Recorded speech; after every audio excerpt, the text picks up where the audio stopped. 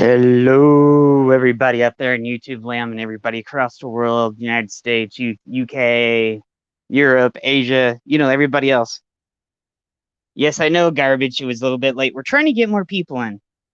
So, that's what we were trying to do. Okay. Yeah, he was in with other stuff. Okay. Welcome to everybody in chat. I appreciate everybody. Thank you, everybody that came into the chat today. I really do appreciate it, everybody. Yeah, I'm still trying to do this on my phone, so yeah, this is yay. Okay, I'm gonna bring in Retro, the man, my right hand man on most of my stuff, the man that knows all the mostly a ton of everything retro. So here's our other buddy Retro, and hello again to everybody in the chat.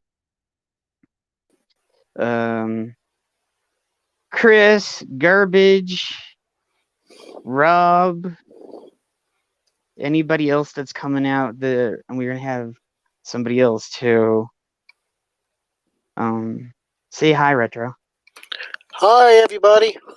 This Hope we're gonna everyone's we're gonna be we're gonna be we're gonna be doing a little bit something different today on this one. I'm gonna do it a little bit like okay, how oh, because I'm still trying to figure out the whole YouTube thing, so I'm trying to do the format the best I can and stuff. You know what I'm saying? So,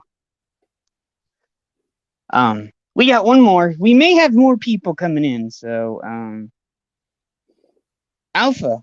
Oh, Alpha's there in the chat. Oh, Alpha, you're hiding. Hey. DD, hi. Alpha, did you see WandaVision? If not, if you did, let me know and I'll bring you on. Okay? We're open. We got like 3 slots left, I think. So I don't think anybody else is gonna come on. So can you see if he's ready? Because I don't know if he's got his food or not yet. In the private chat. Alright, I'll just check. Yeah, he says he's there. Okay. We have one of our new members. I haven't figured out what we're gonna call the channel and stuff yet, because Tarzone has owners and then the other stuff. Haven't figured that. But Esh is one of the brand new members to the community. So here we are. Hello. There you go, brother. Hear me all right? Yeah, we can hear you, brother. Hi, dude. Great. Hi, Retro. How's it going? Yeah, great, mate. Yeah, good to have you back, pal. Yeah, great to be back. Yeah, brilliant. Nice one. Yeah, I know. I know, right? Okay, we're gonna do, and then I will have to check messages here and there sometimes because, so we're gonna do something a little bit different than I usually did. I'm kind of taking a little bit from Gary's formula, so I'm gonna try to twist it into my own. Me and Retro and Esh, if you want to do that too, because I know you have Disney Plus and stuff. We're gonna be talking about Disney Plus. We're gonna be talking about comics. We're gonna be talking about some other stuff. Okay.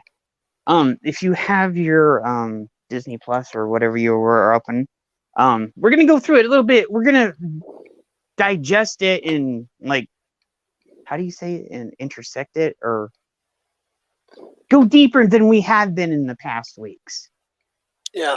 Look for all the little clues, all the little so the first Easter egg. Hey Rob. Hi Alpha. The first Easter egg to WandaVision was, and this was a nod to the Outer Limits. It was called "We Interrupt This Program." Hey Charlotte. Disney yeah. Yeah, it was just because I'm a real and retro at it. Retro didn't even catch this, and he's Nope. pretty up there with stuff too. And because I'm a big, I just love everything. Yeah, the actual title of the episode was "We Interrupt This Program." And Outer Limits, the original Outer Limits, in the remake that they had, actually had that in it. So it had dual meaning to the episode. Hey Charlotte, welcome. You didn't watch WandaVision, did you? Just a second.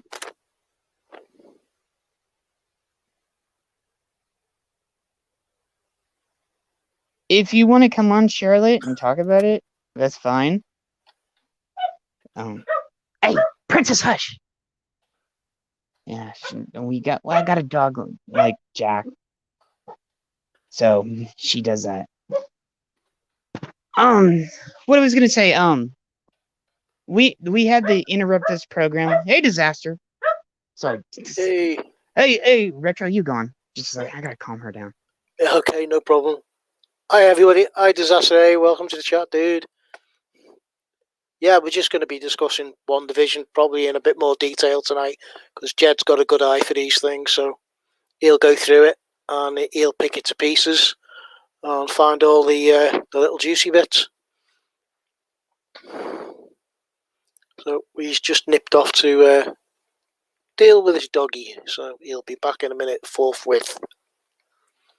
So just bear with us. Do not adjust your set. Okay, yeah. Sorry about that. Like and I'm loving this. Now, the people that I said that that have been gotten used to, I did see some complaining because it wasn't back to the, in my honest opinion, episodes were needed. Yeah, they could have started off before, but I think, my doggo. That's Princess. And welcome, Disaster. And I said this like 4 weeks ago. They filmed these in parts. 1, 2, 3 was part 1. 4, 5, 6 is going to be part 2. 7, 8, 9 is going to be the third part. I think it's either 9 or 8 episodes. So that's how it's going to go. Irv, what do you think about that? What did you think about? Did you notice the title of the program and stuff? Not really. That went right over my head, to be honest. Yeah. The main thing that really got me was the very first scene. If you haven't said this already, spoilers ahead.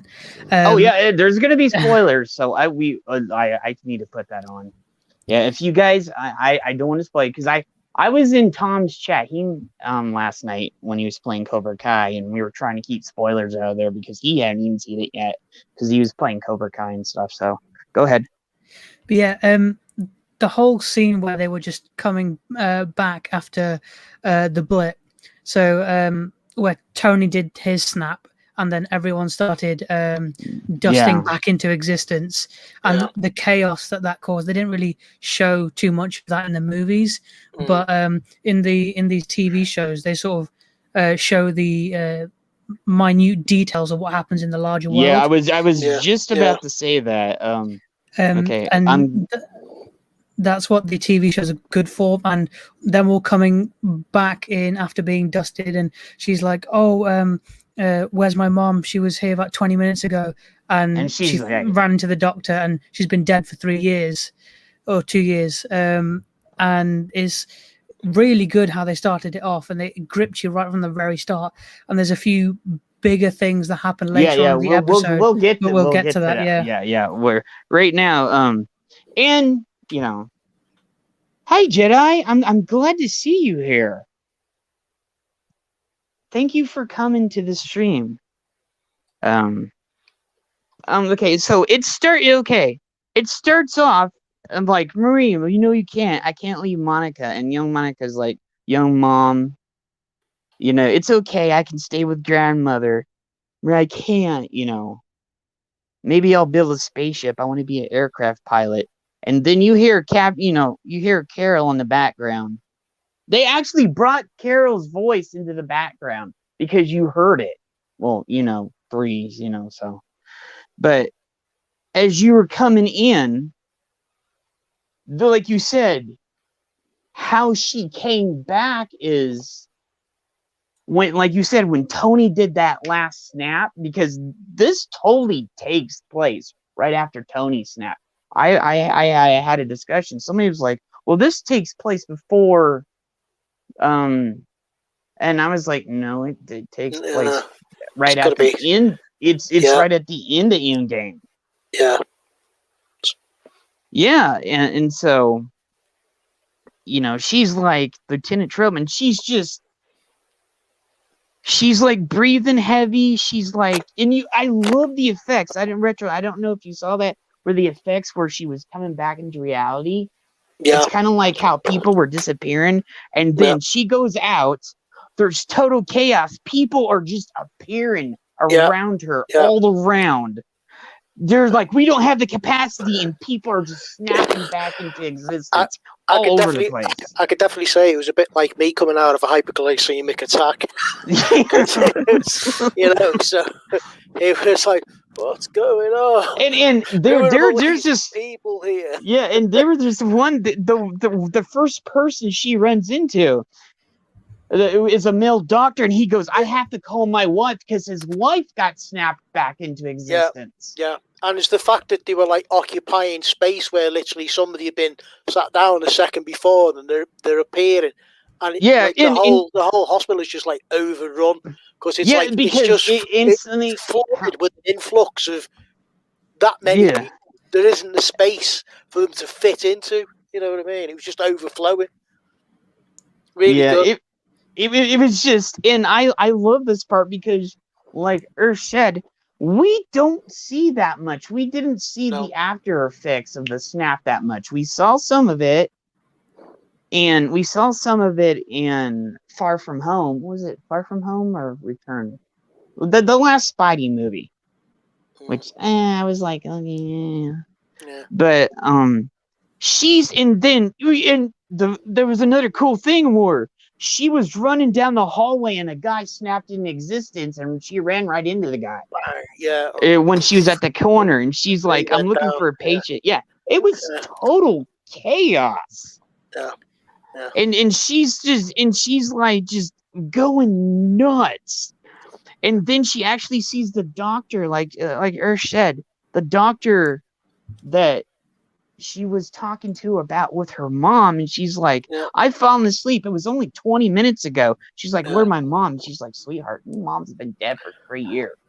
When I watched that though, I thought there was a slight discrepancy because the way she was like talking about, even though it was 3 years ago, I got the impression from it that it actually slightly changed a bit because she was like mentioning that she'd gone into remission, and she was something had definitely changed. So the timeline is, I don't know, maybe I was reading that wrong. Slightly altered. If I remember, I don't know if I remember this right. In Alpha, it was they did an awesome job. See, when I call out some awesome things, I'm going to call that out because that was an awesome opening. But if I remember right, wasn't it 4 to 5 years and it wasn't 3 years? Because remember, everybody was, I think they said in the Spider-Man movie, wasn't everybody else 5 years older? Yeah, it was 5 years, but it might have been in that 5-year span. Her mother might have not been blipped, and then she would have died 2 years into it. Yeah, that's what I was wondering, because I was like, wait a second. The blip was 5 years. So her mother actually, she actually, I was like, because I saw a little few things, and thank you, Alpha. Yeah, because I was wondering, I was like, what's going on here? I was like, 3 years, that didn't make it, because sometimes things don't snap in my head right away. So her mother had cancer. She went in remission for 2 years. She got it 3 years, 2 years after that, Yeah. Oh, yeah. Wait up, Garbage. We will get to that. Yeah. Isn't that messed up? Her mother, like Chris said, her mother survived the blip, but didn't survive the cancer. How messed up is that? The ultimate death. She survived the ultimate death to only be taken by cancer. That. Just a second, guys. Retro, go on. Okay. Well, I don't know if I could follow on from Jed, because he's definitely got his eye on the ball with stuff here. I'm just the normal guy. I enjoyed the episode. It drew me in. I was really enjoying it. Definitely sort of opens it up. I think it's picked up speed, which is what it needed to do. So hopefully it's going to carry on with this pace. We'll get something in the end might give us what we need to see in this hall of entertainment. Oh yeah, I definitely agree with that. Especially the point where it picked up, and like you were saying, it needed to pick up, because if this episode was flat and then much didn't really happen, as we said last week, a lot of the audience would have left and not come back to the show, and it would have just been the hardcore fans. Even now, in general, I think this show is fan oriented. It's marketed towards fans and those that like the MCU, the movies, and all that. I think the normies will be interested, but not as much as the fans, because of the interconnectedness to the wider cinematic universe, and the nods to the comics. Gal just said I nearly left after episode 3. Because the first 3 episodes, they were good. They had great bits. I'd say in episode 3, even though it was really good, it started to level off a little bit. It just needed that thing to push it up more and blow everything wide open. And this episode did that and a half. It was phenomenal. Just tying the first 3 episodes in a little bow, and referencing all of them. The parts in, I think, either the first or second episode, where at the end you see the hand with the book, and that was, as we know from this episode, Darcy's hand. So I'm back. Yeah. So when they were in the Shield base and they were studying the show, we had Darcy's hand with the book in front of the screen. Yeah. And that was the end of one of the other episodes. Yeah, we're not there yet, you know. I know we're not there yet, but we're just... I know. Last night, this got me excited, and I almost couldn't sleep, but so I had to go to Tom's. Tom was streaming on Midnight's Edge, and I was like, dude, I gotta go watch Tom for a bit. So, yeah. So, here's what I was saying. She's like, you're discharging herself. She said, cancer came back. Let me go back to this. So, she's like, Monica Rambeau, I don't understand. You don't need me. And where is it? After you disappeared, you know. Yeah, well, Tom's awesome. I hope to get Tom on. And I gotta say, I love the new Marvel, the Marvel theme, how they set it up. Like, it, you know, dun, dun, dun, dun, okay. But I get pumped every time I see it now. So here we go, because I'm looking at the have it on my tablet and stuff too while we're going through. So we open up at the next part with Sword Headquarters, and they call it Sentient Weapon Observation Response Division now, instead of how it used to be. Okay, which I think has a little bit something to do with Vision too. Oh, you can, yeah, it sucks, you know, that, you know, all this other stuff. So Monica's going in. She's walking in and it says blip bring, and on the TV above, where I'm at like 3050 retro. Yeah. On at the TV above, when Monica's walking in, it says the blip brings back loved ones like it did in the Spider-Man movie. So I gotta say that. So she already worked with stores Shield Sword, because I don't think it was Sword yet, because her mother helped start it. She was actually the person that was in charge of it. So she goes up to the door. She tries to do it like three. She tries to do it like 3 times, and because it's a totally new agency now, her card didn't work. And he's like, I don't know who you are. And then the guy that she worked with is now the head of Sword, and he's like, "Oh, I'm glad to see you, Captain Monica." He's like, he's like taking her job, hasn't he? Yeah, he's like, she's like, you don't. She's like, he goes, you haven't aged a day, and she goes, you look old as hell, because he's aged 5 years by that point, and he's like, come on, let's go catch you up. So they're walking in, and she sees a thing of her mother right there. The founder of Sword is another little Easter egg right there. They show a picture of her. And so they're talking about the astronaut program, and the astronaut program was like, no, they don't. The astronaut program took to the side because he goes, oh, I think this aged a lot of people, Jedi. So he goes, he lost half the personnel in Sword when the blip happened. And he's like, half of those remaining have lost their nerves. So basically, Sword was just non-existent. Yeah, so the people, it like the blip, like it was an in-game when you saw it when they went to New York and Brooklyn, where everybody, it was just quiet and silent. It was decimated all over the place. And he goes, the program hasn't been the same because you were supposed to be the one to take over. Your mother wanted you to take over, but you weren't here. And then he goes, we shifted away from manned missions and refocused. And this is very important. I have to say this. He goes, we shifted away from manned missions and refocused on robotics, nanotech, and AI. Yeah. So, and I'm going to say, what is vision? Yeah. Yeah. I found it extremely, they're like, So I was just like, oh. So as some of that technology snuck in there.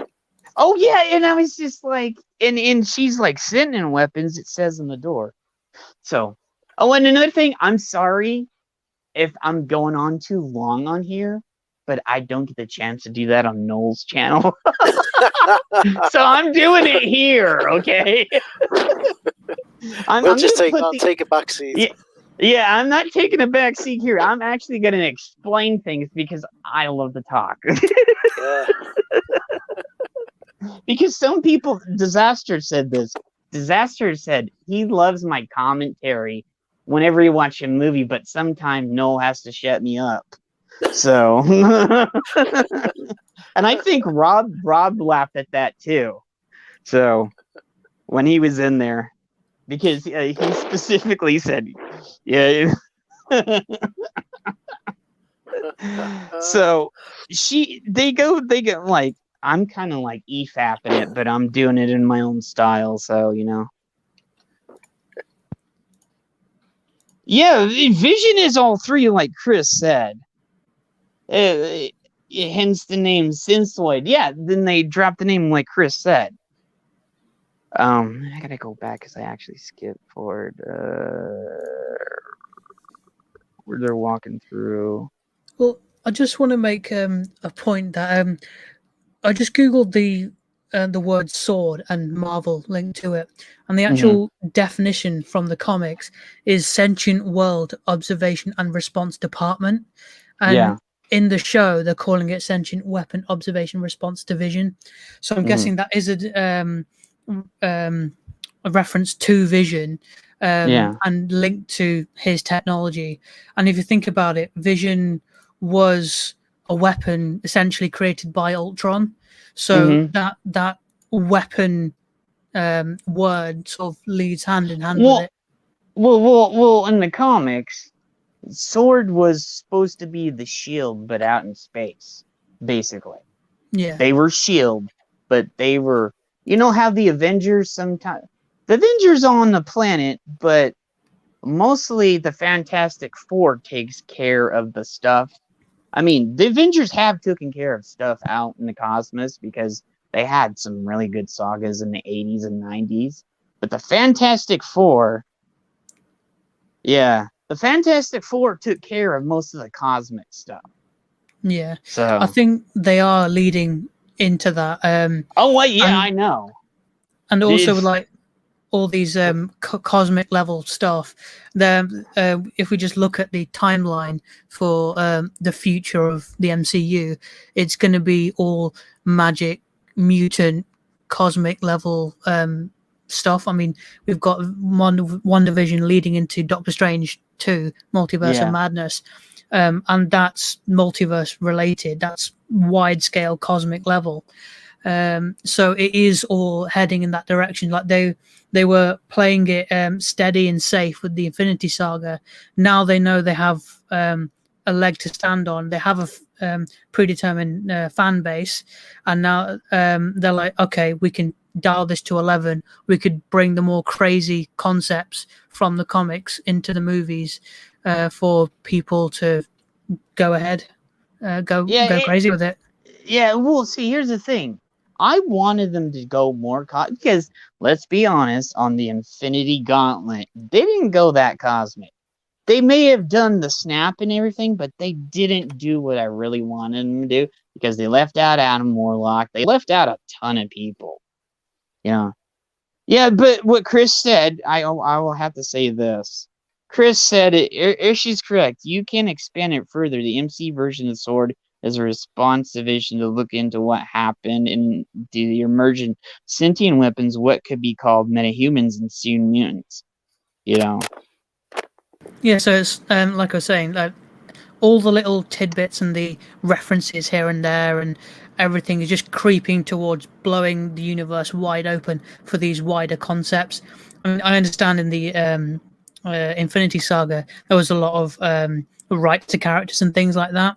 And that bothered me so much because they could have done so much better in there. Like, there's so much stuff they missed. Yeah, it was annoying how all that was spread apart, but now they've got the rights.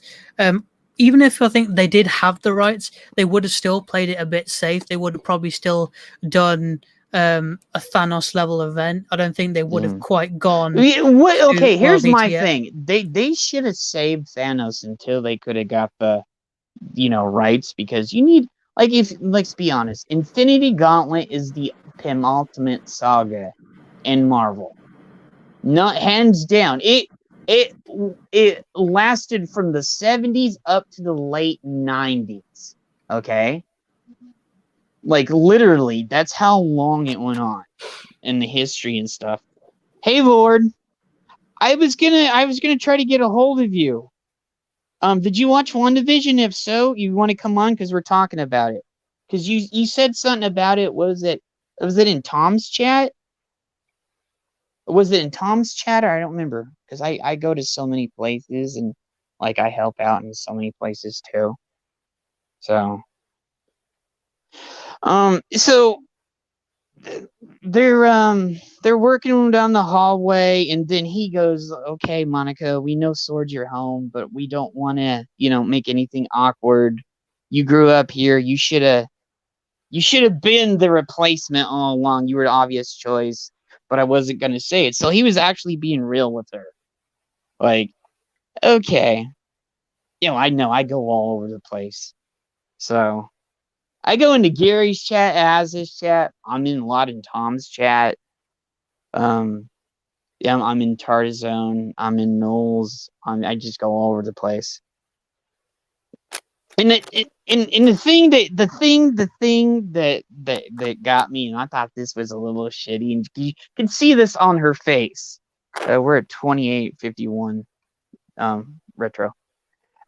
Where he goes, we need help with one of our imaging drones, and I need a chaperone. And you can see the look on her face. The look on her face was just. And I'm going to say this too. If you're in chat and you have Disney Plus and stuff, this is why I said I was trying a little bit different, so you can follow along too if you've seen it too. So I haven't figured out how to share things on the screen yet because I'm doing this on my phone. So, but you can see the look on her face, and she goes, "Tyler, drones usually chaperone me. It's the other way around." You can just see the look of frustration on her face. But she's like, he was like talking about, he's like, oh, because, okay, think about it from this guy's point of view. She just came back after 5 years. We don't know what happened. We don't know how these people are. We don't know if they came back insane or if they're ready. You know what I'm saying? Because they did touch upon that in Far From Home? Yeah, they touched about that when everybody came back. Yeah, I'm streaming from my phone. So wait, did Daniel just come in? Yeah. Daniel, my brother. What's up, you legend? Hey, dude. Yeah, go. If Daniel's awesome. I want to have Daniel on and stuff too at some point. She was telling him, there's no easy way to say this, but you're grounded. And here's the funny thing. She's like, sorry, what? He's like, terrestrial missions only. And she's like, you're kidding. For how long? And who brought this up? He goes, this was your mother's idea. So her mother from the grave was like, girl, I understand, but we got to take precautions. Like, her mother left specific instructions. Because this is what's weird, and they said this, her mother knew this was going to happen because she had the end with the Avengers, okay? Because she knew because she knew Captain Marvel. So she knew something was going to happen. So she left instructions. If something was to happen and if people were to come back, she thought that far ahead.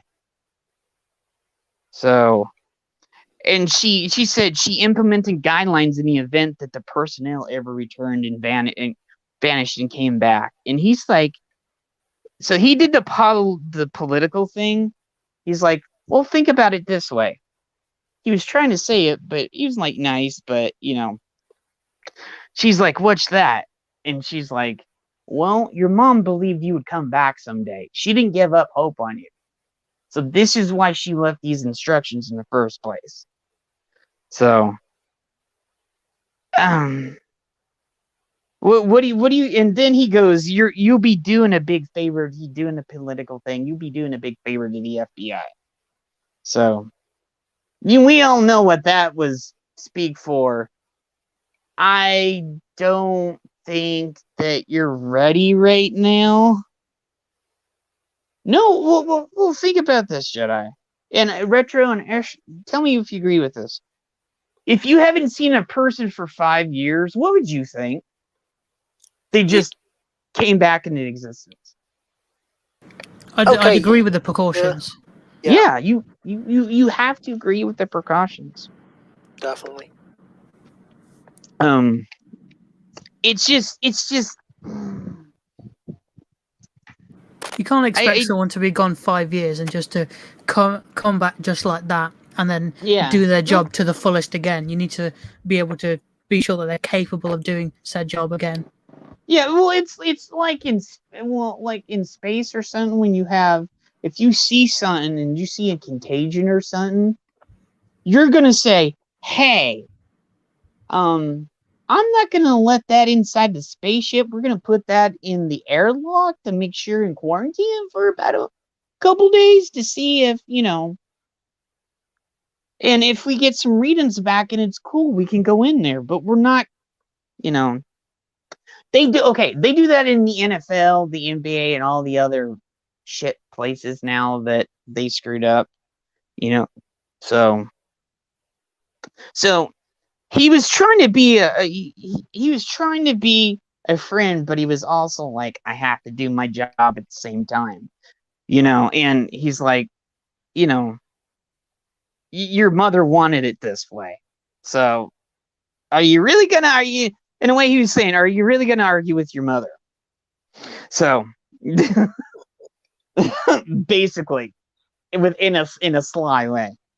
So we're going down, she leaves, we're going to New Jersey. Yeah, keep it in containment. She's driving along. For the first time in the car, we see to the side Westview. Oh yeah, and I had to agree with Chris with this. He said, especially where Sword, because Sword does know about squirrels. Sword knows about the alien shapeshifters like the Skrull, of course. They have to make sure anyone that appears after the blip is who they claim to be. And I think, Chris, and I think everybody here, I think that's where Secret Invasion is going to lead into. Because you know they're going to do a TV show about that, too. You know? So she's coming into there.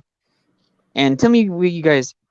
We come into the part, there's Westview, there's Jimmy Woo, being his badass self, you know. Okay. There was one thing, I don't know if anybody saw this. Okay. What did anybody see Ant-Man and Wasp? You on about his magic trick where he pulled out? Yes, okay. Yeah, I saw that and I was like, Ant-Man and Wasp, he was learning it for his kids. Yeah, like Scott taught him a magic trick.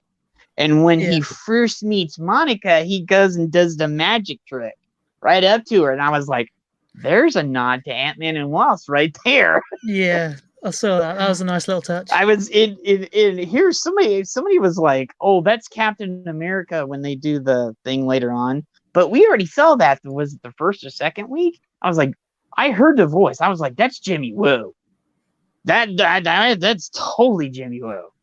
But I love how he comes up and they're like meeting for the first time. Monica Rambeau, Sword, Jimmy Woo, FBI. She's like, what's your story here?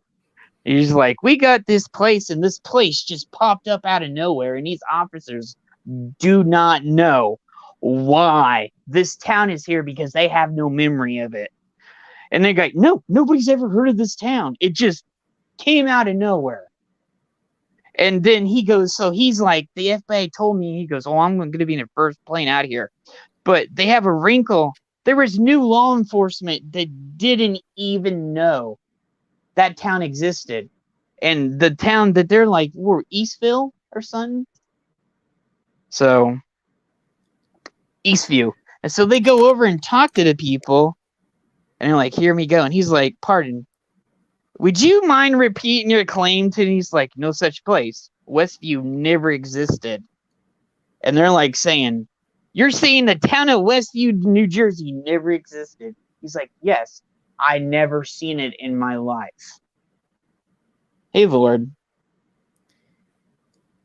I think those two officers are like two of Wanda's constructs. Yeah, because of their bland, the way they talk and interact with Jimmy, they're just very like lifeless, essentially. And Dismissive. If you notice, dismissive.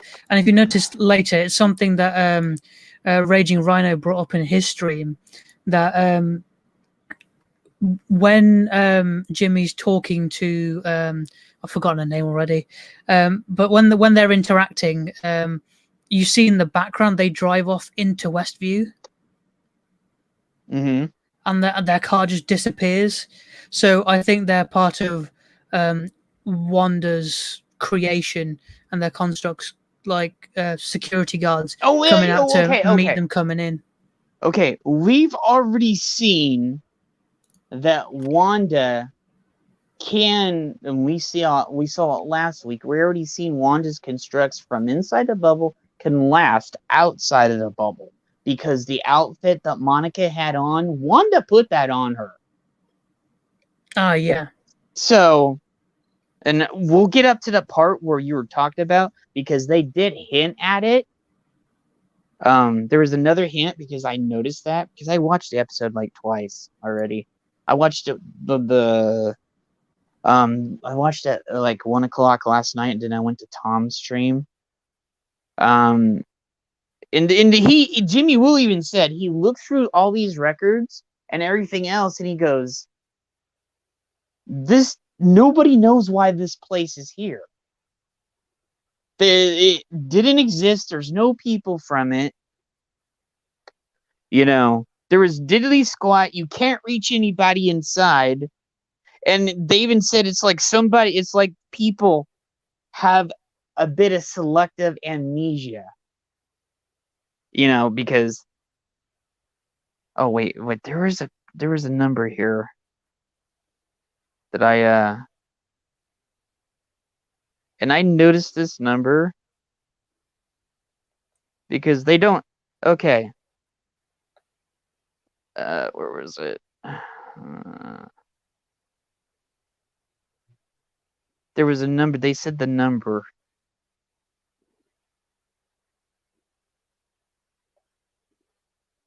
It's a missing person case. It's a missing town. Blah blah blah blah. And then population 3892. And if I remember right, that number came up in one of the movies. I think it was either Endgame or Spider-Man, or it was I remember that number. I remember that number coming up because let's be honest, Retro and Ish and the rest of chat there, do they ever bring up a number if it's not relevant? Think about that. They always lay something. They always put something down like that because they want you to observe it. They want you to see it. Yeah, it's there. They don't not show you it. Yeah, so, the population number is 3,892. It's definitely significant because if you look at the few episodes earlier, you can only barely ever see anyone around. Even the one where they're at the talent show, there's only a handful of people there. Clearly, nowhere near 3,000 plus. So and definitely something to keep an eye on. And I'm still thinking this, and I said this, and I said this before, and no, the house number, the number on the house is the number from Avengers. What was it? 302 was the Avengers were. Did you notice room 101 on the other door as well? Yeah, I know, and there's a lot. Well, okay, that was another. What they're doing is they're doing Avengers numbers, and I looked that up last night. It's all comic book numbers because the number on their house is the number I think where the Grim Reaper first appeared. So, and a bunch of other stuff. So, and here's another thing. I will say this. I think it's the Soul Stone. I still think the Soul Stone has something to do with this. Because, okay, and if anybody out there has read the original Infinity Gauntlet, Adam Warlock was in the Soul Stone before he came back. And it was filled with thousands of people. So I'm thinking my theory, that, there's like 3,800 and some people in there. And then if it did bring some people back, they were skulls too. So I'm just, I don't think it is, personally, I don't think it is the Soul Stone, because at this point in the timeline, the Soul Stone is back on Vormir because Kat returned it. And also, well, okay. There's another thing on this because I've known this. Jedi, thank you for this, and Garbage, thank you for. Well, this is what I love. I will say this. I love going into detail on things because I don't get to do that on Noel's channel. I love Noel to death, but sometimes he doesn't like me going into detail because I analyze things. I've gotten told to shut up by Noel. Okay, when me and Lee start going off on his channel, he tells us to quiet down sometimes because me and Lee can talk somebody's head off. Okay. Okay, and Lee, if you're out there and you're listening, brother, get in contact with us. We miss you. We love you. Yeah. Okay. Yeah. We're just wondering if you're okay. Yeah. Well, Jedi, I going into details. I'm a big Easter egg person. So okay. So we're gonna go past that. So he was like, haven't you gone inside to investigate? We were like, we said we sent things in, but they just disappear. Okay. So he's like, nobody's supposed to go in. Okay, so I'm just like, So she goes in. This was huge. The part where she goes and opens the thing in the back of her car. The airplane that Wanda finds in the first, was it the first episode or the second episode? Yeah.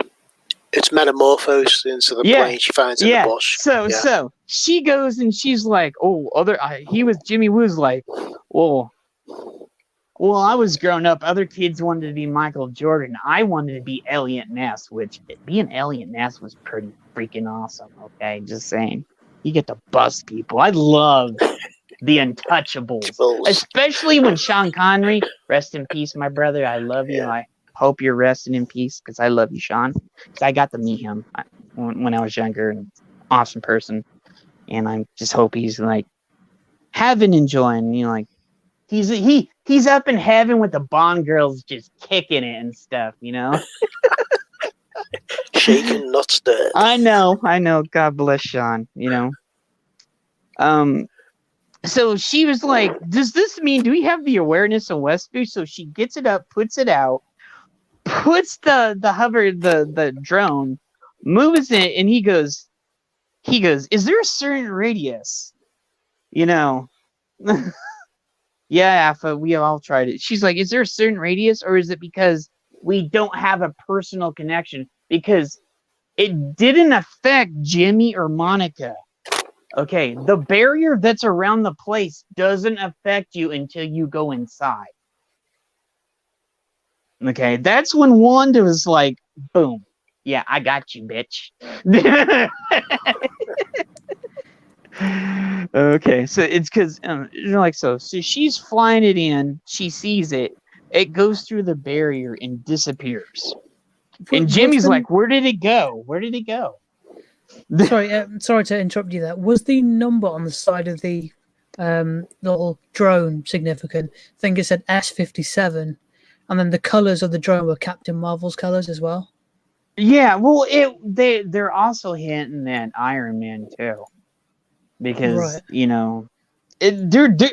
I will say this: there are so many so many layers to this bloody show. It is not funny. It's just. Oh, and I think Clobberin going to be coming on to the show, so he can talk too. So I told him he better watch WandaVision too if he's gonna. And then we're going to talk about Marvel after this, about them rebooting Heroes Reborn for a second time. Well, yeah, it's a shit show. But yeah, so she's just like, she goes up to the barrier, and this is where I think I think Monica's going to get her powers through this too. I honestly do. Because they show her in her, was it photon outfit? So, and she's like, this can't be true. This isn't right. This is some sort of energy field. What's going on? So she puts her hand up to it, and it's just like, boom. It's just like, he's like, watch it, and she's like, doesn't listen to Jimmy, and then, boom, she gets sucked in. And Jimmy's like, Captain Reboot, where are you? He's like, he was like a dog on a chain just barking at somebody because he doesn't know where they are. So, skipping ahead to that, 24 hours later on, and I said this weeks ago. We get up to the truck, and all of a sudden you see Marcy. I think that's her name. Darcy. Darcy. Yes, we see Darcy, and we see everybody else. You're not seeing. Oh, Rob. What Rob said, same here. I haven't seen WandaVision yet. Some shows just no reason. There's just not too much to keep up with. Yeah, that's true. But here's the awesome thing, Rob. There's always people like me or Gary or Az or Doomclock or Noel to keep you up on the shows, right? Because we all like blabber on about things. We all love to talk. But I refuse to watch STD. That's where I'm drawing the line, because I love Star Trek and I just don't. I can't. Good, because That's I dabbled in 2 seasons of it, and even that was not good. Yeah, like Tom even said that, and I was cracking up because I was talking to Tom about a week ago, and he goes, "I refuse." If there's, because he was talking to Andre, and I was talking to him on the stream. He goes, "I refuse if they come out with another season." He's like, "I'm drawing that line in the sand right now."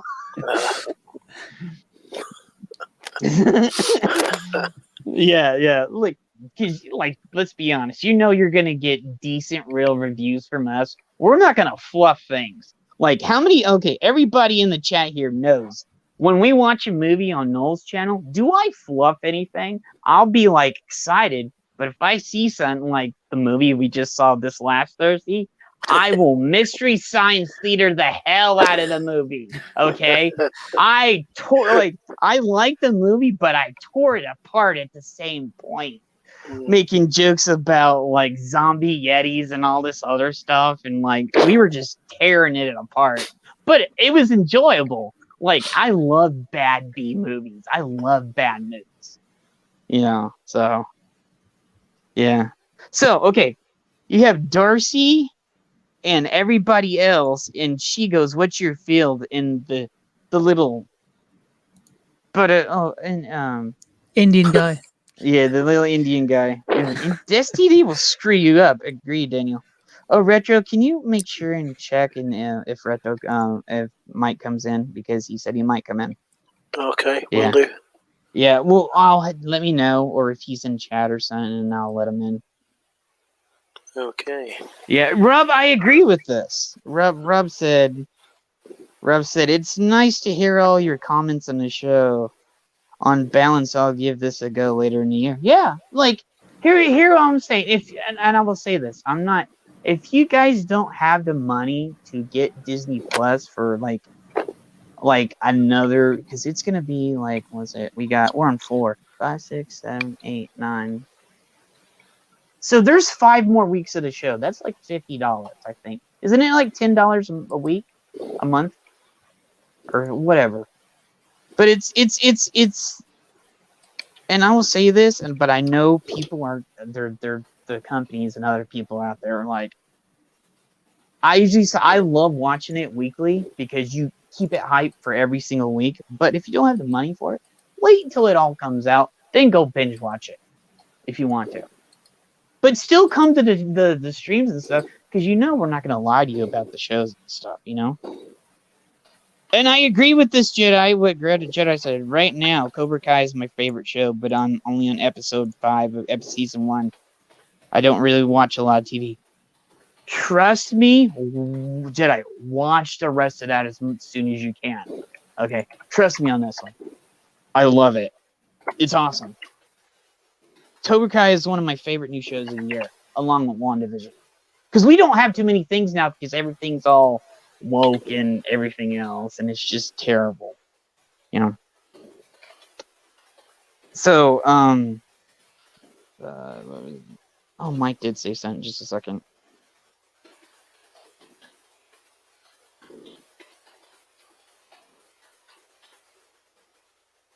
this may be an unrelated point, but Legion's Marvel, right? Is with Legion X-Men. is DC. Oh wait, were you talking about Legion of Superheroes or Legion from Marvel? Legion from Marvel, I think. Yeah. So on the helicopter, I just stopped the frame, and there's a number 3003 on the tail of the helicopter, and I just googled that and see if there's any references with Marvel, and Legion Secret Files 3003 Legion HQ comes up, so that's just yet another reference to X-Men and mutants and things like that. What I was doing last night, and I will say this again last night, because I was like, I was on Twitch and like hanging out with some of my other streamer friends, because I have friends all over the place. So I was hanging out with them over there, and then I was waiting for it. I got on, and I was just like, holy crap, and I was pausing it, and there's another part where it's coming up. So I was like, every time I was either on my phone or my tablet, I was looking up things. They put Easter eggs, especially this next part that's coming up. You know? So she got on there, she's like, hey. Darcy's like, what's your field? He's like, we're not supposed to talk to one another. And she goes, oh yeah, Boy Scout leader, I got it. Like, I love her because she's kind of like me. She'll call somebody out. I was like, okay, Boy Scout, whatever. We got a brother in the chat right here. Everybody, welcome clobbering time to the stream. Clobbering time. My friends, so sorry I'm late, my friends. Oh, welcome. Dealing with stuff. How are you? Okay, all? Great. We were like 15. Well, maybe we're like 11 minutes into the episode, so we're pointing out things, and I'm doing the long. That's cool, man. I go for it. I'm here with you. Okay, if you got your Disney Plus there, brother, Pop, it's at. You guys are watching it? Well, I'm doing. You know how EFAP does their things? Yeah. I have it on, and I'm just going through it and letting people know. Stopping at different points and. We're talking and we're discussing it and seeing how it's going and other stuff. Oh, okay. So, all right. Well, and we need to talk about after this. We're gonna talk about Heroes Reborn. So. All right. Okay. So. You're at 11 something. I have to pull it up here. We're at 11:09. Okay, we'll go for it. I'll catch up. Okay. Well, we're not playing it. I'm just stopping and starting. So. No, I got you. I understand. Let's see here. Gotta find it first. Okay, you just proceeds, and I won't catch up to you fellers. So okay. Proceed with your show, my friend. Sorry to disrupt it. Oh, brother, you can come in and disrupt anytime. It's fine. Thank you. Yeah. Jedi just said this, and I gotta shout this out. Any gamers in chat? I'm taking my first step into a larger world. I'm buying a gaming system.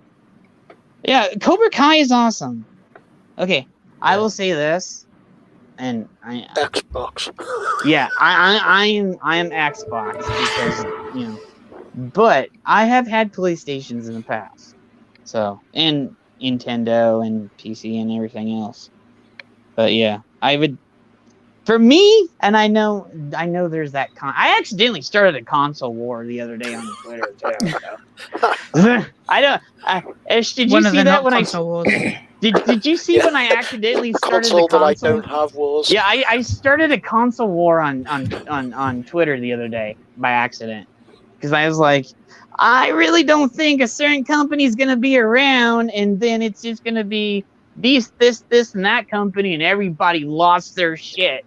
Like, well, it's Twitter. When is anyone not losing? Yeah, and like I was like, dude, this is my opinion because of everything I'm seeing. Yeah. Because they're not doing well. The only place that's actually making the money is their movie division right now. And the movie division, they can't do anything because COVID. Well, that being said, the gaming industry is making a lot of money. Oh, mostly yeah, because they people are at home, like they're selling the consoles and the games. Did you hear? Game Pass made $18 million within this past few months. Yeah, I saw something like that. Like Xbox came out and said they already in 2 months they made back the money they spent on the Bethesda acquisition. So Yeah, it's like they already made money back. They made I'm 14 point something billion dollars in 2 months. Yeah.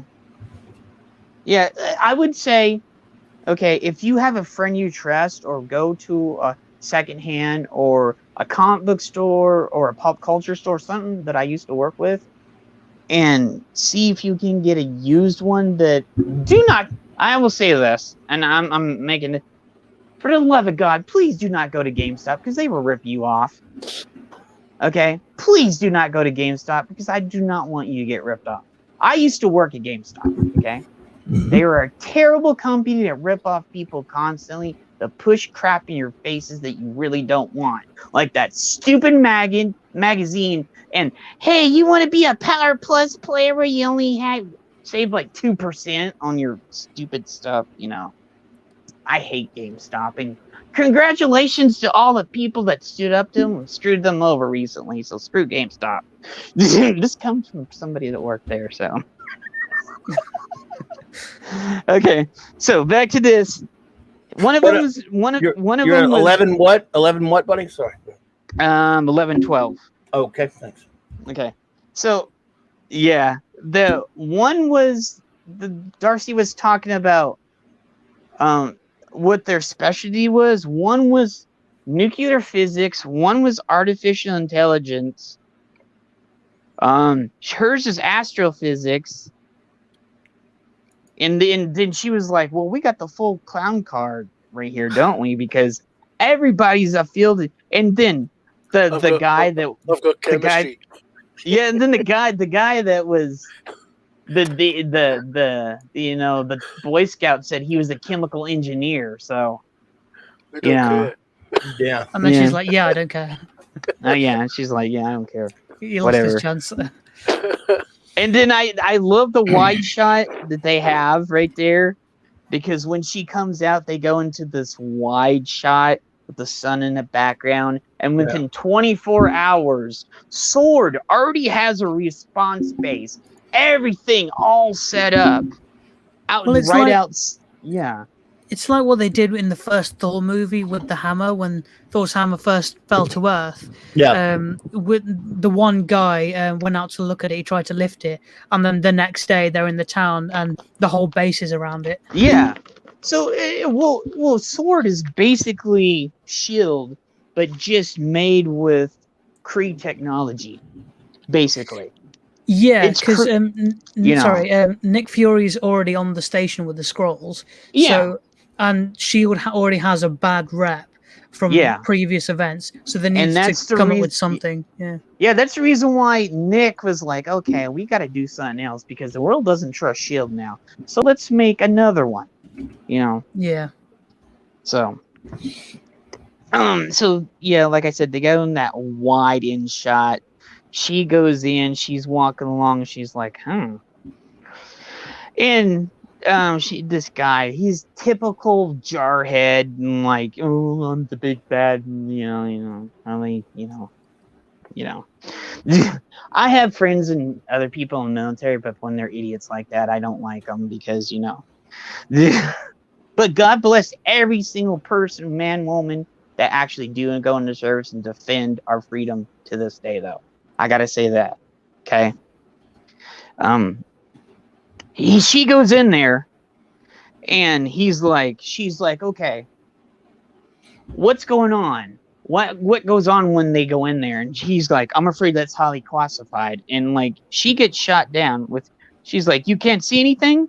I'm afraid that's highly classified." And I was waiting for her to go, "Why did you bring me here then?" They're like, so she's like, "I saw the FBI, the Army, the Air Force, Special Operations, Research Lab, Space Command, you name it, a bona fide joint response." And she's like, "Am I going to get my t-shirt too on top of this?" Yeah. Amen to everybody that are willing to serve and stuff. Yeah. Yep. Absolutely. to help us every single day. Yeah. So she pulls out this like little gadget, and she's like, okay, what do we got here? She's like, whoa, like kind of Keanu Reeves, whoa, whoa, dude, So she said it's a massive amount of CBMR, cosmic microwave background radiation. Okay, so where do we like literally get that? Okay, do you know where that comes from? Yeah, that's Big Bang radiation. Yeah, Big Bang, but where also is that kind of radiation exists from? The Infinity Stones. Yeah, that's true. Oh, shit, Yeah, the Infinity Stones put off that radiation too. Yeah. Like I said, and I've said this before, and a bunch of people thought that I was full of shit, but I'm saying, because Wanda was made by Infinity Stone, but she has actually shown throughout the movies and through the episodes, she has the powers of all the Infinity Stones. Literally. Go back. Time, space, everything. She's done every single one of the, powers that are in the Infinity Stones. It like literally. And I'm sticking to that one because, So she goes, it's a massive amount of radiation. He's like, we've been told it's a safe limit. And she's like, oh, it is for now. And she's like, what do you mean? She's like, shushies. She's like, I love her because I loved her in the other one. Well, she's it doesn't hurt that she's really, really hot. Oh yeah, I know. She's cute as hell. Oh my god, she's cute as. I think she got Did you watch hotter. her in Two Broke Girls? Yeah, I did. I watch for two reasons once in a while. Yeah, I think she got hotter as she got older. You know how some women, they get hotter as they get older? Like, some women do that, and I'm like, damn, wow. She pulls off the hot nerdy girl thing. Yeah, Beautifully. I adore, God. like, I love the glasses, just, oh, fucking hell. Well, a lot of people probably thought, I know a lot of people thought she was annoying in those Thor films, but I didn't. I mean, Natalie Portman's somewhat annoying, but I think, you're going to have some comic relief, and I just love. Yeah. I love her. I think Kat Dennings is really good. I really love her. That's the complaint I have about the DC films. There's no humor in it. Everybody's gonna be all grim and dark. That's one of my big complaints. Now, people have complained that there's too much humor in the Marvel films. There could be a balance. I mean, they probably people who say that. I wonder if they read any Marvel comics, because they were always full of wisecracking humor. Oh yeah, especially Spidey, man. Not Spidey, Fantastic Four, Avengers. Humorous banter has always been in. And by the way, it's been in DC as well. Okay, I can say in Justice League International with Booster and Blue Beetle was some of the most hilarious crap I've ever seen. It got out of hand that got out of hand after a while with the blah ha ha every issue. But yes, that was fun. A fun comic. You remember those? Anybody? Yeah, I know. Blah ha ha. Booster and Beetle were like a comedy team, man. Oh, hey, and it destroyed me when they like split them up. I was like, man. You know what that was kind of based on? In Avengers, many years earlier, Wonder Man and the Beast had that kind of relationship. Yeah, they did, and I have that run too. I love those. I love Wonder Man and the Beast together. Yeah, I miss those comics. I miss a ton of things. So she goes back. She's like, I need an old TV, like not a flat one. Like she's like telling them, I need a tube TV. I need a tube. I need a picture tube. Yeah, I actually need an old school TV that has a tube in it. Yeah. Okay, so we're getting to it, and then all of a sudden they cut to the next scene. There's the guy that was in the radiation, whatever the suit, and the guy that was Monica's boss now, and they start putting the guy down the tunnel. So everything's coming together. everybody's like, he's going down the channel. He's going through. Yes, I love CPR. I still use a CPR monitor. It has better refresh rate than this newer one does. So I just, so he's like, him and Jimmy were talking about that they're not like, that they're like, they're not happy and all this other stuff. They don't know about the nature of the other threat and everything else, and we don't know if somebody's gonna happen. And he makes the joke, well, they must miss you over at Quantico, and he's like, and Jimmy goes, no, sir, softball season's over, sir. He's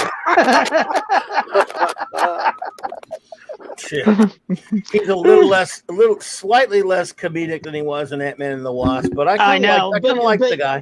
I like it. But did you see? I don't know, Mike. Did you see when he went to go meet her for the first time? Yes, he busted out with he did the card trick. So that Scott taught him. Yes, the card trick. The Scott. I was so happy that I saw it. I was like, oh my god, he did the card trick! Yeah. That's kind of fun. That was fun. Yeah. Yeah. So they go in there. They're talking about this, and I saw some. And so they have this whole satellite radar. And once again, and I'll say this: if you go and look on it, it's still the hexagon too. Okay. I don't think this is one I don't think my suspicion of AIM is anywhere in there. But there's so many AIM Easter eggs though, Mike. Mm-hmm.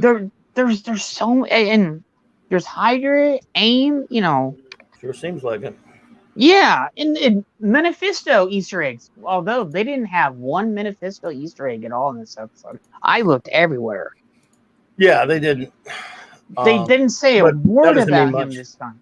No. But this is one episode. This episode was a break from the first three that were all just the sitcom stuff inside her head, which is why I like this one so much. I was ready for this. I needed this. Yeah. I needed something to be different from those first three, as much as those were fun. Yeah. And, we learned a little bit more. Yeah, somebody else told me that they loved the sitcom, and then why did they have to change the formula? Oh no, I'm glad they did this. Yeah. Well, you okay, and I said this before, and I had to say this because I was talking to Tom about this. Okay, Garbage, no problem, man. Yeah, me and Noel talked about this yesterday, so me and Retro discussed this too. So yeah. And I will say this, there is no hate or anything. If you guys need to go over to Noel, we love Noel. That's fine. Yeah, because I love Noel. Because me and Noel already talked about this. And if you go to the end of the stream yesterday, me and him already talked about it on the stream. So yeah, I don't want anybody to think there's any like. No, I love Noel. Yeah. So we actually the last thing we talked about on the stream yesterday. Or on the stream was that. So or was it the other day? Yeah, or son. So Noel's good people. We love him here, man. Yeah, we love Noel. Yeah. Everybody. Yeah, everybody. Yeah, do you guys have I forgot. Who's here still? This is a mod. Because I can't see. Can you guys put Noel's two channels in the chat for me, please? Certainly will. We'll get on it. Yep. Still is Irish Geek still, right? The other one's still Yeah, Irish Geek and Tartazon. Okay. Yeah. I don't think maybe. Yeah. You too, Charlotte. Thank you very much for coming over here. I appreciate it. Charlotte, hey there. Great to see you. And disaster area. Yeah. Hi, Charlotte. And Alpha Omega and Daniel, all kind of great. Yeah, folks. Daniel. Cool. Marvel has been. The gang's in the chat. My favorite name of all is Garbage. I love your name. Yeah. So we say that guy's garbage. You say yes, I'm garbage and proud of it. Yeah. Well, Garbage, I appreciate it, man. And remember, Garbage, you can always come back and see the end of it. I know it's cooler to come on live stream, but that's the reason why I have it up on the channels too, so people can go back and watch and stuff. So yeah. Yeah. So, we go back to this, and okay, we go. Oh, and did you see, Mike? Did you see that the title for this episode was "We Interrupt This Program"? Yes, actually, when I watched it this morning, I didn't even notice it, but just now I actually noticed it when I was turning it on. You do know what that's referring to, right? Tell me, maybe I'll know. Outer Limits. Well, that's a good one, and it's sort of like that. They do open up. We interrupt this program. Yeah. Yeah, it's outer. Me and Retro were talking about that. Yeah, me and Retro were talking about that. We were like, "Wow, they have an Easter egg right even in the title of the episode right there." That's Retro's. My phone does that on like almost every stream. from the inner mind to the outer limits. Yeah, no. I love that. The original series of that's wonderful. Oh, brilliant. Yeah, so we were going back to that, and they hooked the tube TV up, and then they're going, "Who's that?" And you hear Wanda in the background. She's like, "In the kitchen, sweetheart." I loved how they combined all 3 episodes in this episode, where they were watching. And Hayward's like, "Who's doing that?" And we were like, "We don't know." Jed controls the horizontal, the vertical. We control the vertical. Yeah. And she's like, "The anniversary or what?" And they're like, you see Jimmy Woo's face. Jimmy Woo's like, "I don't know what's going on." And my husband with the invulnerable head.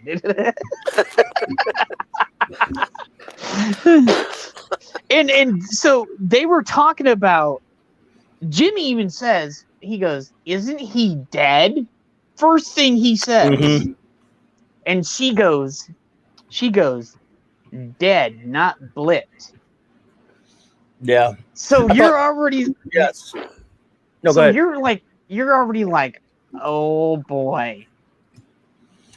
I think we really needed this episode. The first 3 are very intriguing, but if all you do is intrigue, you're not doing much. You got to eventually start putting forth some information. They did that with this one. Now we know where we're at. We have some semblance of sort of what's happening. We don't know all the facts yet, but we do know our situation to an extent now, which, your curiosity can only go so far. You need some, and I think this was a good choice to start this now where we are. So that was, I like that part. I like what they're doing so far. I said this. Oh, see you later, garbage.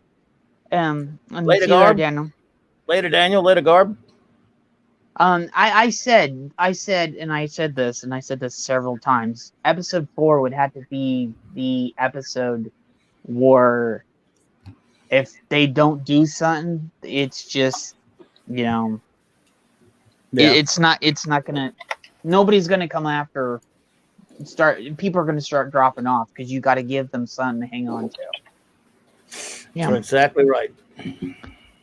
So you're like, "What am I looking at?" And he's like, "What is this? Where's this coming from?" And she's like, "Out there." They're watching the first episode of the broadcast. And he's like, "How authentic?" She's like, "I don't know. Is this happening at the time? I don't know." She's like, "I don't know, and I don't know." Yeah. And then she's like, "My equipment registered an extremely high level of cosmic radiation, basically." And she's like, relating back to the Big Bang. Well, what was made during the Big Bang, basically? The Infinity Stones. Basically, almost. Well, except for they've gotten retconned how many times now? Mm-hmm. So. It's true. Which keeps pissing me off. They keep retconning them, so.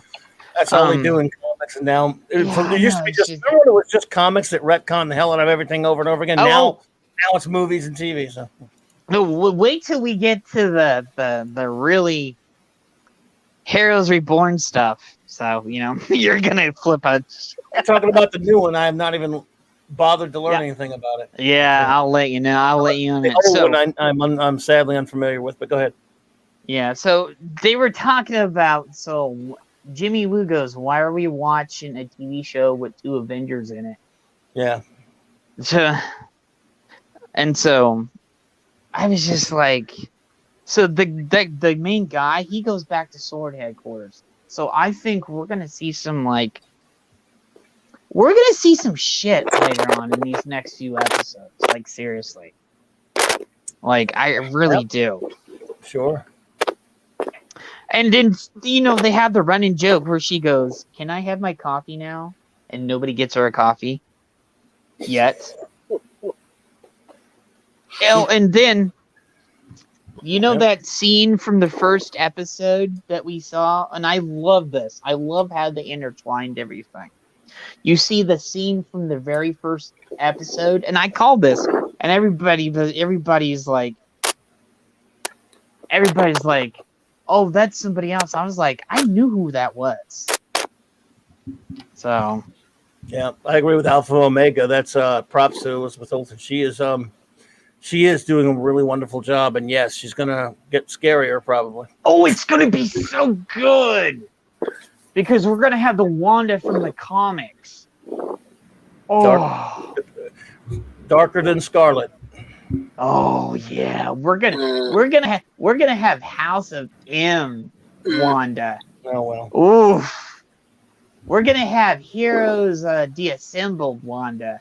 Don't depress me. I can't stand those comics. But we're gonna have bad Wanda. I mean, before many years before that, they had Darker Than Scarlet, which was kind of their basically pulling a Dark Phoenix with her. Yeah. Yeah. It's gonna be good. Yeah. Maybe. Yeah. I just And so they go to the next scene. And they go, we don't know what we're going on here. We identified Westview people. And so they started the board where they go, okay, we know who these people are. Oh, and here's where I get to tell you guys some Easter eggs I saw. Yeah. Agreed, Lord Thoth. Agreed, buddy. Yeah. Okay. Kat and her and everybody else started looking up people. The first person... let me the names that they came up with on when they were looking up the people who are inside the town. Because I looked up a few of them. They were actually people that work at Marvel on the TV shows and the movies. Oh, okay. Yeah, that was an Easter egg. Because you know the lady from that 70s show. Well, yes, she was on that first episode, right? Yeah, she was on. They gave her name out, and I looked her name up, and it was like somebody that they worked on Iron Man 2, and they are an executive producer or something on this show. So basically, the Easter eggs when they put everything out here was basically that they, they put Easter eggs of people from the show as the people's names. Yeah, when they put it up on the whiteboard. Oh yeah, I'm gonna say what Chris said right here. But the thing is, although Vision was sentient, was he ever alive? He is mainly a synthesoid, which means they nearly need to rebuild him. Maybe this will be how he gets the solar gem, like in the comics. Well, yeah, because in the comics, in a sense, he was alive since his memory engrams were based on Simon Williams, who had died, but they preserved his mind. In a sense, there was a living being there. Also, his body being constructed on the original Human Torch, Jim Hammond, which they changed later, by the way, so they could bring the Human Torch back. But yeah, in a sense, if you think since his mind was based on Simon Williams, yes. And I will say this, and this is a prediction. Not in the comic, though, by the way. I mean, it's not in the movies. I mean, sorry. Yeah, here's a prediction here. I think we're going to get White Vision from West Coast Avengers, or they'll make him or close to it while they're making gray. Yeah, they'll make him gray or some.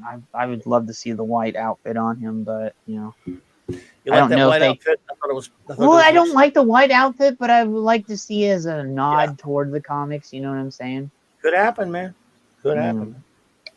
Okay, so they go up into the board, and Jimmy Woo's like, "What we don't know? Why the hexagon shape?"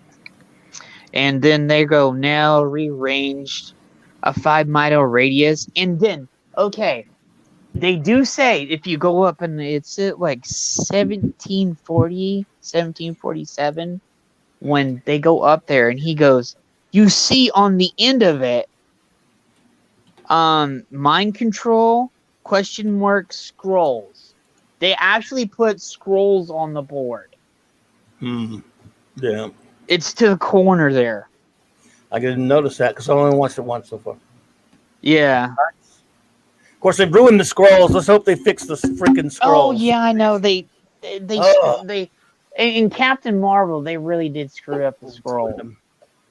So okay, so Mr. and Mrs. Hart are played by Todd and Sharon Davis. So I looked up Sharon Davis. Sharon Davis was somebody they both work on at Marvel.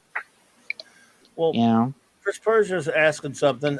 Wasn't Jarvis though based upon the butler that Howard Stark had though? Yeah, he was. So I don't think Jarvis was based on Simon Williams, but I don't, Chris. But I think I don't know, Chris. Have you seen the show? Was the Agent Carter show? On that one, there was a butler. Played by wasn't it Paul Bettany playing? No, it was different. Paul Bentley. No, what Paul Bettany was a different dude. Was a different dude. No, it's Paul Bentley. I don't think Bettany was Bettany on a. Yeah, he was because he was with Peggy all the time. Yeah. Was it Bettany? Okay. Yeah, well, I don't think it was Bettany. I think it was someone else. Yeah, it was someone else. I think it was Bettany. No, it wasn't Bettany, buddy. I don't remember the guy's name, but nevertheless, I think Jarvis could be based on that because maybe Stark. He grew up with it. Tony Stark grew up with him. James Darcy, Edwin Jarvis. Yeah. Okay. Yeah. Okay. But he's similar to Bettany, so I can understand you. Making okay. So. Yeah. But Simon Williams. By the way, Simon Williams may come into it. Did you know that? I don't know if they ever showed it, but in one of the Guardians of the Galaxy's films or something like that, there was supposed to be like a poster. Remember, Simon Williams was an actor. There is posters everywhere, and it was Fillion. Nathan Fillion.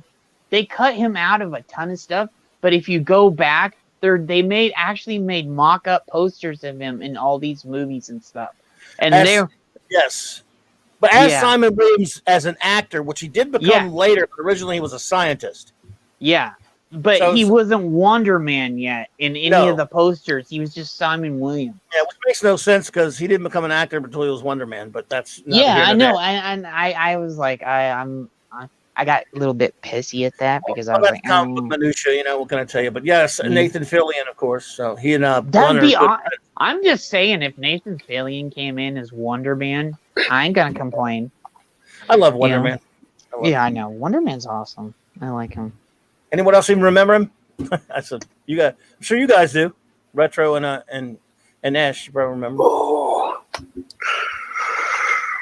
I mean, I'll be honest. I'm not a massive comic book guy like I got you. Yeah, so I'm mainly more like the old retro TV shows, movies, and of course like computer games, stuff like that. That's my deal. I mean, I bow to your superior knowledge. You guys you're better off, buddy. You're better off, buddy. Yeah. I mean, I was telling Retro last night of all the stuff that we over the years, you've done together, and how many we've had death threats and other things to us because we actually spoke out of how bad things were when the New 52 and the Man of Steel came out and everything else. So, yeah. I appreciate that, Chris Persia, by the way. Oh, Jedi 6, how I was wondering, and it's a good question. Yeah. How could, go ahead and answer, because I know, Claudia, you want to answer this one.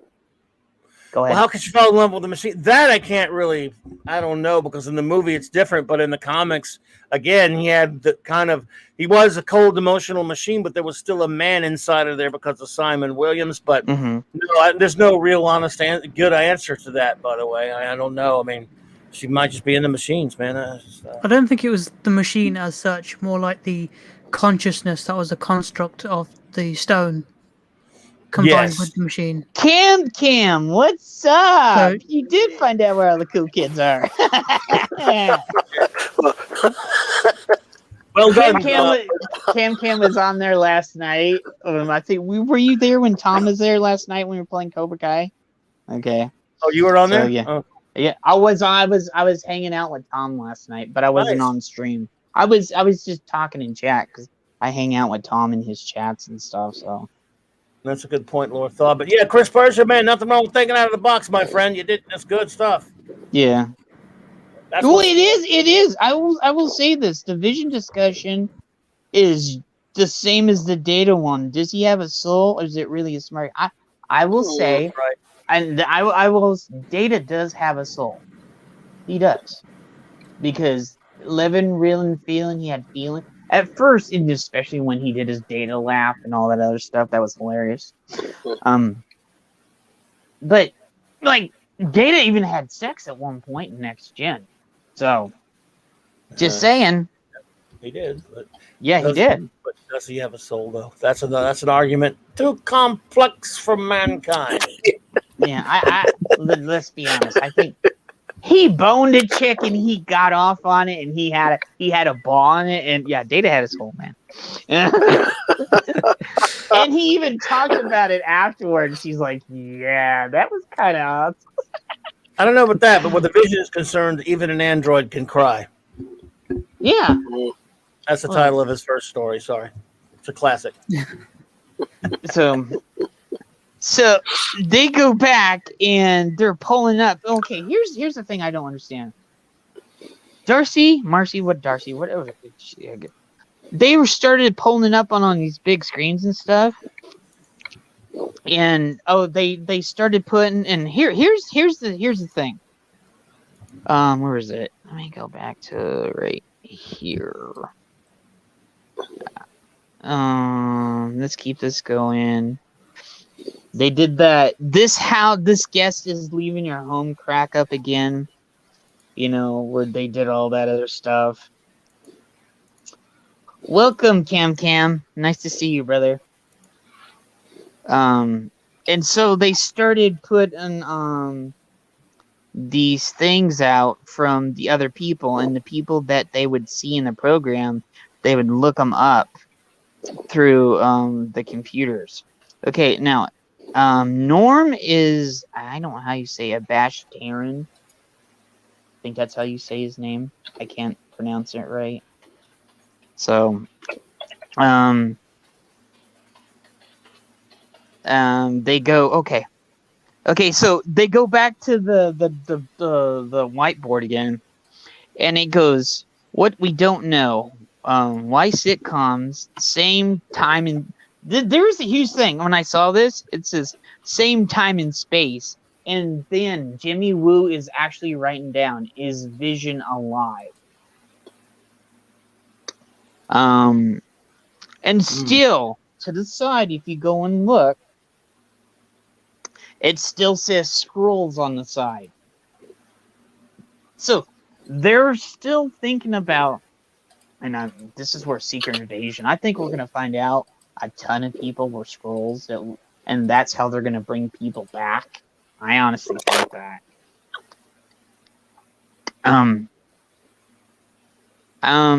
They said Harold Copter is Jones, the guy with the porn star mustache that's in the show. Mm-hmm. The heavyset woman is Isabel, is cast as Beverly.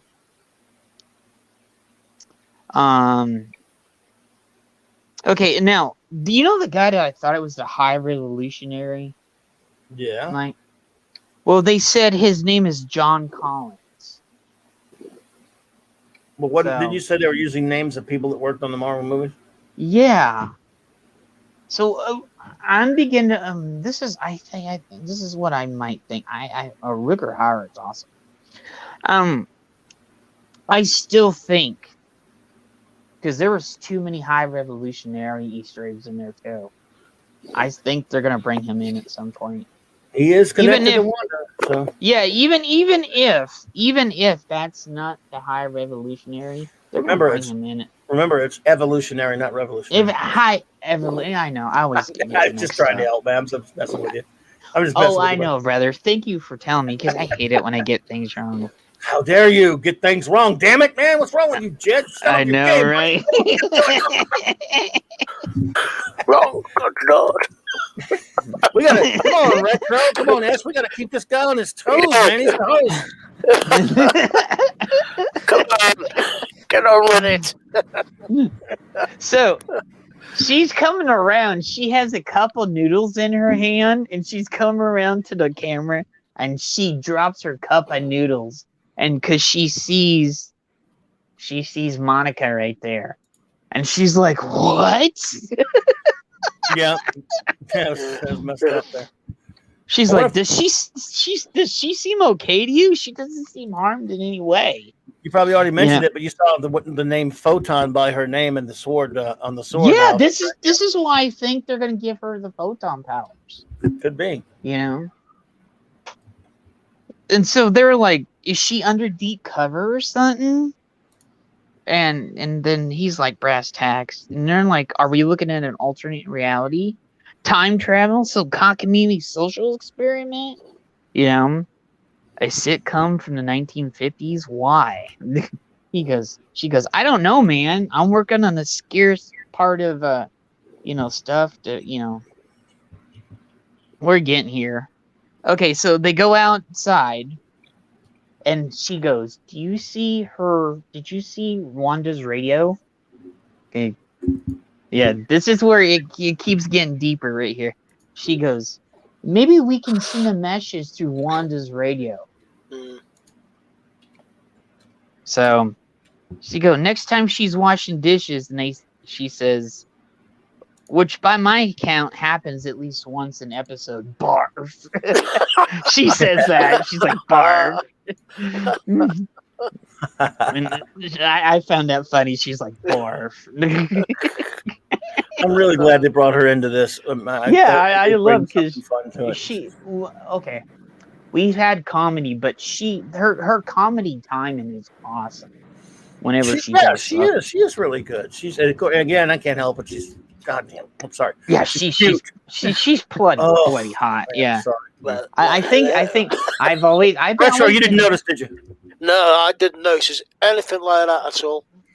I've always been partial to women with glasses anyway, so you know. Oh yeah. Yes, just let me look over the top of the matches. Oh my god. They're like, hey baby, do you want me to take your glasses off while we're doing this? No, keep them on. You don't take those off. Hot for teacher, buddy. I know, right? God bless Eddie, you know. Yeah. Yep.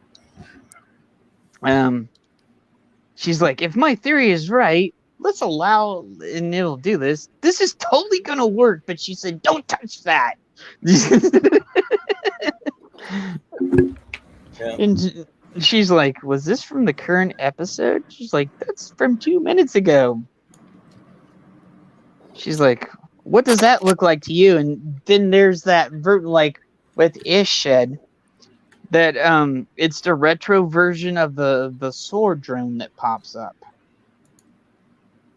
So yeah, we're retro. We if you go back to the end of the first stream that I did, we got heavily in the philosophical discussion. Like, it got heavy there. We were talking about physics and time and everything. Yeah, I mean, you're starting to go into AI, aren't you? And you're starting to go down that realms. Yeah. Advances being made in AI technology. Yeah, that's right. Yeah, look how long ago Marvel Comics, of course, at the time, so was Asimov, people like that doing, talking about that stuff. Yep. Because Vision popped up a long time ago. Yo, Vision's been around for a long. People, this is why I understand, but people are like, "Oh, isn't Vision and Wanda new?" And I was just like, "Please don't. Just don't." They've been around since like the 60s.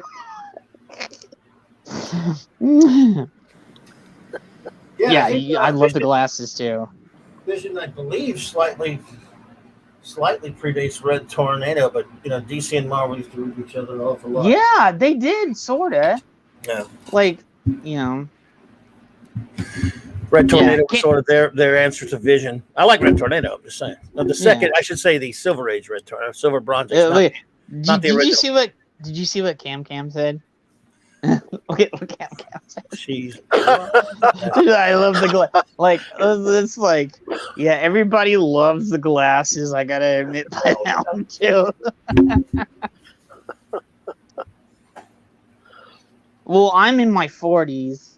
Retro's older than I am, and I'm ancient.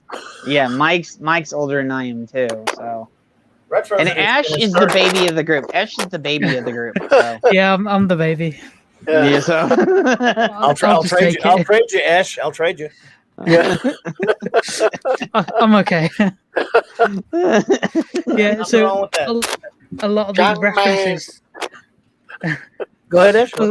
A lot of the references to comic books and stuff that you guys are making goes over my head. It's all before my time. Anything, so unless it's major, and I'm very heavily invested in it, I don't really know much about. I mean, I did watch part of the original series of Star Trek, all of Next Generation, Voyager, and Enterprise. Mm-hmm. But that's mostly about it. Lord of the Rings and the original Star Wars trilogy, but general sci-fi fantasy stuff. But all this old comic book stuff. I didn't really start reading comic books till I was about 10. So, yeah, it's all just going over my head. So you're making these references like Tornado. I'm like, who's that? So, I will. I hear you. And I will hook you up with a website or a place. Can't say website because I don't condone that thing. But I don't condone any downloading or anything. But I'll hook you up with something. Stop what you're saying. Keep it for the private chat. Yeah. I hear you, Ash. So like I say, everyone is into different things or whatever. Believe me, I love comics. I love older stuff, though, of course. And all they'll really do, and this is quoting the king of comics himself, the greatest creator in the history of comics, the great Jack Kirby. As he said, comics will break your heart, and they have broken mine many times. And someone wants to know if I'm in a public restroom. No, but I could find one if you want to hear a show done from a public restroom. I can work on that. Are you in a public restroom? No, sir, I'm not. It's an interesting question, though. I've never been asked that before. Yeah, I've been asked that too. Oh, okay. In that case, yes, definitely, I am in a public restroom. Yeah, I'm in a public restroom, just taking a big steaming one. So It's the ladies' room, powdering my nose. So she's going back and she's like, hands off the equipment. I don't want you to break it with your Ricky hands, basically. So she's like, Jimmy, you're ready. Jimmy's like, thumbs up, yeah, dude. And they're at the scene, and she's like, oh, Monica's got a speaking part now. So, and she's like, those pants are peachy clean. And she's like, she likes Wanda's pants. And he's like, what? And then they're like, Wanda's in the 60s now? She's like, yeah. Oh, so, I got echoing. I'm sorry about that. Am I echoing, fellers? Oh, too bad. You're not too bad. Gotcha. Okay, thank you, though, Jedi 6. Well, and I like the name Jedi 6, by the way. Sorry, go ahead. I met Jedi 6 in Tom's stream last night, though. Cool. I think it was Tom's stream. So. Oh, if Tom has time, he may swing over, so. Oh, that would be cool. Yeah, because I sent him the link, so. Chris Persia. Oh, okay. I see how it is, Chris Persia. You're going to start picking on me like Eric K does, brother. I see. I'm the abused now. Well, Chris, I didn't used to own a comic store, but I used to manage a comic book store. So They pick on me because they pick on me because somehow Gary always says he owns a comic shop. He owned a comic shop. Well, I did too, and I ran several. And so every time they think I mention it too much. But sometimes if you have to refer to a store, you have to. It's part of the story. And then Eric K busts my chops over it. Now Chris, both of the master ninjas. Ninja ninjas, going after me. Well, I didn't own one, but I did manage a comic book store. So I played one on TV. That's all. Y'all still love you, Chris. You can bust my chops. Yeah, all day long, we love Chris. Chris is awesome. He is the master of the Inch of the North. Yes. All hail. I love it though. I love those guys are fantastic. I really love Chris and Eric. Yes, a comic store was involved, Lord. Hey, Mike used to run one, and I used to manage one. So, now Lord Thoth is piling. I see you guys are sure, man. Beat up on the old guy, bastards. And Jedi Switch is making sandwiches for us, folks. Let's see, no lettuce or tomato, man. I'm sorry, but my claim to fame was I read the Beano when I was a kid, but that's about it. So you did what now? The Beano. Something. Nice. Probably something that no one's ever heard of in the US. I've got to admit, I don't know if I have. Retro, tell them what it is, because I was giggling. So it was a British comic that I grew up with in the sort of 70s. The main characters on it were called Dennis the Menace and Nasha the dog. Yeah. And absolutely brilliant comic. As a kid growing up, fantastic. Yeah, got a great affectionate sort of spot for it. Brilliant. So I'll have to see it. I'll have to dig some out for you. Was that a magazine format? Yeah. Like a newspaper, it was. Yeah. I've seen pictures of that. Wow. Yeah. I bet you did. You used to? I know you didn't buy a lot of comics, but did you get a lot of the Marvel UK newspaper things? Yeah, we did. I mean, sadly, nice. My uncle gave me a load of them when I was a kid, and I was an absolute idiot because I probably threw them away. Should have kept all of them. I'll kick myself to this very day because I remember reading some of them. I think probably at the time I got them would have been first editions. You know what I mean? Nice. So. Most of those were reprints anyway. But I mean, you guys will know exactly what I'm on about because I remember reading one as a kid, and of course, my memory's fading, so bear with me here. I think I saw one of the first ones with Iron Man in like the golden suit. Oh, yeah. I don't know what. Don't quote me. I haven't got a clue what comic it was, but it was one of the ones that my uncle gave me. And I remember reading that as a kid, and I remember seeing Iron Man for the first time, like in this like golden suit, and I remember like the plug socket thing on his chest, and I remember seeing that. The golden suit was huge and thick. Yeah, I remember I remember reading that.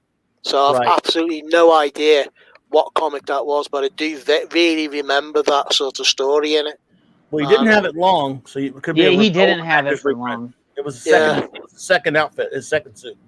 Wow. Hey, Jedi, I will take mine with mayonnaise on it if you have it, mayonnaise and mustard. Yeah.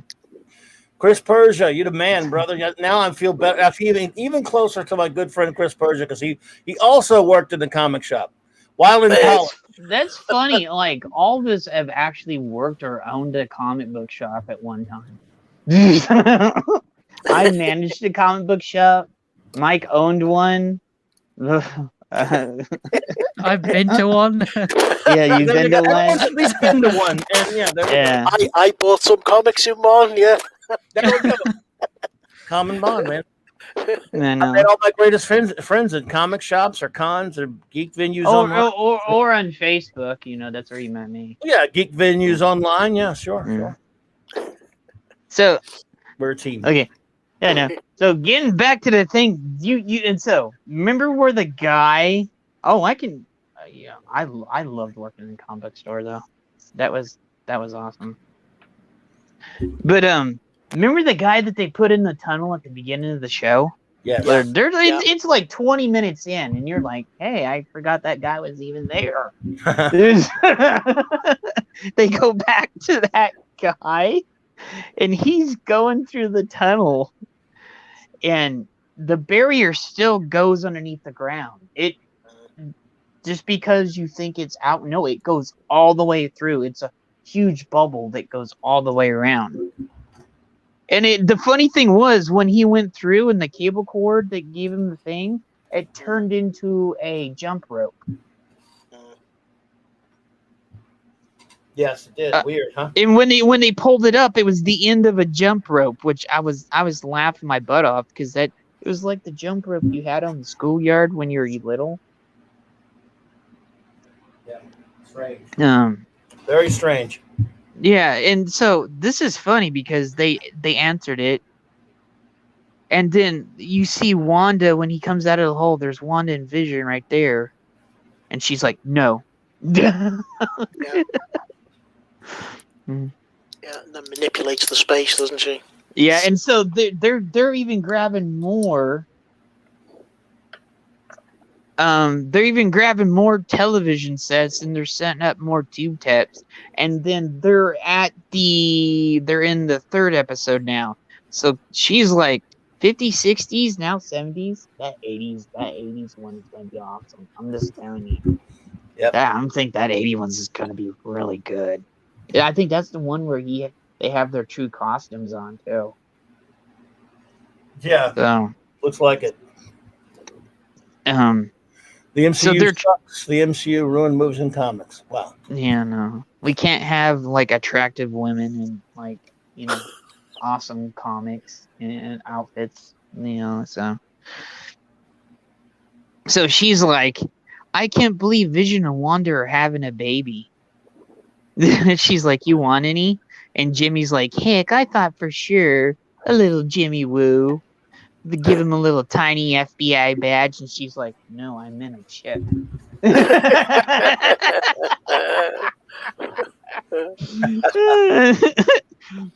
Here's my thought, and I thought this, I was like, maybe they might get these two together because they have good chemistry together on the screen.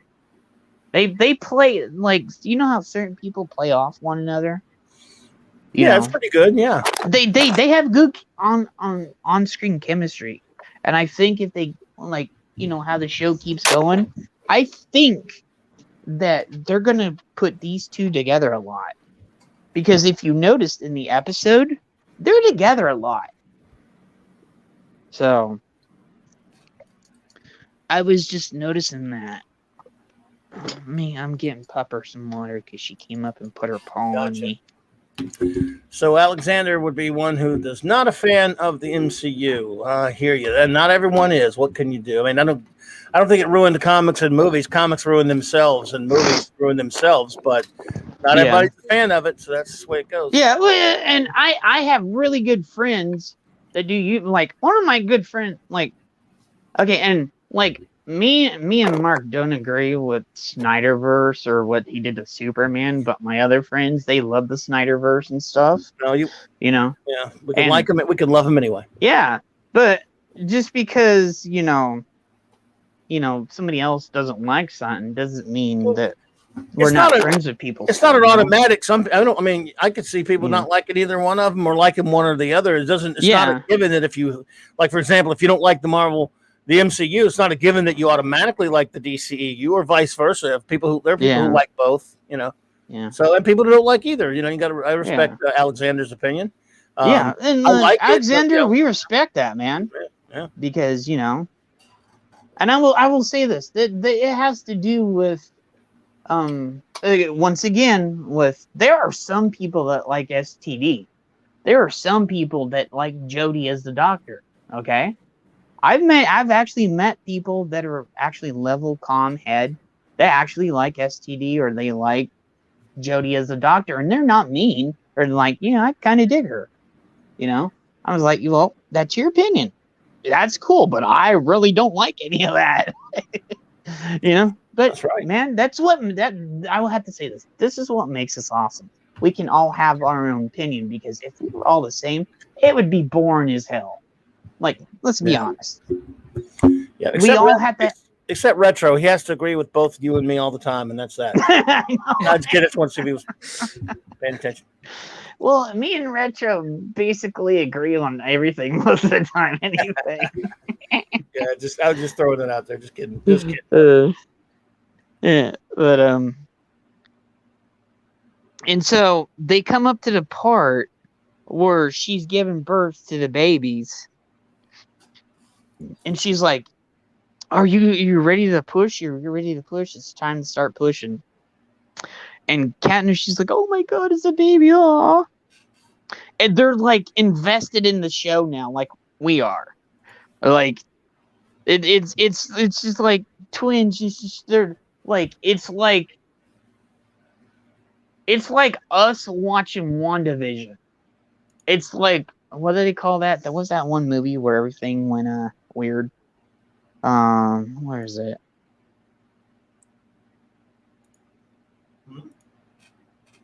That what? What was the one movie where it was a movie within a movie within a movie? Not The Matrix. You're talking about Inception. Inception? You're talking about Inception. movies, Okay. but yeah. This is Inception. Yeah. Retro might have to go early. Retro, are you still there, brother? I do. Yeah, I've got to jump out, mate. I'll say ta-ra to everyone. Great to speak to everyone again in the chat. Lovely to see you. Do you want to plug anything, brother, for anybody's channels or anything? Well, if anyone wants to catch hold of me, I'm generally knocking about on the TARDIS Zone Facebook page. So if you want to speak to me, most people don't. I do, man. I want you to come hang out with me one day, man. Yeah, like yeah. But yeah, what me and Retro talked how many times last night and then today? Yeah. I mean, brilliant. Like, so I'm gonna have to pop off. So I'll catch you guys all around. Hail to everyone in the chat. Thanks for all being here. Brilliant. Thank you for being here, brother. Always. Okay. Take care, buddy. Bye, guys. Bye. See ya. Okay. So we're back to she's Inception. like, well, yeah, it's Inception. Yeah. It's like we're watching. We're like, oh, that's kind of cool. And then it's them watching, and they're in the TV show, and then they're watching actually Wanda on. It's literally. That's literally us. Where they're invested now, and they're in that universe. You know what I'm saying? Yeah. And I gotta say this: if you want to go for Retro Dicky, he has his stuff here. Check him out on the TARDIS Zone Facebook page, because we go hang out on stuff on there too and other stuff. So Retro is a good guy. I talk to him a lot. So, and we WandaVision is garbage. Oh, let's see garbage. Let me see. WandaVision is garbage. The MCU is over. Fuck this show, Marvel. Go watch the HBO Watchmen. HBO Watchmen is the worst piece of shit ever. So if you like that one, buddy, we got nothing. That's one of the most horrible pieces. Yeah, of trash I gotta agree. The Watchmen and the Boys are trash. I respect you not liking WandaVision, but the MCU, but the HBO Watchmen is a filthy disgrace and horrible trash. But and to each their own. And the boys went super woke, like woke times 10,000 in the second season. I mean, I thought it was pretty bad in that first season, but that second season was, it was god awful. Like, and then they totally screwed up like the lore and history of the Watchmen too. Yeah, Doomsday Clock is. I'll agree with you on that one, Alexander. I don't like Doomsday Clock. Yeah, I don't. There's not a lot of people that like Doomsday Clock either. I don't agree with that. Yeah. The MC is ruining everything. I don't know if it's ruining anything other than itself. Maybe if it gets really bad, but hey, look, I respect opinions are just that. So yeah, dude, it's cool to have your opinion on that, man. Yeah. That's awesome. Appreciate it. Yeah, that's no problem. I would like to make it known I am deeply offended by Alexander's comments. Why not? No, I'm just joking. Yeah. I absolutely love the MCU. All the movies, the interconnectedness of all the movies and stuff. I just like when different projects interconnect with each other, and the cast that they've got on is brilliant. I quite enjoyed the writing. There were bits that were bad, so I disagree with Alexander on that point. Yeah. But again, that's the good thing about our fandom was we can disagree and still get on with our lives.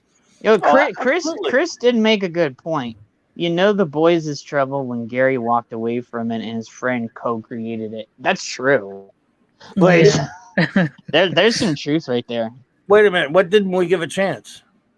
What Yeah, did we like, not give a chance? okay, Alexander, I will say this. You do know I've watched almost every single MCU movie, MCU show, and I Well- watched both seasons of The Boys, so you can't really say that.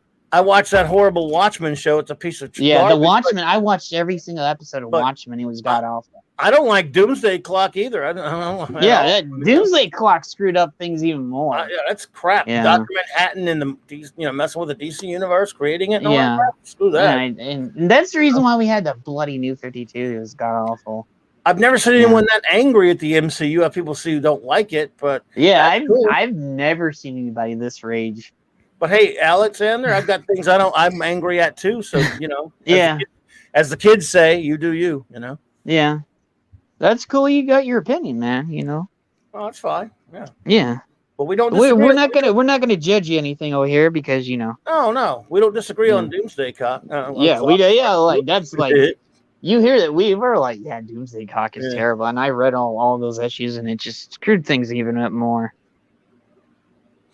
But So that's the first time I met someone that hates MCU that much. But I met a lot of people that don't like it. I know one or two other people that really that really dislike it as well, which is cool.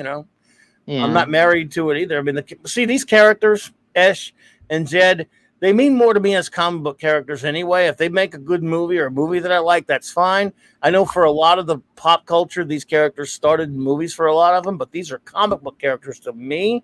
So if they make a good movie that I kind of enjoy, that's great. But I love comics more. I mean, these characters from comic books more. Yeah, and if you see every discussion that came up, I've said about the comics because they are basically they're taking bits and pieces from the comics, and I'm like, yeah, I love the comics. Because they've had 10 years to do stuff, and they kind of screwed up the MCU. But yeah, that's probably why I love the MCU. I will have to say this, and this is me. They normified the MCU, normified it. Let's be honest on that. But they did come out with some good things, But I wouldn't say all MCU is trash, though. Well, Ash, what is your take on, since you're someone like you said, you didn't really start it with comics as much. What is your take on, as someone who doesn't come at it from a pure comic book standpoint? Yeah. Yeah, so what I was going to say was this is probably why I love the MCU so much, is because you guys grew up with the comics. You already had a pre-existing determination of how the characters should be, how they should act, interactions they should have with other characters, predetermined storylines in the comics. Whereas me, I grew up on these MCU movies.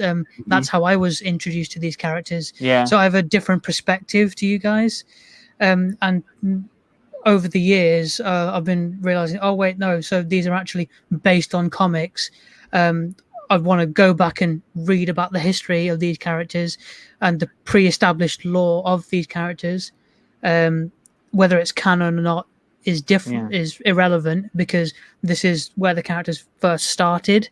So slowly, I want to start reading the old comics. I will have a homework assignment. Mike, you'll like this. I will have a homework assignment for you for this week. I want you to read, and I'll give you these. Okay, you got to get a hold of me after the stream. I want you to read Wanda, Scarlet Witch, and Vision 1 through 12 this week. Okay. Okay. You will know, and Mike, that's pretty good right there.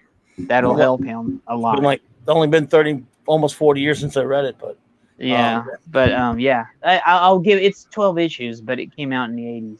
So, but I like what Ash is talking about there. Yeah, he is. I think that's important. True.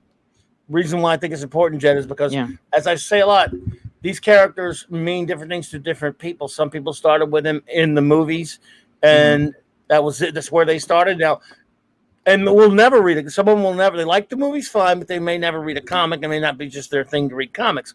And however, someone like S says, makes them a little bit curious about how they are in the comic books. So that's a cool thing too. So again, they're comic book characters to me first and foremost. But that that's just one. I'm just one guy. It's my experience. And yours. I will say this: there are some stuff that on Netflix or whatever the other streaming services or Hulu, if I see a series that I've never heard about, because sometimes I just basically stop buying a ton of comics, and I just buy back issues and stuff now from other people and their stuff. If I see something that tinkles my fancy, I will go back. That's from a comic. I will go back and read the comics, because I'm like, okay, I can see what they did here. I can see what they did there. I would say a good 75% of the time, the comics are better than the shows are, So. Yeah. Yep. So I will give you something, brother. I'll hook you up this week.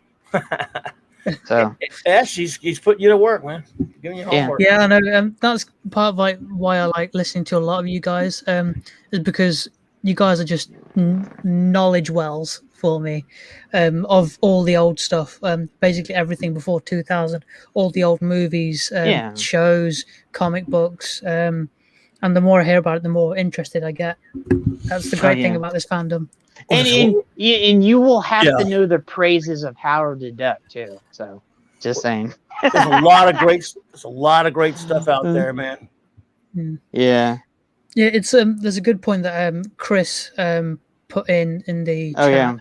I'm a perfect example of what Gary called missed opportunities. People that gain interest in the source material for the MCU, that when you go to a comic book shop, who's Iron Man, Riri Williams? Yeah, it's ridiculous. Yeah, that bothers me too, Chris. Especially when a movie comes out. yeah, they're like, you see Iron Man, I want the guy that's in the armor. I want Tony. I don't want Riri Williams, Or if you get Hulk, I don't want the guy that's the kid that's the Hulk. I want Bruce Banner. Yeah. I want Steve Rogers. I want, Right. Absolutely. That's like going to see Superman and you have that. What was it? That Superman from the alternate Earth that was black in the comics, and they were pushing that for a bit. And I was like, no, I want Clark Kent. That's Superman. Yeah, I'm also personally a stickler for source material. So if there's a character especially with the MCU, I want to know where they originally came from. It's part of the reason why I have certain opinions on, let's say, Doctor Who or James Bond, the directions they've gone, is because I want it kept in the vision of the original creator of the source material. If they want to gender swap or race swap, fine, but keep it authentic. Keep the written material, the writing. And that's the problem I've had with the Fantastic Four movie, the Man of Steel, and all this other stuff. They don't keep true to it, and they just go willy-nilly and do whatever the hell they want.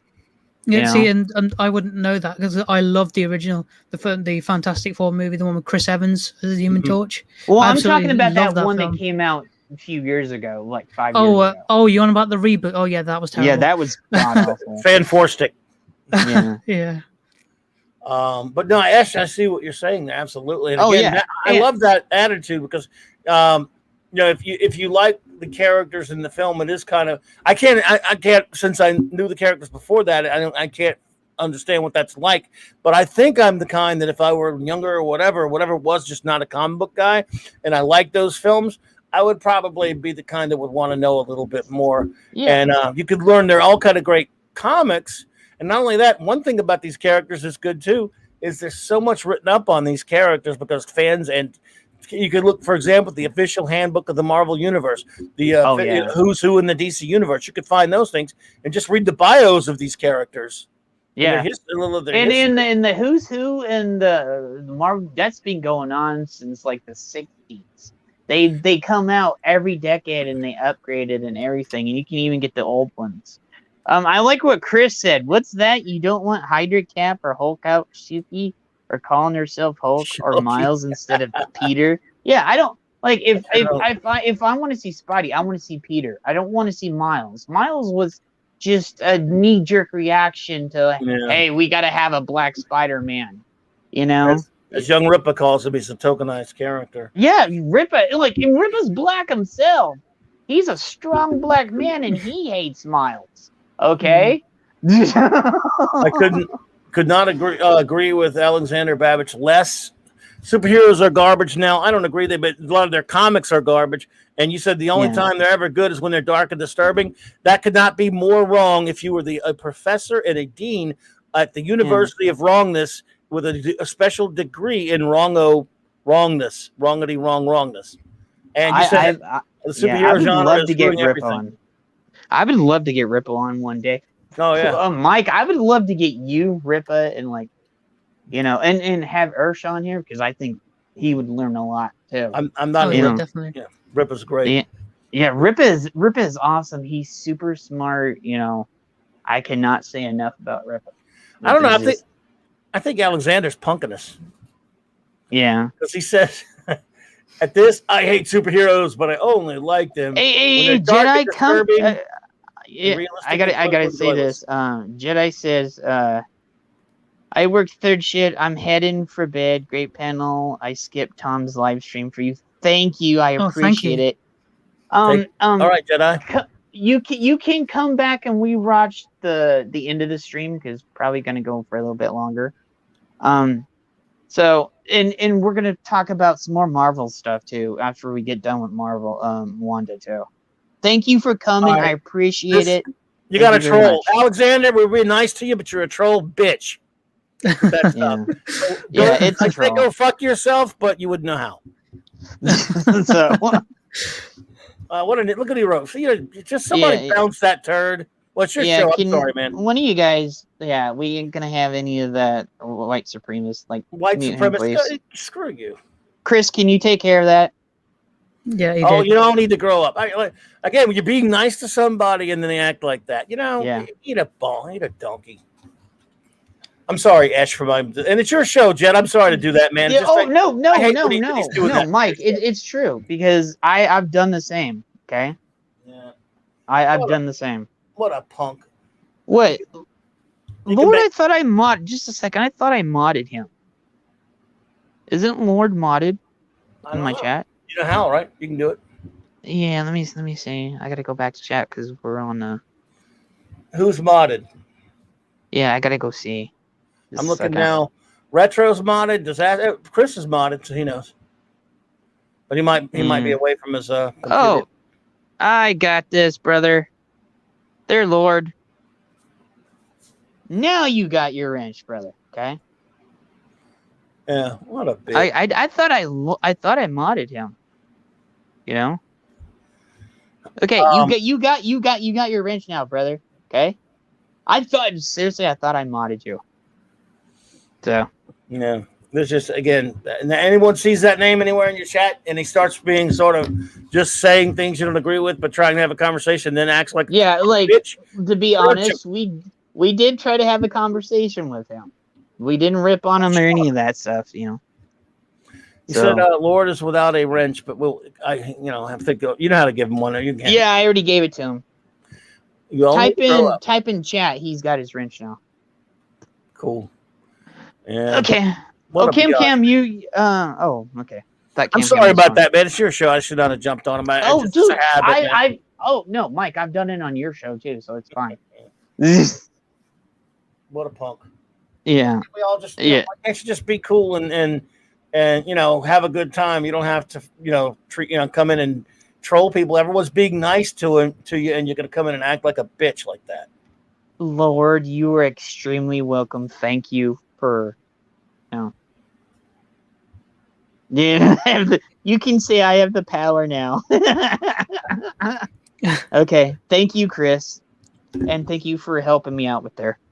Okay, let's get Wanda over so we can go and talk about the other tragic business. Okay, so they're going through.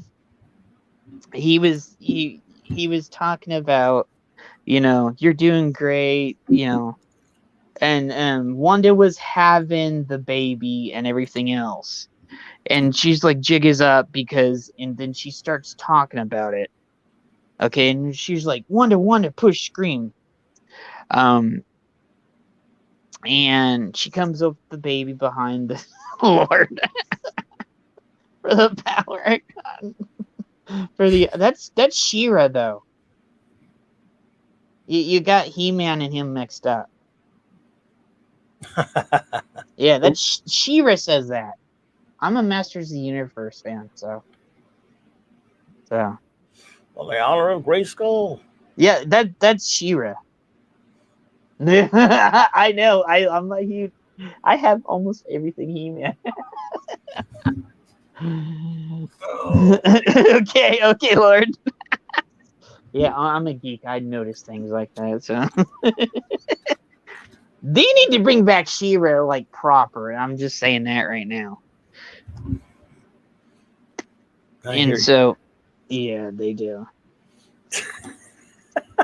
I know, Cam. And so they go back, and she goes, the jig's up, and she's Wanda, push. And she's like, they go to the one scene right here. Was it baby crying? Skip ahead, and then they start crying because they see a movie, and they're like, she's like, that's so beautiful, and she's like, I'm invested. And then she goes, you hear her say, she was killed by Ultron. He was killed by Ultron, wasn't he? She's like, what did you said? And then she goes, what's happened before? A reference to our reality? This hasn't ever happened before. No, never. And then they get into that argument that you saw at the end of the third episode. She's like, Wanda, don't be like that. And she's like, who are you? She's like, Wanda, who? What? Yeah. And then Darcy's like, this is different. And then all of a sudden it skips. And then Wu and them were wondering what the hell's going on. And they're like, they can't figure out what's going on. And there's like static and stuff. And like Marcy actually has to go and do something else.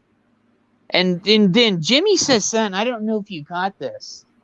This is why I think there's still somebody in there that Wanda's in control, but there's somebody else that's in there doing something. And I'm saying this. Because you don't get all the Mephisto references and the Agatha Harkness references and all that just for nothing. That in the Power Man references, Wonder Man references. You know what I'm saying, Mike? Mm-hmm. All those references in there. You don't just throw those in there just for the hell of it. You know. They're there for a reason, I guess. Some of them are red herrings, probably, though. You got to. I know, because I've done pretty good the past 4 episodes because I've pretty much called out almost everything that was gonna happen. You should have saw it. I don't know if you saw my Twitter post last night before I went to bed. I was like, I called it again. And then you hear the alert in the background, and it cams out to Wanda inside the thing. And she's like, Wanda, who are you? Don't. And it goes to electrical buzzing, and Wanda goes, who are you, really? And she's like, Wanda, I'm just your neighbor. It's like, how did you know about Ultron then? And then the most awesome thing happens. You see her hands begin to glow red with the chaos magic. Yeah. I was so pumped when I saw this. And she goes, right now you are trespassing, and I want you to leave. And then she does the chaos magic and just throws her through everything in the neighborhood and throws her out of the boundary. Okay, so I want to ask, chaos magic, is that like separate to Doctor Strange's magic, or is Wanda's magic just a raw version of what Doctor Strange is doing, and that's why hers is all like webby and electricy, and his is refined with symbols and stuff? Go ahead, Mike. You can take this one. It is very different. It's kind of tough to explain. It's originally she had these things like this hex bolts, these hex magic and stuff. But yes, Lagatha Harkness taught her how to use it. And well, the short answer is yes. It is very different from the mystic arts that Doctor Strange practices, which is one of the reasons she's so formidable. So, chaos magic is based on different magic than his. And it is just that it's chaotic, and that's why it kind of drives her nuts. So I don't know all the ins and outs of it, but yes, it is different from Doctor Strange. But I have to say the chaos magic that Wanda has in the MCU is from the Infinity Stones. It's from the Mind Stone. Yeah, from the Mind Stone. In the comics, she's a mutant in that she got her powers. Well, originally she was a mutant from one, and and she got her powers on Wondergore. Later they changed that to it was the Wondergore, and it was the High Evolutionary. Yeah, they've messed around with it so many times. They've retconned her. I mean, it's really muddy what they've done to her.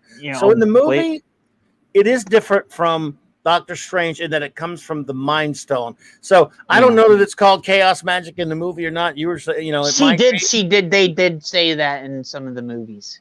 They have said that in the movies. They said chaos magic? Okay. I may have missed it. Okay. Yeah, they said chaos magic. Right. So, yes, I'm not sure if it's the same as in the comics of Ash because, again, it's coming from the Mind Stone, which is, and to me, it's similar to chaos magic in the sense she has this ability to warp reality, which I think we're seeing. Oh. So that's basically just the ether then, the powers that the ether has. Yeah, yes. It is similar to that. So basically, we're gonna have a reverse House of M. I've said this. I've said this since day one when I saw reverse House of M. I will be shocked if it doesn't happen. I want you to read WandaVision and Scarlet Witch and Vision first before I even give you any of that. Okay, Ash. Oh yeah. Okay. Yeah. I'm not going to confuse you, but it was a huge part of where there was no more mutants. So, well, I think this is something I heard in someone else's stream where she goes crazy and then she wipes out the mutant X gene on like 99%. Well, here's the thing. Or something like that. That's true. Yeah, they made her remember her kids, and she lost her shit. Oh, right. Okay. Yeah, the kids that you see in the movie, well, in the comic, she had the kids the exact same way, but it was different in the comics. But they're shards of Mephisto's soul in the comics. Okay. He needed those back to become his full self. Okay. And this is why I keep and they even named the kids the same as they were in the comics too. Yeah. Like this is why I kept saying I'm like they're heavily borrowing from like a few of the really huge books. They're strip mining, cherry picking. Yeah, they really are strip mining. That's the reason why everybody's like, how are you knowing what's going on? I was like, dude, I've been a comic book reader literally all my life. But they'll change things too. They'll change things. Yeah. Too. Oh, I know they're gonna. I will say this: at some point, they're gonna throw everybody that read the comics of 360, and we're like, okay, we didn't see that one coming. Yeah. What Lord Thoth said, and he could said it better than I ever could have. Damn. Dude. Yeah. Let me highlight that. Wanda is a mutant that manipulates probability fields by utilizing chaos theory to manifest her hex powers and can manipulate reality. She has learned magic in order to control her chaos magic, which was learned by Agatha too. Agatha Harkness taught her how to. Yeah. Train her, so. Agatha Harkness taught her full potential. Yeah. So. Well, I think they're definitely going to build. They're definitely building up to her completely losing everything. Oh yeah, it's going to be awesome if it happens the way I think it is. Oh yeah. I was one of those few people when I went to go see, no, the Infinity War.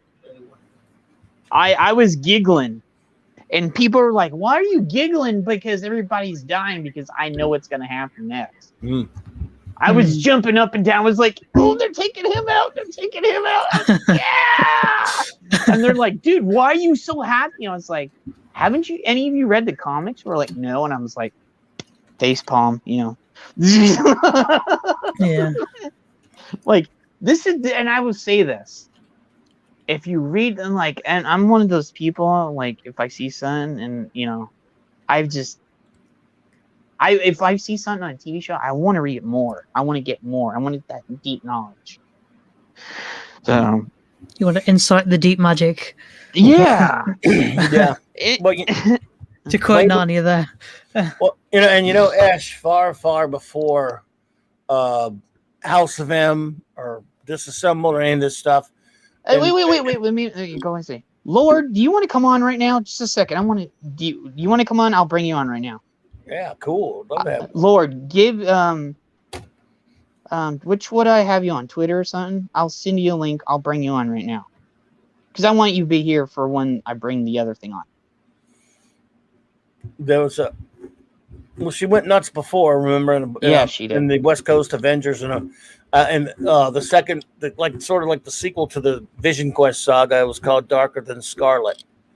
And one of my good buddies, the great Mark C. I don't think he's here with us tonight, but today. I haven't seen Mark C. Lord, go on my Twitter or if I'm on Facebook and message me and I'll send you a link, okay? But he thinks it's going to be that. He thinks they're leading towards Darker Than Scarlet. But if you look at the acknowledgments in the credits, there's no mention of John Byrne who did that. They mentioned a lot of people who wrote a lot of different stories. I hate how they don't put the creators of the two characters first and foremost. Kirby and Lee, Thomas and Buscema. They just put them in alphabetical with the rest of the other writers that they've been strip mining, like Steve Englehart and Steve Gerber and Mike Bendis. They've been strip mining everybody. Right, but they didn't put John Byrne in there. Yeah, if Mark C is right, then I asked him. We talked about this the other night. I said, why isn't Byrne in the credits then?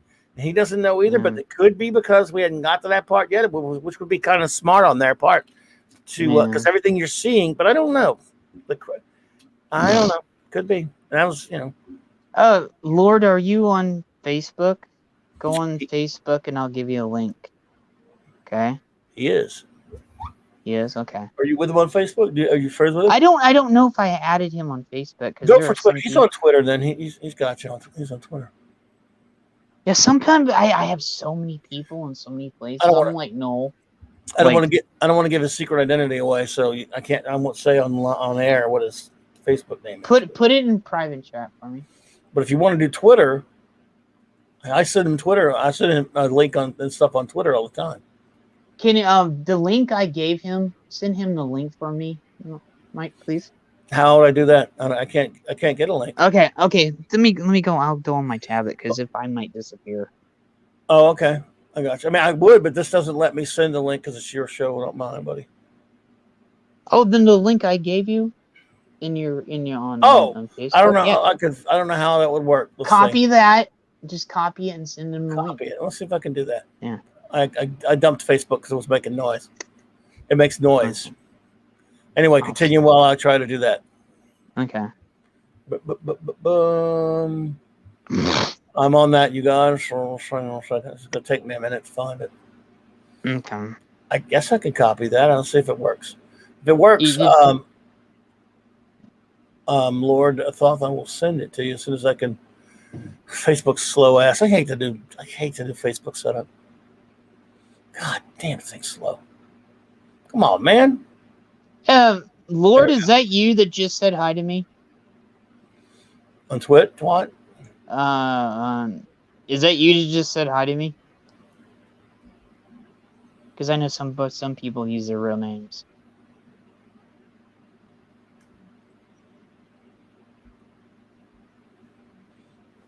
Okay, I'll send him the link. Just a second. Okay, I'm trying to. If I disappear, I'll be back. All right, buddy. So Ash, Yes. my friend, let's take over Jed's show and talk bad about him while he's gone. I'm just kidding. I'm still here. Shit. Okay. Let's see if this works. You sending him one? Okay. Yeah, I sent it to him. Okay. I'll just see when he pops up. Okay, there he is. No, well that worked good because mine didn't. Okay. Gentlemen, how's it going? What's up, buddy? Who are you calling gentlemen? Who came in? I know. I was looking in the mirror. Sorry, Good to see you, my friend. it's good to see you guys too. It's great to be a part of your show. Thanks, Jed. I appreciate it. Oh, dude, I've said this, and I've said this. There's certain people that are always welcome to come on. And then there's me. Most, you can come on anytime you want. Bobby, you're welcome anytime. Yeah, Thank you, he's buddy. like there are certain like Lee, Noel, like Retro, Hey, Mike, dude, Jed, this is your Lord. third show, man, and you've already got Thoth. I can't get him to come on my show. He's he's big timing me all the time, but he comes on your show. Well, it's only because you were here clobbering times. That's why I'm here. Oh, man. Yeah, I know.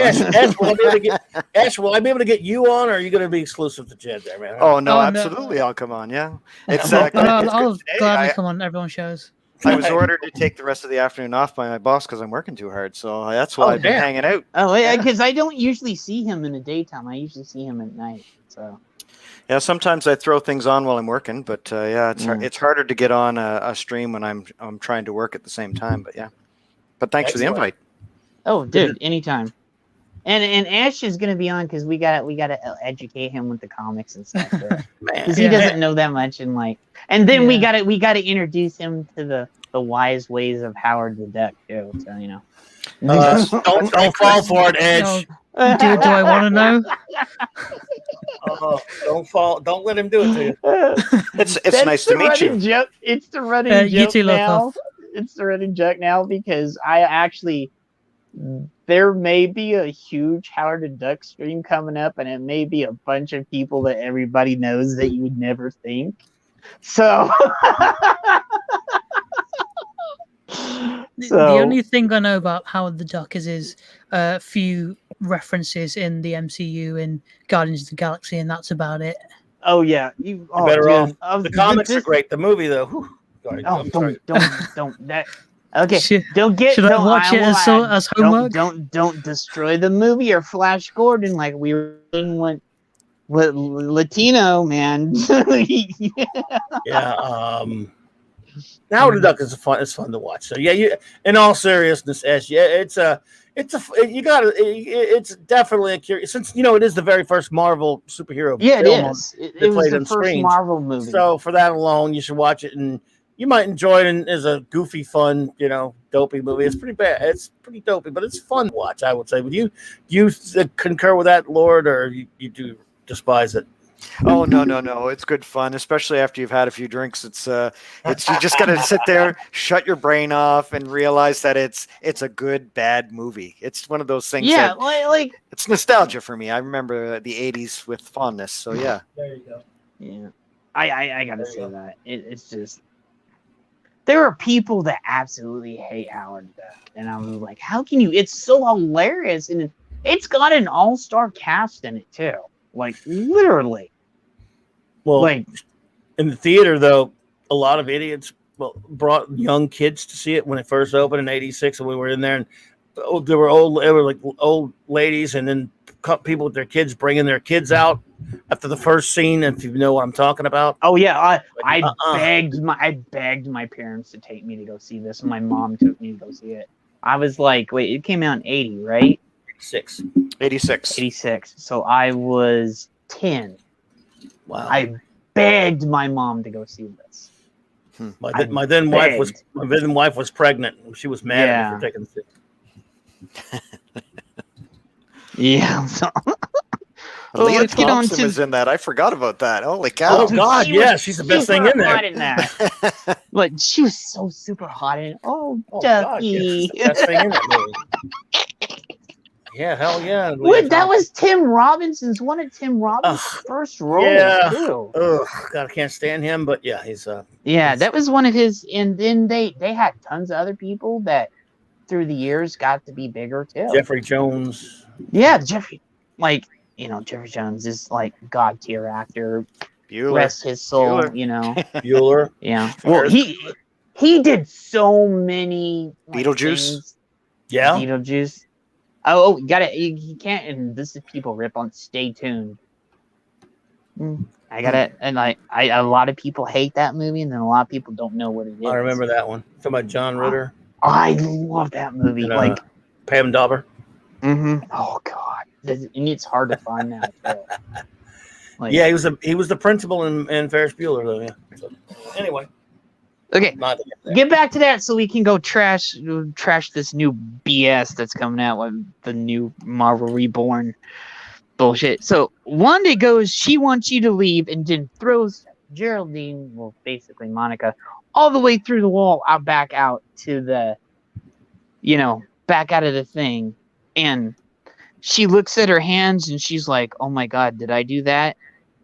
And then that's when you realize this is that moment, I think, woke Wanda up.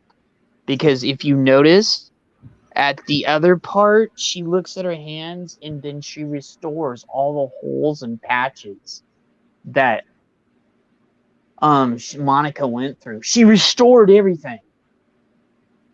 So Wanda is like legit knows now. She knows that she's in another place. And then we're not getting up to this part right here, and this part. What if she's known the whole time that she's? I really don't think she's known. I think that moment right there, that woke her up. I don't know. I'm kind of with Ash. I think maybe if she doesn't know, I think she's subconsciously doing it. Then maybe. Yeah, she's self-consciously, but this moment in time, because you could tell the way they did it, she absolutely knows now. Because we're coming up to the scene. Yeah. Wait, don't spoil that. We're coming. She goes and saws the babies, and she knows the babies aren't real. You can see it in her face. Okay, and then Vision comes in. He goes, Wanda, darling, where's Geraldine? Geraldine's out there looking around. You see that one part where Geraldine was just like, you see everybody's coming to get her. Yeah. And then it goes back, oh, she left, honey. She had to rush home. Wanda turns around. Bam! It's Vision dead. I lost it when this came up. Do you know how many people lost their shit when that and if you go back on my Twitter feed, I didn't spoil it. I put I put pictures with no context, and I put a desk, I put a bed, I put a television, and I put a bunch of stuff just hinting what was there. Yeah. Because the minute she saw that, because we didn't see that the last time, so he's all gray and the Mind Stone's gone and his head's still crushed. Yeah, his head's still crushed, and she's just wow. One thing I want to point to is I saw this on Emergency Awesome's video that Paul Bettany did an interview And in that interview, this was post Endgame, and in the interview, he was saying that there was originally going to be an end credit scene where Wanda takes Vision's grey body and just steals it and runs off with it, and then that was going to lead into WandaVision. So I'm thinking she's actually got Vision's body in there with her, and she's created all this around her to live her, in quotes, best life. Well, actually, he said about, but if you remember, they even said that ending is still canon, because even though it wasn't seen, they actually came out and said that ending that we haven't seen is canon now. Right. So that's how Wanda ends up in that place, but that still brings out like 20 other questions. Yeah. You know? Yeah, so then maybe is what we were saying earlier, where she actually knows what's going on, but she's repressing it to the back of her mind. Yeah, well, she's subconscious. And then when Rambo says what she says, it brings it to the front of her mind, and it gives her like a jolt, and then it's like she's waking up to what's going on. Because if you saw the way she used the chaos magic, is like, I'm like riding a bike again all over. Yeah. You know? And then, his face goes back to the original Vision face. And then she's like, we don't have to stay here. And her response was, we could go, we'll go where we want. And she goes, no, we can't. The look on her face, she goes, this is our home. Yeah. And that look on her face, and she goes, oh, don't worry, darling. I have everything under control. And then you're like, dun, dun, dun!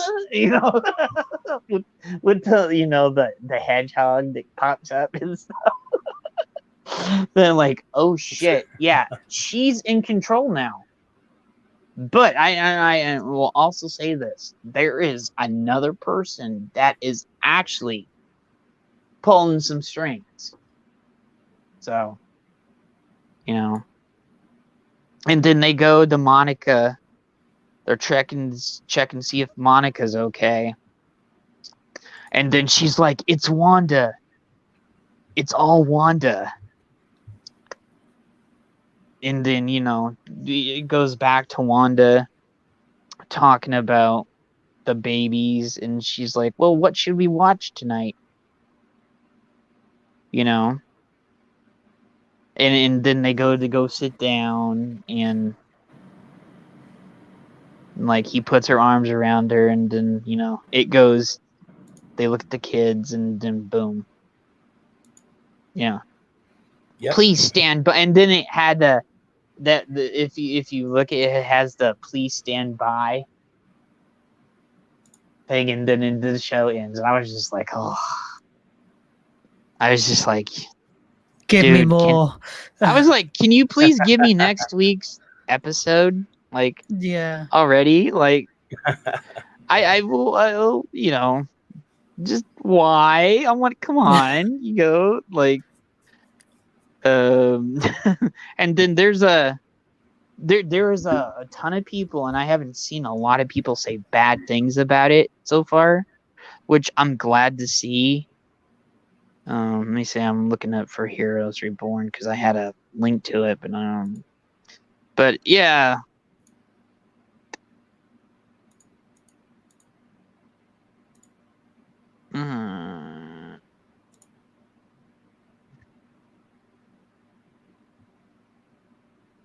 Tomorrow. But I was just like, dude, I was just like, and remember if I said if you remember what I said weeks back, I did say it was Wanda. I said either she knows subconsciously, she knows, but she's not fully there subconscious, Yeah. Yeah, so. Here, let me go. Well, we won't have enough for another week, boys. Sweet is. Okay, and so let's go to this. This is just. Now we're gonna go to something me and you are and probably Lord are not gonna be happy about. That's the Heroes Reborn thing that was announced. Yeah. What is the? Why did they just hijack that name of that stupid thing just for the hell of it? I mean, did you figure no one would notice? Or I don't think it's going to be the comic version, right? Because in the 90s, that was when everybody died in that fight with Onslaught, right? Which is a terrible storyline. That's the Franklin Richards where he. His nascent powers all of a sudden take charge and boom, they create this pocket universe where all these heroes are reborn, right? In the image. Yeah. The image guys. Oh, it was Jim Lee, right? And was Liefeld involved in that? Well, here's the thing. They brought everybody. They brought half of the team from the original Heroes Reborn back. I am not kidding. Nobody liked that crap. When you say half the team, do you mean like either Jim Lee or Rob Liefeld? Like, is that what you mean, or do you mean? No, I think it means the characters. Yeah, those guys will never work for Marvel. Yeah. Well, how they brought half of the team. They didn't bring Liefeld back because his cap was god. Remember how Cap looked like? Yeah, Liefield's cap was. Oh well, yeah. I'm sure you remember that, Lord Thoth. So much so that people have devoted whole like websites and things to how some of the worst comic book images ever made. I mean, the muscles alone were ridiculous. The body types were retarded. Excuse me, I guess I shouldn't use that word. The female form was very overemphasized, and I've never been a fan of his art. People had 10,000 teeth in their head. Yep. Oh. Yeah, it's. He had Captain America got a chest like two big medicine balls. Oh God! I mean, it was horrible. So why would you even use that name? Okay, I'm trying to get just a second. I'm doing this on my tablet. I might be able to do a screen share for you. I don't know. I could try. Okay, go. It's on the Marvel website. Can you please go to the Marvel website? I will give it a shot. I don't know. I mean, it says that I could do it on yours. I'm not sure. We'll give it a try. Yeah, because I gave you. Let's see here. Let's see. Heroes Deformed. No, Marvel. Vomits.com. So is Heroes Reborn supposed to be Marvel's attempt at a DC rebirth? Probably. Yeah, basically. They're just ripping out their own stupid name to something nobody liked. It's hard to I got it right here. I got it. I can read this. Fantastic Four. You don't have Dr. Doom. Let me tell you. I'll read this whole thing for you because I pulled it up. Okay. So here he goes. Last week, fans saw Marvel's most iconic heroes and mysterious treasures. Today, Marvel Comics proudly announces that these characters will be part of a bold new vision. Fucking bold new vision, my ass. It's a fucking knockoff of fucking 25 years ago. Ed McGuinness came back, so he was one of the shit lords that was on that back in the day. Yeah, you know? I'm surprised they even brought him back because he's an old school. I mean, I never was a big McGuinness guy. I don't know about either one of you, but no, I wasn't. At least it looks like old style comic art. They don't look like little wimpy little. Oh, you should see what you see Thanos. Oh God, it's terrible. Yeah, how about I saw the Thanos Juggernaut crap. No.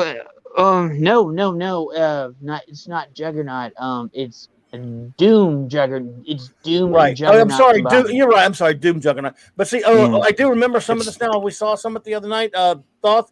This is, if you remember, Squadron Supreme and Squadron. Absolutely. Sinister. Hyperion, Power Princess. There. They're involved in this thing. Well, it's Dr. Juggernaut or something, isn't it? Dr. Juggernaut? I'm looking at it right now. It says Dr. Juggernaut, the Silver Witch. So they combine Silver, Quicksilver, and Scarlet Witch into one person. Huh. Yeah, I'm not shitting you.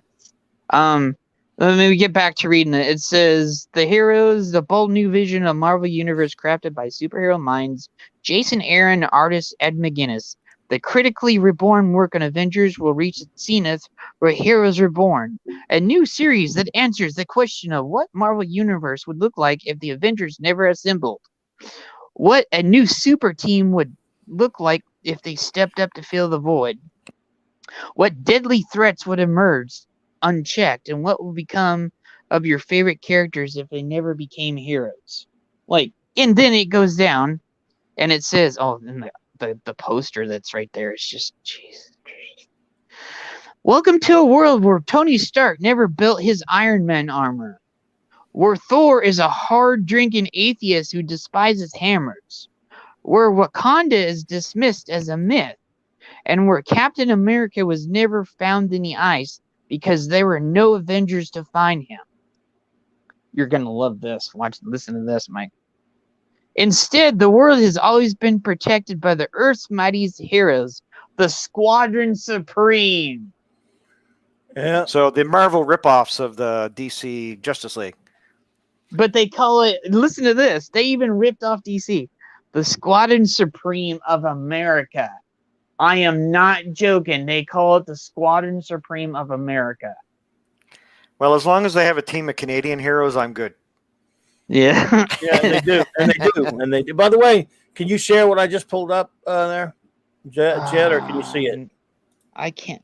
I gotta figure out. So I can pull it up, but I can't add it. Only you can add it. So I don't know, but that's cool. It doesn't matter. It was just an example of the old heroes deformed. Dude, I wish I could figure out. Don't worry about it, man. I just thought. Because I gotta figure out how to do that. Let me see. Let me look at options. You can't see below the DC. screen. They're going the DC Comics route, is what they're doing. Well, they're rebooting their universe without. Let me see if this works. Yeah, you're right. They are the original characters. Yeah. Well, as you well know, Lord Thoth, Marvel. Oh wait! I think I got it. Marvel see, Marvel do, or DC see, DC do. It works both ways. Okay. They rip each other off forever. Can you share it now? Because I did see. I do have it. It's at the bottom. All you gotta do is add it. It's below the screen. That's what I'm seeing. And there's a thing. It won't let me. Let's see. Let me see. Does that work? It won't let me add it. Only you can add things.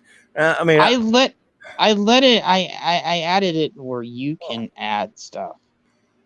Huh? It's not working. Yeah, I set it up so. I don't know. Oh man. Wait! There you go. Now try it. There's when no you share ad a thing. screen, it'll automatically add it to the stream. Disable this. You want to come up with a queue. Well, yes, screens are never. If I do it over again, let's try it over again and see. Okay. But because see, it lets me do all the usual stuff that I have to do for sharing the screen. Yeah. But then it won't. It's at the bottom. Yeah. Everyone. I don't see it. Well, don't worry about it, man. Ain't a biggie. I was just giving people an example of this. Yeah, I was trying. I seriously got to figure it out. To share maybe it's only something that works with the the package I use or whatever. Yeah. But point being is like Todd was saying, like this is just them ripping themselves off, ripping off DC. DC did it a while back with their rebirth crap, so now it's Marvel's turn. Yeah. So, what we were saying, let me get back to what it said. And now the squadron face an attack from some of the fiercest enemies, like Dr. Juggernaut, the Black Skull. Like, really? The Silver Witch. And, they literally turned Scarlet Witch and Quicksilver evil now. And Thanos in his Infinity Ring. So Thanos and Mandarin are combined. Yeah, I'm not joking. It's same old, same old. You know, the only thing that, again, sort of surprised me, was by Jason Aaron, so yeah. But what surprises me is that, again, they bring in an old school like Ed McGuinness. Now, I'm not the biggest McGuinness. You guys I'm not. A lot of people like him, though. I have friends who like him. So, unlike current Marvel books, they look, they're big, bulky superheroes. They're not like little waifs, as you see lately that they get. Now, will they be sitting around and talking about their feelings for like 5 pages? That would. So I take it this is going to be like an Earth 666 kind of thing, not a 616. Here. Yes. Yeah, here, and there's one other part that I had in there. It said Blade. They're setting this up for. It said Blade is the one man alive who seems to remember that the entire world has been reborn, and so begins his search for his cause behind this ominous shift in reality. Doesn't that remind you of what happened during the New 52? They're just rehashing old stories. So is this like a Thanos using the Infinity Gauntlet? Is this no? Let me. There's more. There's more here. Let me there's see more. this. Yeah, Mephisto probably involved. Sounds like it. Oh yeah, he is. Let me read it. There's been a lot of talk of him lately with the TV show with Wanda and stuff. And well, in the picture. In the picture, true. there's a picture of Mephisto. There's a picture of Peter when he's just Peter. There's a picture of Cat. Yeah, Peter when he has his glasses and stuff. Right. When he's teenager, there's a picture of Tony just being Tony. In the background, there's a picture of Cap and Ice.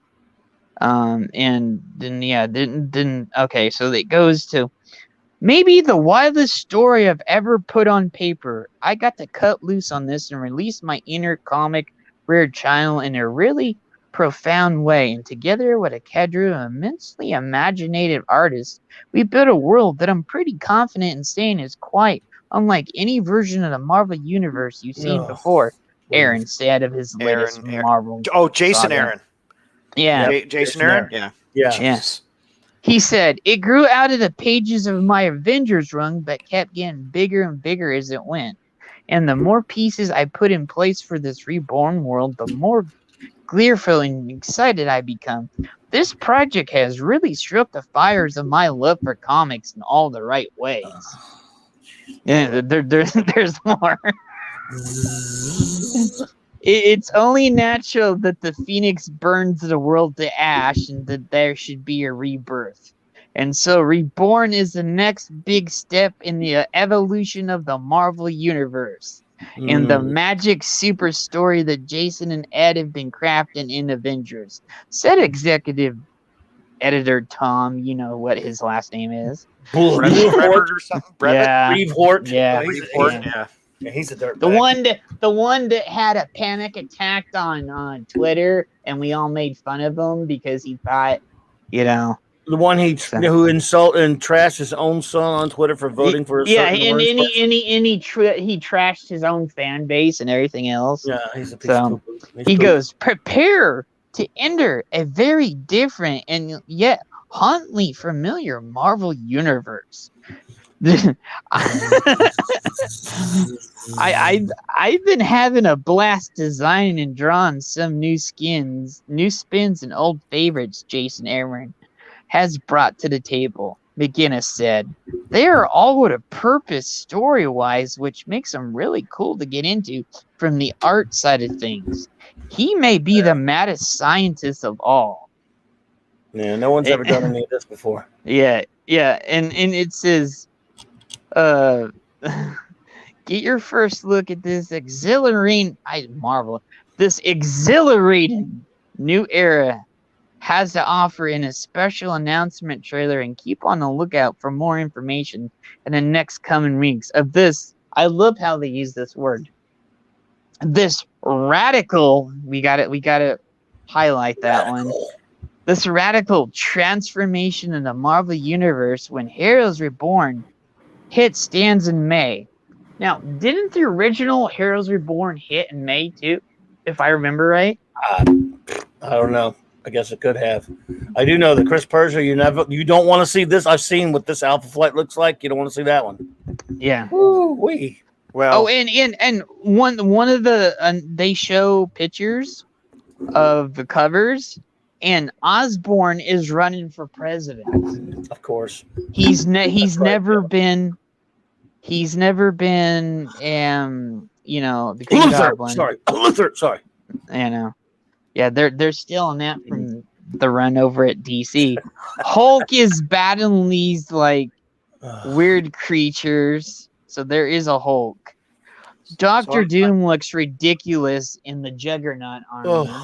I just have a couple of things to say. Like, one, you're going with D-list characters. The Squadron Supreme. As much as I love them, and I have a little soft spot for them in my heart because of that 12-issue miniseries where they like totally destroyed the Squadron Supreme back in, I believe the late 80s. I think it was like 89 or something. Mark Grunwald book. Yeah. Oh yeah, Mark. That was a good Mark did some good work. Yeah, that was good. That was a good time. I love that series. Yeah. So but this is a group of characters they tried to bring back a few years ago and made them this Squadron Supreme of America. And they tried to make him. It just didn't really fit with me very well, and it was a replacement for the Avengers. And he had like Shield involved, and it's not the Shield of the TV show. Obviously, it's the comic book version, which is better, by the way. And of course, you're using the. See, what really bothers me about what's happening with DC Comics, with Marvel Comics in the last few years is you're really not playing on your strengths. No, they're not.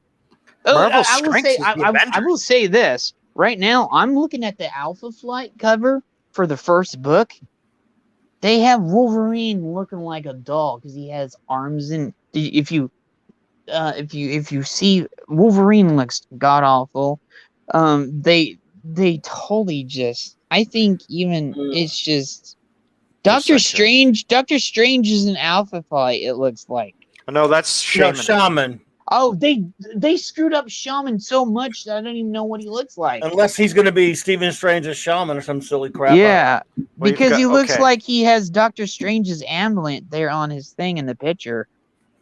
Oh God, that's probably what got Sasquatch there, right? He's got. Yeah, looks like he's more like. But he looks more like the Snowbird version of Sasquatch. Yeah. And did you see what Aurora? Is that Aurora there? How can you have Alpha Flight without Puck? Like seriously. Well, that's a very good point. Actually, I love Puck. Yeah. Like you can't. Like there's no Puck. You can, and that's got to be Guardian / Vindicator there, but it's more of you carrying a big rifle there. That looks terrible. That design looks terrible. Look at that redesign of him. It looks god awful. And did you see the okay, this doesn't make sense. Did you see the picture of Peter where he's hanging on the sign? There's a picture of Peter? Yeah, there's a picture of Peter. He's right underneath. He's on the Daily Bugle sign and on top of the roof, and he's taking a picture of somebody. It looks like Hyperion, maybe? Yeah, I was thinking about that too. Oh, go do the one underneath. Oh, there's Mr. Fantastic and Shield. Where are you looking at this? It's on the website. Here, I'll put this in. Find it on Marvel.com. Okay. Here, I'm gonna do this for everybody here. I can put it in the link if you want, or are you gonna? Yeah, put the link in chat so everybody can see what we're talking about. Okay, there we go. I swear to Chris, I swear to God, I'm gonna try to figure out a way that I can share stuff. Yeah, because you can just pop it up on the screen. But you know what? I understand what you're going through. I don't know how to do that either yet. Yeah, it's below your screen. Now again, I'm looking at a normal computer, if you can call mine normal. But see under your screen where it says share screen. I don't see it because it's on my phone. Oh, right there. It's in SharePoint. No, StreamYard. Right. I mean, StreamYard. Yeah, it's a StreamYard, and it says mute, start cam, mic, share screen. Well, you hit that. And again, is it the same? Because I'm using StreamYards for the phone. Just make sure it's not on your porn sites there while you're sharing screen. Make sure. If you got Pornhub up, you might want to take that down. I don't see where you share screen. All right, so go right into StreamYard. I'm using StreamYards on the phone. And it doesn't say that at the bottom of your screen. Well, you are on your phone. Maybe that's different. Yeah. Maybe the screen's too small. You might have to scroll down. It's kind of like this square box that's right below you're in the show. No, dude. Because it shows your little link on the left, and then don't you have like a mute button for your mic? There's a mute. There's a mic button, a cam button, a guest button, and a more button. Weird. And it says post, comment, layout, private chat, broadcast info, settings, and cancel. Oh, it's probably because he's on his phone. Maybe it's a different version of StreamYard. Yeah. Is it an app you're using, or is it the actual website? It's the actual website. Huh. They didn't have an app for the phone. I didn't see anything. Whoever drew this Hulk. I was about to say some of the art's decent. That's because Carlos Pacheco is doing. He's good. McGinnis is okay. I mean, I don't hate him. So And then you get down to Alpha Flight. Jesus Christ. Oh yeah, look at that. I'm like, Rob, look at that Alpha Flight, man. Wolverine's just terrible. Yeah. You know that Dr. Juggernaut looks pretty. He looks pretty badass, actually. He does kind of. I don't mind that. I used to like Amalgam, but they're trying to steal from Amalgam. Well, they're ripping off Heroes Reborn, Amalgam, and DC off at the same time. Thanos looks okay. I do like that spread that they have where the Squadron Supreme is attacking the villains there. It looks like Venom. Did you see that the Fantastic Four isn't even around? Ben and Reed are like they don't care about in S.H.I.E.L.D. Well, they really went up, Dave. They went from Fat Thor to what? Drunk Thor? Yeah. I certainly have no love for current Marvel Universe, but I will admit, not the biggest. McGinnis is okay, and I like Pacheco okay, but what I'm saying is this stuff looks more like an actual traditional comic book with heroic-looking superheroes as opposed to the crap they usually do with heroes, little wimpy. Like they purposely make the women look like waves and not good. Well, did you look like I will say this: did you look like a traditional comic book? To be honest, did you see the mixture? It's at the bottom. Did you see the mixture of Quicksilver and Scarlet Witch? Is that what that is on the bottom? Is that she her? Actually looks kind of like a female? I'm shocked. Is that what that's supposed to be? Yeah, that's Quicksilver and Scarlet Witch combined. That's at least C-cups, right? Yeah. I mean, she looks like a female, whereas Aurora really doesn't. But she's a ginger. I thought that was North Star for a second. Yeah, no, that's Ginger's rule, man. That's I love Ginger's awesome rule. Yeah, but that's Quicksilver and Scarlet Witch together. Well, I can't tell who drew it, but that's nice art. Maybe an Alan Davis sort of look to it, but I don't think he did it. Thanos looks good. I'm being fair because believe me, I don't like to be fair in Marvel. Screw them, but. No. Well, I do. I gotta agree on that. That Thanos does look. I like the fangs, but not a big fan of the Infinity Gauntlet. There, I actually like the MCU version of the Infinity Gauntlet. That's because it's the rings. They're combined. Yeah, the rings, not the. They're combined in the Mandarin. The Mandarin. Mandarin. Yeah, the Mandarin. Yeah. Iron Man's villain, the Mandarin. Yeah, they're combining the Mandarin and Thanos together. But he has 10 rings. Yeah. Why would Doom put the words Doom on his knuckles? I guess when he punches you, it's going to stay on your foredhead. Yes, he's a. But then it would be mood, right? It'd be mood. Well, do you remember when they redid Superman? And I know me and Mike got a lot of flack from this when they tried to make Superman like all punk and everything, and he was like, when you're talking about, they screw with him so many times. Well, when they redid the New 52, and me and you were calling that shit out left and right. Right? Yeah, that's awful. Trash. See, I'm a traditionalist because I grew up in the 70s, and so I read a lot of the 60s comics, mostly Silver Age, some golden stuff that was kicking around here and there, but mostly Silver Age comics. And I know that, Claudia, I know you're with me on this. You grew up on the X-Men, the Fantastic Four. Yeah.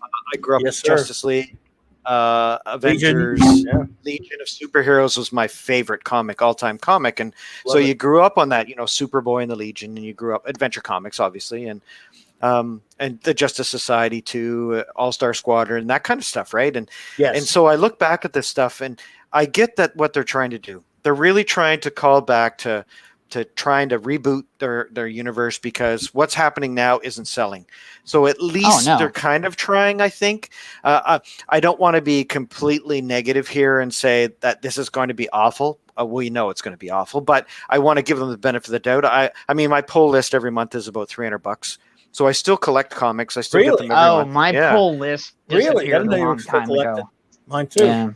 Yep. And in all honesty, mostly it's because my comic shop owner here in Ottawa is a good friend of mine. We play, we're both hockey players, and we both love hockey, but we have a lot to talk about. But he's been a comic guy for like decades, like you and I. Well, all of us pretty much. We all are big comic fans, right? And if not the comics themselves in the MCU. And so, if I canceled my account, I'm the second or third biggest account he has. He had his big account. The guy lost his job, and that was a guy who would get statues and get comics and stuff. Dude, those are like, there's like $300, $400, $500, $600 each, right? And so he's feeling the pinch right now because now we're all locked down again. And so it's curbside pickup. I really feel bad canceling a lot of my comics, but I've kind of weaned off a lot of the stuff. And I get that they're trying to get us back. A lot of the guys, a lot of the 40s and 50-year-olds that are the big money spenders in comics. This is what I don't understand. They don't realize the people that are in their 30s and 40s and 50s are actually the people that will actually spend money. It's not the kids. It's not the 20-year-olds. No. Yeah, it's not the teenagers, and it's not the young adults. They won't spend the money. It's people like us that will actually spend the money for that stuff. And they never got that. They don't understand that with Doctor Who. They don't understand it with Star Trek. They don't understand it with Star Wars. They don't understand it with DC and Marvel. They don't understand any of it. You know? I'm going to get weird on you. Get ready. Yeah. You mean get weird? Yeah, I'm getting weird right now. You always get weird. So no, I get weird. No, for me, weird. I mean, for me, weird. I despise modern comics. I can't. I dropped my fullest a long time ago. That horrible new crap DC's doing. What's it called? Fifth 5G. What was the other one? This future thing. Well, yeah, okay. Yeah, it's got awful. Wretched. I got to tell you, this is not something I'm interested in. It doesn't look horrible. The art doesn't look bad. I don't mind mashups. Again, I'm not going to buy it. I have no interest in it. But I have to call. I got to call balls and strikes. It almost looks like DC, like Marvel. Is trying to get some. It's trying to be old school Marvel. Yeah. I mean, I gotta hand that to him. I'm looking at some of the panels with Daredevil. Well, if you look at Doom, but Doom pretty much looks like Juggernaut and Doom. If Doom Knight would be one. It's trying. Well, if he got Sidorak's gem, right, the gem of Sidorak, if he got that, then that could be the outcome.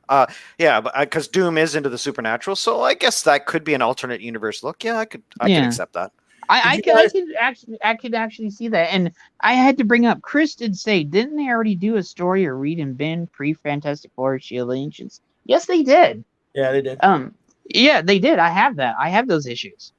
This stuff they've done before, honestly. Yeah, in the future state, you're talking the DC future state, right? I've read I've read the preview, and I've read there's a little bit of kind of a nod to it in Dark Knights and the death metal stuff, which has been awful, by the way. I mean, Batman as the ultimate evil guy, I hate that, and I hate when you take my heroes and turn them into a dark path that's irredeemable. I'm not an irredeemable of my major heroes, like. Oh, you mean like what they did with the New 52? Yep. I'm totally with you, man. I think that Claude, exactly, because I look at the modern comics, and most of it I've despised. A lot of independent stuff I've been kind of reading a lot more, and I got to say this, and this is going to be an unpopular opinion. Do you know where all that death and grim and everything came from? The Dark Knight Returns and Watchmen. It was Watchmen and Dark Knight Returns. I'm going to do a show about that soon. It's going to be called Dark Knight Returns and Watchmen. More harm than good. And we're going to be talking about what turned the comics into. They're awesome books, but that screwed comics. Like, I would argue you could go further back than that to like a lot of the early stuff with Wolverine and Logan and his being tortured and this killer and like there's a lot of dark comics that come out in the 80s that started in the 80s. Yeah. Oh, there was super dark did this with Daredevil, by the way. Daredevil too, yeah. Daredevil was super dark. Participated and it came to a head with Watchmen and Dark Knight, but you're absolutely 100% right. Not before that Wolverine stuff you're talking about. But I think the main hedge-pin that really set everything off was Watchmen and Dark Knight Returns. Well, yeah, because they were bigger than those books. Yeah. But no, you're absolutely right, Lord Thoth. By the way, did you guys scroll all the way down on this page to the next article? No, I didn't. Let me see. No. I'm a little surprised by Marvel. Is someone there? Did someone infiltrate them? Because yeah, they did. Books coming up, like they got a book. I'm not big into She-Hulk, but it says the Women of Marvel. Jen Walters almost looks like a woman right there. Patsy Walker, look at that. She looks like a female. Look at Emma Frost. She actually looks like a woman. Cindy Moon looks like a woman, whoever the hell she is. Oh, here it is, the stylish new covers thing. Yeah. Oh, let me look. That's not very modern Marvel. Oh, I kind of tagged you guys in. Bobby, when you guys were on the Valkyries this morning there, I kind of tagged you a bit, but you guys were at the end of the stream, so I never got to it. But I wanted to say, I was saying, so can we talk about how bad She-Hulk is going to be, and they're going to ruin an amazing, awesome, strong female character? They're good. That's going to be awful. I actually didn't mind Patsy Walker in the Marvel TV show. I didn't mind. I love that actress, either. But I thought the show was terrible. I thought the show was terrible. Yeah. Yeah. Well, first season, at least you get to see Luke Cage, and of course David Tennant's fantastic. But yeah. That was actually, in all honesty, the only reason I watched because David Tennant was in it. Me too, but he should have been painted purple. Kidding? No, they wouldn't do that. I think it was in his contract that he didn't want to do that. I want to ask Ash about that. Ash, did you watch the Marvel Netflix shows? Because you're have you watched those yet? Yeah, I watched Daredevil season 1 and 2. I didn't get around to watching season 3. I watched Iron Fist both seasons. I didn't watch Jessica Jones. That didn't really interest me much. I watched Luke Cage. I thought that was really good. And I was going to say Black Lightning, but he's DC. And then I watched Defenders. I thought Defenders was really good because that tied them all together. It's sort of. I think was there a season 3 of Iron Fist? No, fortunately. No. Then it was season 2 that I didn't watch. And it was season 3 of Daredevil that I didn't watch. Okay. Yeah, thank God, because it would have been Mrs. Iron Fist. Because it would have been all. Yeah, don't watch season 2 of Iron Fist if you. Ash, do you want to know who the real Defenders are? And the guys can tell you who this here. Yeah, they aren't in that show. But. Yeah. Mark, the Hulk, Silver Surfer, Doctor Strange, Namor. There you go. And Valkyrie that's the real Defenders. I love Nighthawk personally as well. Nighthawk. Oh yeah, but that's funny because they used him in the Squadron Supreme there too. That's right. I thought that was kind of weird. Oh, did you see the okay? If you look in that picture, did you see who is that woman that looks like Wonder Woman in that picture? That's Power Princess. Power Princess. See, because I wasn't really that big into the Squadron Supreme. The Dr. Spectrum. The Wizard. Yeah. Actually, the original Wizard. Well, not the original Wizard. But that does look like the original Wizard. Is that Tony there in the corner? Down in the left corner? Tony, let me go back up. Yeah, but that's not Frank, whatever his name was from the original All Winners. No, I'm talking about the original Wizard was Frank. What was his last name? Damn it. Oh, wait, the original Wizard. Wizard. I thought you meant Wizard. Jeez. That guy's name. Anyway, he was with the original Golden Age Wizard. Robert Frank? No, yes, Frank was his last name, wasn't it? Yeah, Robert. Actually, Bob Frank or something. I think. I think it was in one of the episodes in the Marvel Netflix series. They actually had the original Wizard on as an Easter egg. Yep. I mean, I'm talking Wizard. And then he died. Then he got killed. Yeah. So. But the reason why I ask Ash that, because again, I like to see what people think about some of the better stuff too. I love Daredevil. I even liked the third season, even though they had its faults. They were doing a lot of Born Again. I don't know if y'all saw that. Oh, but it's the only of those Netflix shows that I really, really love. You do? Okay. Yeah, you're talking the original Wizard was way back in the Invaders. Remember the Invaders? And you had the Human Torch, and you had Namor. Yeah. Oh yeah, that was some good comics back in the 40s. And he was in the Golden Age, and they weren't even called the Invaders, and they weren't called the Invaders for the 70s till Roy Thomas changed it. They're originally the All-Winners. All-Winners. I was going to say All-Star. I keep getting stuck on All-Star Squadron, but yeah, you're right. All-Winner Squad. Also a name he made up in the 80s. They were before that. They were the JSA, and he made up the All-Star Squadron thing. Yeah. But I still love. I have a full run of the All-Star system. Nice. Yeah, I love that. JSA and All-Star Squadron, two of my favorites. But yeah, Daredevil. Man, did you hear the guy that plays Daredevil is coming back? He's going to be in Spider-Man 3. Yeah. Oh boy. Charlie Cox is really good though. Charlie Cox is going to be back as Daredevil, guys. The best shows of that Marvel show was the Daredevil season 1 and 2. I agree 100%. Yeah. I think he's. There's going to be a lot better Daredevil than Ben Affleck anyway. Well, of course. Yeah. Well, there. Okay, I'm going to say this. There are some people that love Ben Affleck as Daredevil. I thought Ben was terrible, and then they had her as Elektra. That movie. Jennifer Garner. Jennifer Gardner was god awful. I actually have a soft spot for Jennifer Garner. Me too. Yeah. It's tough for me to dislike her because but they could have got somebody. She's not the right choice for Elektra. But no, she's not. I actually like the TV show Elektra. She wasn't too bad. Yeah, she wasn't that bad at all. A lot of people didn't like her. I kind of liked her. Okay, and because with Ash was talking about Defenders, they should have called that Marvel Knights. It was cool seeing them all together. They could have done a lot more with that story. Yeah, but they at least they got them all together, and it wasn't as soap opera-y as the other shows. So, do you think they called it the Defenders for name recognition, though, as opposed to Marvel Knights? Yes. Yeah, because nobody would know what the Marvel Knights are unless you actually read the Max comics and everything else. Well, because look. Now we live in a time because, as I was talking about earlier, how these characters are now movie characters just as much as they are comic book characters.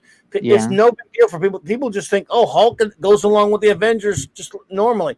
And not to me. It's still awkward to me when he's running around with the Avengers in those movies because he was in the first couple of issues that he left, and then later he's a Defender. He's a member of the Defenders, but it never works him running around with the Avengers. I accept it in the movies, and it's fine. I'm just saying it always feels weird to me a slight because I'm so conditioned to think of him as the Defenders running around causing trouble and having and being the bad guy. Bad guy, but the guy that they have to take down. I agree.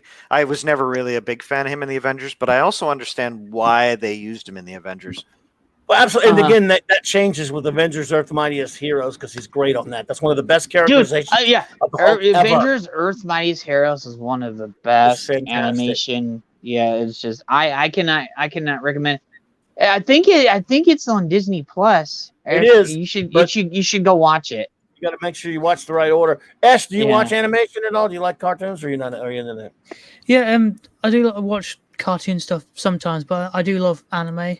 There's a few animes that I really watch religiously, and that was Tokyo Ghoul when that was still around. Yeah, that's my favorite anime, and Attack on Titan. Nice. So, season 4 just dropped, didn't it? Of Attack of Titan. Yeah, they did. I still haven't got around to watching it. I don't know why, but but Tokyo Ghoul is the main one for me. I love that show so much. I don't know why, but. I'll tell you what. So awesome. Since you're a fan of the MCU, I'll tell you one easier way than read. I mean, look, read comics for sure if you're interested in it, absolutely. But if you want to see some way, since you like the Avengers films and stuff like that, and you like animation, and you want to learn a lot about Marvel lore compacted into 2 wonderful seasons that should have been more, Avengers Earth's Mightiest Heroes. It's on Disney Plus. You got to watch them in the right order because they got a weird order on there. And you could find that out easy enough. If you watch that, I mean, it's obviously a lot of it's Cliff Note in the sense that a lot of it's kind of compacted, but some of the classic great Avengers sagas, and it is so good. I love it anyway. The animation is good. The characterization and the voice work, especially, they kind of got a guy that sort of sounds like RDJ, the 2 Iron Man. I love Brian Bloom as Captain America is fantastic. Yes, It's like watching the classic comics move around on the screen. And the Hulk, in my opinion, I've never seen him written better as a character than on this show. And they got a lot of great stuff. It's and it depressed me because they canceled it.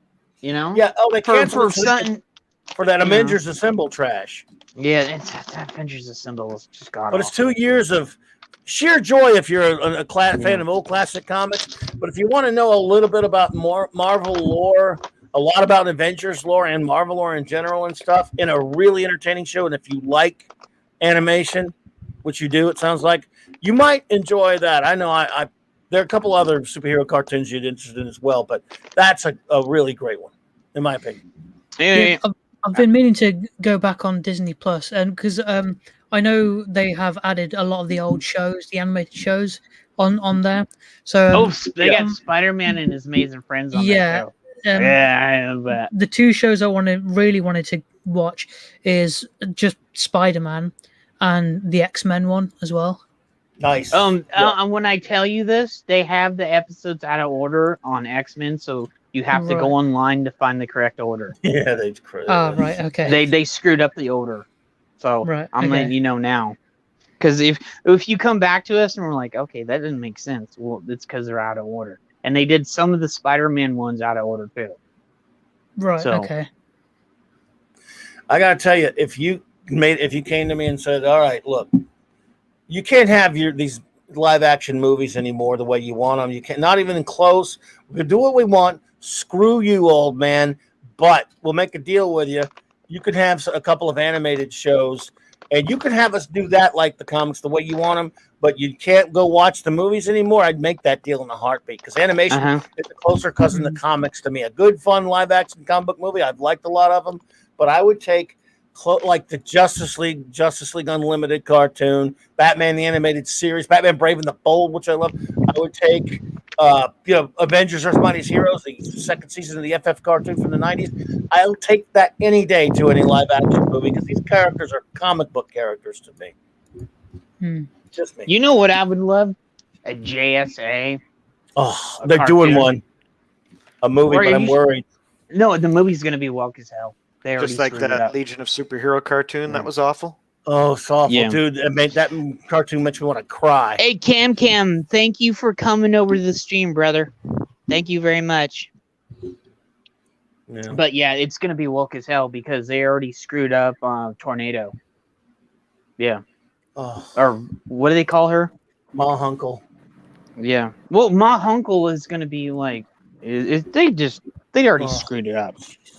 It's just that's and, you know, and the new upcoming Justice Society. Yeah, they should do a Justice Society cartoon, animated movie. Well, animated movie. What they should do is I'd rather a series. Yeah, right. What they should do an animated movie that leads into a series. That's the problem. That's how you get it. It's the problem now. When anything new is coming out, I default to go, oh no, wait a minute. Because you go, oh, cool. They're like, if you said, hey man, they're doing a show about something I love. Right? My first knee-jerk reaction, oh wow, that is so cool. And then I remember what year we're in. I go, uh-oh. Yeah, that's the problem with things nowadays. You gotta. Well, Black Adam movie is gonna be extremely problematic. It's gonna be terrible. What Chris said right there. Yeah, but Chris, Chris said, Black Adam movie looks like it's. Yeah, it is. Yeah, it's gonna be. It's gonna be extremely problematic. It's gonna be more CW looking crap. I'm a little bit worried about their casting for Dr. Fate too, because we obviously remember the blonde-haired, blue-eyed white guy, Dr. Fate. I just have a feeling they're going to go with this modern iteration, and I think that would be a mistake. And they won't even go with Enza. They'll go, and it's certainly not Kent Nelson. No, it's not. I would be surprised. They might call him Kent Nelson. Yeah, him or her. Yeah, I don't even think it's going to be Carter. I don't even think it's going to be Carter. Do you mean Hawkman? Carter Hall? Yeah. No, hell no. Not the one you're thinking about. It might, like you just said, Lord, thought they might call him Carter Hall. Yeah. Well, I think they cast a black man to be. They did. Hawkman. That's right. Yeah. They might. I guess they're going to call him Carter. I don't know. No, who knows? I don't know actually. And if you don't like it, you're some kind of istophobe or something. If you just say, you're. Yeah. Let me tell you something about the whole race change thing. Okay. And you don't want to be controversial or anything. When they did it with Michael B. Jordan, it's the Human Torch and Fan Four Stick. Forget about how bad the movie is for a second. Yeah. I have a gentleman on my Baxter Building basement page. Very nice dude that we politically have nothing in common. He's really far to the left, which is perfectly fine. I don't mind anyone's politics or whatever. But I try to keep the politics off the page. Well, when it first came out, and this gentleman happened to be, would you say the ultimate Fantastic Four fan? I put him above me, and that's saying something. Yeah, you were telling me about him the other day. His name is J.A. Flood. Great dude, good buddy. Oh, yeah. He happens to be both a black and a gay gentleman. And when people started saying, you're supposed to be all for this race change of Johnny Storm, he said, screw that. He said Johnny Storm is a blonde-haired, blue-eyed white boy, and that's what he's supposed to be. This man doesn't care about the color of the Fantastic Four. He's loved that comic book all of his life, since his childhood, and he wants it to look like it does on the comic book on the big screen. Now, why is it? I guess he's a racist against himself. He also didn't like it when everyone wanted to make Peter Parker gay and started talking about that when Stan Lee barely just said they shouldn't do it and got reamed out for it. Stan Lee got canceled over that. He said a gay man said Peter Parker's not gay. Stop that crap. Now, that's not everybody. Everyone has a different opinion. It's fine. I'm just saying it has nothing to do with your identity politics. This man loves these characters and he wants to see them the way he grew up with them, loving them. He doesn't give a shit about their color. And we can also say this about Ripper. Ripper thinks the same way too. Yeah. Ripper thinks the same exact way as Fudd does. He wants to see the characters how they are, not be token characters or not be, any of that. Ripper ripped hardcore into them when DC came out with that future bullshit, and he's like, well, they're doing a token Batman and all this other, I was just like, go Ripper. Make new characters. Make new characters. Remember, Miles Morales. He was supposed to be the replacement for Peter, and I was like, okay, if you want to make a black character, make somebody else. But at least he's not Peter. Yeah. But they want to replace him. So what are you gonna do, man? Look, there was a time when, as you know, Lord Thoth, I don't know if you're all familiar with this, but Jim Shooter, that's been a bastard in his time, in the 60s, as a very young man, wanted to turn a character in the Legion of Superheroes who was, there was a big mystery about Pharaoh Lad. I don't know if you're familiar with this story. This is in the 60s now, where they would not let you just pop any black character in there. Stan Lee and, Kirby and Lee had to fight to get Black Panther in there. Before that, the Falcon. Because they wanted to have black characters, not just, and that was when representation actually had a meaning, because you didn't have as many minority characters, and it was a noble thing. Well, he wanted to. They had this mystery going. We'd never seen Andrew Nolan's face because he was apparently a mutant, and he was a member of the Legion of Superheroes that Lord Thoth and I love, called Pharaoh Lad. And Pharaoh Lad, Jim Shooter wanted the character to take, when he takes his mask off, he wanted to be the black kid because the Legion are kids, and editorial wouldn't let him do it. This is the 60s and 70s, by the way, around the early 60s, late 60s. And they wouldn't do it. And it's pathetic. And that's true racism right there. And he stood up against it. He said, well, screw you. Then he just killed him. Let him die. Yeah. Saving the galaxy from the Sun Eater, as you remember. Lord Thoth. I remember that. And that's the kind of thing that's truly fighting. But that's over. You can create any black character you want now. No one would tell you now at Marvel, even for the past 20 years, if you say, I want to create a black character, an Arab character, a Latino character, whatever it is, no one tells you anymore you can't do it. You can do it now. But back then, it meant something. Yeah, absolutely. I do know that story. And that's why it was a fight to get Tyrock as being a black character in the Legion of Superheroes too. Right. It was a big fight because they wanted to make him a regular white person. And if you look at the Legion of Superheroes, they're mostly all white. There's very few that are even alien. I mean, it's towards the later stages of the Legion of Superhero comic, as it got closer and closer to the 70s, where a lot of the characters started to change. I mean, you only had a few that weren't white, like Chameleon Lad. I mean, I'm a Chameleon Boy. I mean, we're not going to go into going through the history of the Legion of Superheroes, but it's awful how that history was.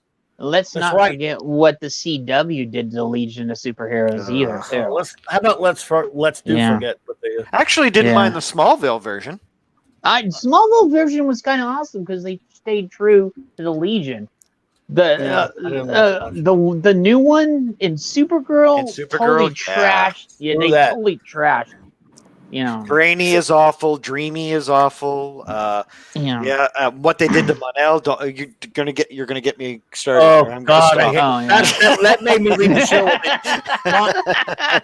What they did to Mon-El made me leave the show. Now, Ash, now you see how you probably should never read comics, because this is what happens to you. But that's the DC stuff too. You'll see Ash, you'll see the characters that you've loved for 20, 30, 40 years. Eventually you'll see them when they get on TV, or when they go into a movie, you'll see them get destroyed. Yeah. Yeah, with the CW shows, I actually, to start off with, I really liked them. Like, I watched Flash was my favorite. I used to watch that almost religiously.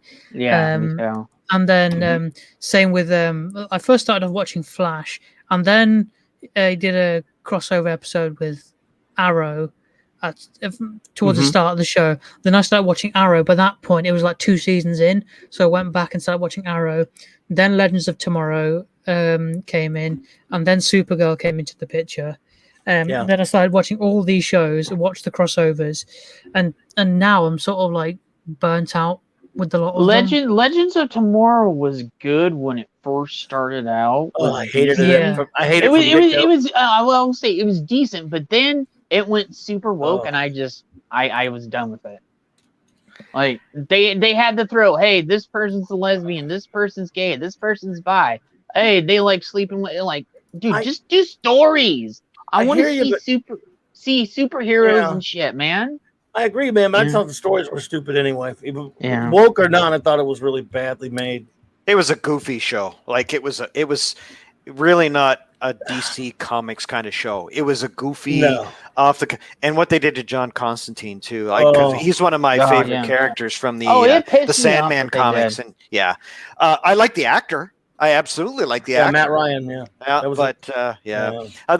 first couple of seasons of each of those shows were pretty good. They were okay. I liked Flash's journey in season 1, and then I liked Arrow too, being a dark, gritty hero that would put an arrow through you if you were a bad guy. That was really cool. I mean, that was the Longbow Hunters right there, and I think what they did was it went CW, and then it went. I like how Gary puts it. He's what. Tears in hallways, and it's every episode too. It's not just like once every couple episodes. It's every episode for at least half the episode. So it's too bad Alpha that way. Alpha just came back. I watched the first 2 seasons of Flash, and after the end of the second season, I was fairly enjoyed it a little bit. And then the first couple episodes of the third season said, "I'm sick." It said we're going to go the Flashpoint route.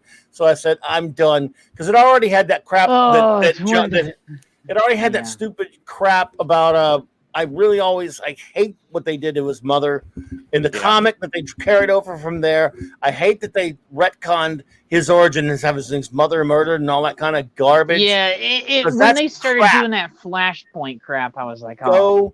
I still do watch it, but I struggle through the shows now because people want to know, So I watch it, but I end up what I do. Here's another thing. Binge it over the summer because I can't watch it every night. Here's another thing that I've been struggling to get through, and it's been like 2 weeks, and I haven't restarted it. People wanted me to know how Sabrina was. Well, the first 2 seasons, first season was good. Second season was like, ugh. This third season of Sabrina, I'm still on the 3rd episode. I haven't even started the 3rd episode. I can't. It's so bad now, man. My wife and I because we're like 80s original Sabrina fans.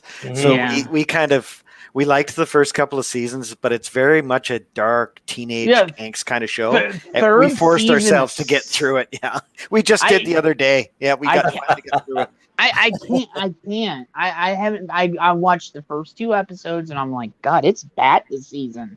How? Like, how did you start out from really good the first season, and then you went kind of slightly darker, and I was like, but it was still good. But then season 3, it's just like, why? Yeah, I know.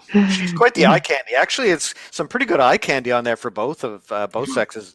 My wife and I both enjoyed it, right? And then we liked the first season. We said, let's watch the second season. So we got through it. Oh, that was pretty good. And then the 3rd and the 4th, we watched back to back to back. Like we hadn't watched it because we have other more important things to watch. So we finally got through it. And then at the end of season 4, we both looked at each other and went, what the hell did we just watch? That was awful. Yeah. Man, Chris Alpha said this. He said CW Flash was first okay, a couple seasons, then progressively worse. I do agree with that one. Yeah. I do agree with Chris on this. The DCU is already the new 52, which is it is Screw 52. What will this Flashpoint do? Give us the spell G5? Yeah, and okay, I got a bitch about the new Lois and Clark show. He has that god awful new 52 outfit again.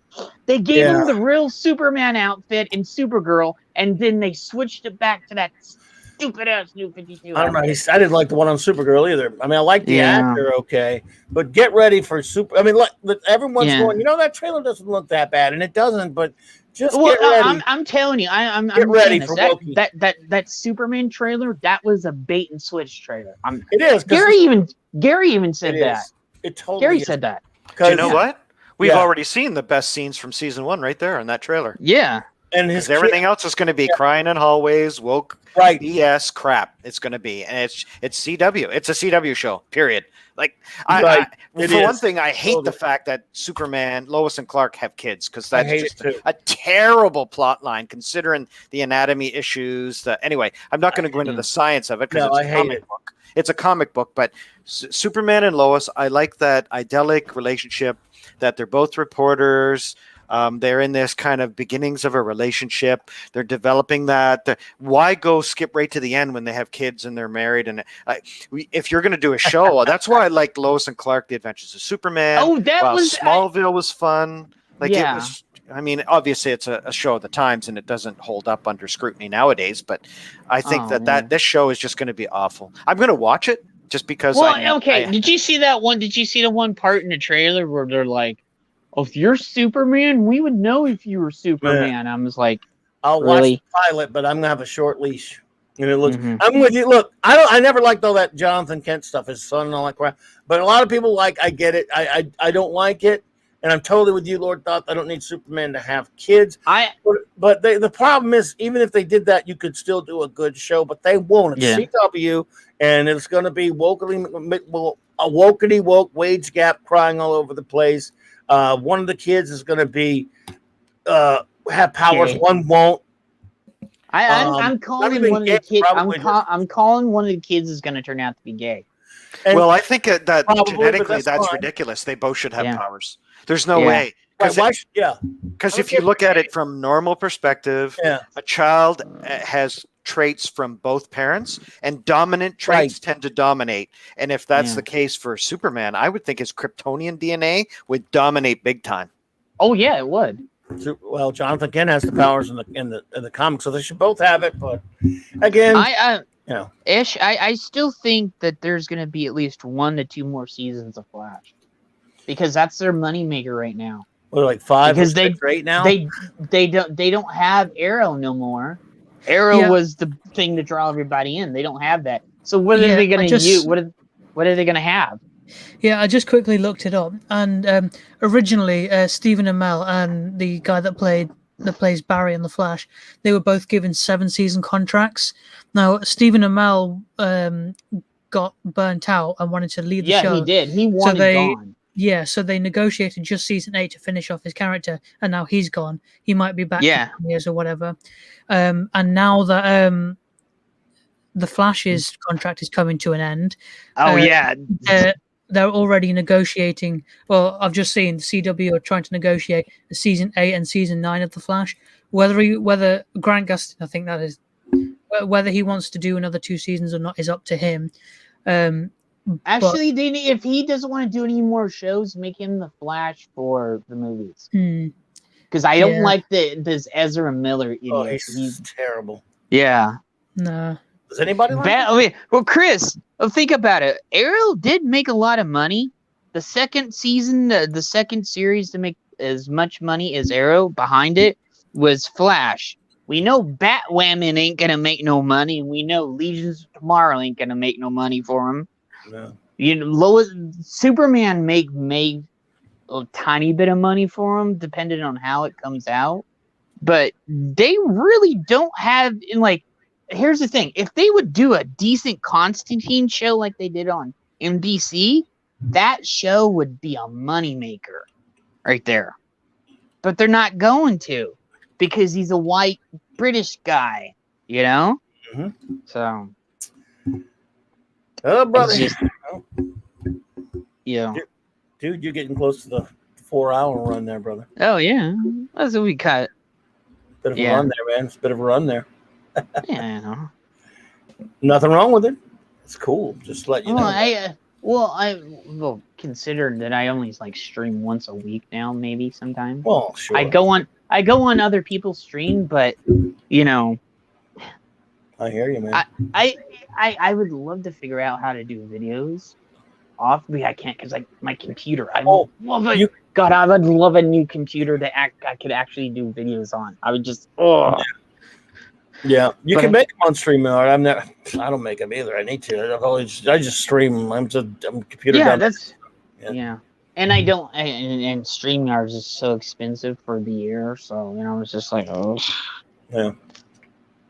Yeah. EFAP goes 10 out. Yeah, they do. Yeah. That's a long time. Yeah, but here's the thing, and I did get told. Well, Gary and him Gary goes anywhere from when he has people on anywhere from 2 to 4 hours. Oh, he goes a long time on Friday night. Yeah. Yeah, he's been cutting it back a bit because he's been going 5-6 hours on Friday Night Tights, and some of the guys feel obligated to stay the whole time. Well, and I always say that you're right. There's no obligation. If you gotta go piss off or do something, that's fine, man. Yeah, he's been cutting it back. He's been trying to do it around 4 hours, and a lot of the time they get off on tangents, right? And they get into big rants, and that usually takes up we do that too. Because how many times did we go off on tangents when we were doing the review of? Well, that's what streaming is, man. You're right. Yeah. Yeah. Oh, you go where the tide takes you. Yeah. Yeah, absolutely. We did that this morning on Valkyries. Now they keep their shows shorter, but yeah, I was bringing them all over. If I felt bad, I'm like, I can get off the topic, but you know what the hell, I was having fun. So what the hell I do? Yeah, I've been doing it for years, and I still do it. Yeah, and I would say, if you still got people, and now if people are being bored or something, but if you're actually putting some content out and you're actually talking to people, you're talking to chat like we always do here, and everything else, and you still got things to do and you're interacting, go. You know what I'm saying? I hear you, man. Absolutely. Yeah. With my streams, I've spent good most of this week, many late nights trying to figure out some software with I got the Elgato 4K 60 Pro capture card for my PS5, and I've been trying to figure out how to use their 4K capture utility, which is shit, by the way. Actually, I already told you that. And so I started using OBS, and then I tried spending hours just trying to get the settings right so I can stream at 1080, so the stream isn't such bad quality, and then record at 4K to upload that to YouTube. I wanted to ask people in the chat, how good is the stream quality? Does anybody know? Well, I thought it was pretty good before I hopped on here to join you, but I mean, the good thing is none of us are on camera too, which tends to take up a lot of bandwidth. Yeah. Yeah, that's the main thing. Especially with my gaming streams, because I've got a PS5 and my TV's 4K HDR as well. That looks good. Eats at it looks good for me, but it eats at the bandwidth. So just streaming straight, just my PS5, the quality looks terrible. And I'd have to drop the quality to at least 720p to make it look somewhat okay. But with OBS, hopefully I could bypass it. OBS is a pain in the ass because Tom was I've been saying, I go hang out with Tom when he does Cobra Kai and he has his Xbox and stuff on, and it lags him out sometimes. Yeah. So. What is Cobra Kai on? Is it on PC or Xbox? Because I think it's on Xbox, it's on PlayStation and PC. That's a new game, right? Yeah. Tempted to get that. I love the show so much. Well, I've been. So you guys, everybody else. There's 2 on 720 and 40. Yeah, and here's the thing. I've been doing this all off my phone too. So. Yeah, that's got to be a challenge, man. That really does. Yeah, you gotta have a decent phone to do it with too. I wouldn't know how to do this on my phone. Well, I had Jed's to learn the all that. expert. Well, I had to figure it out because I was just like, the only thing I haven't been able to figure it out is how to share screens and stuff. That's the only thing. Yeah, I haven't, you know. Small, so. Yeah. Well, kid, okay. I know Ashton wasn't, but Mark and Lord and the other guys in the chat that are about my age, and did you ever think that we would ever have, like, because we used to watch Buck Rogers and Flash Gordon and Dick Tracy, and they had all the watches and all that stuff, and we were like, hey, did you ever think we would ever be able to have that within our lifetime? Nope. You know? Nope. I didn't. I didn't think either. You know, that, you know, we would be able to stream and do all that stuff. Like, think about it. Remember, and there are several in us in chat.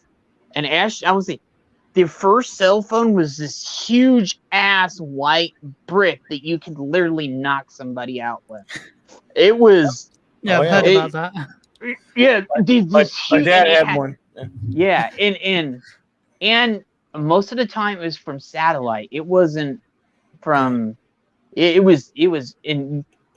I literally not. I was playing with it when I was little.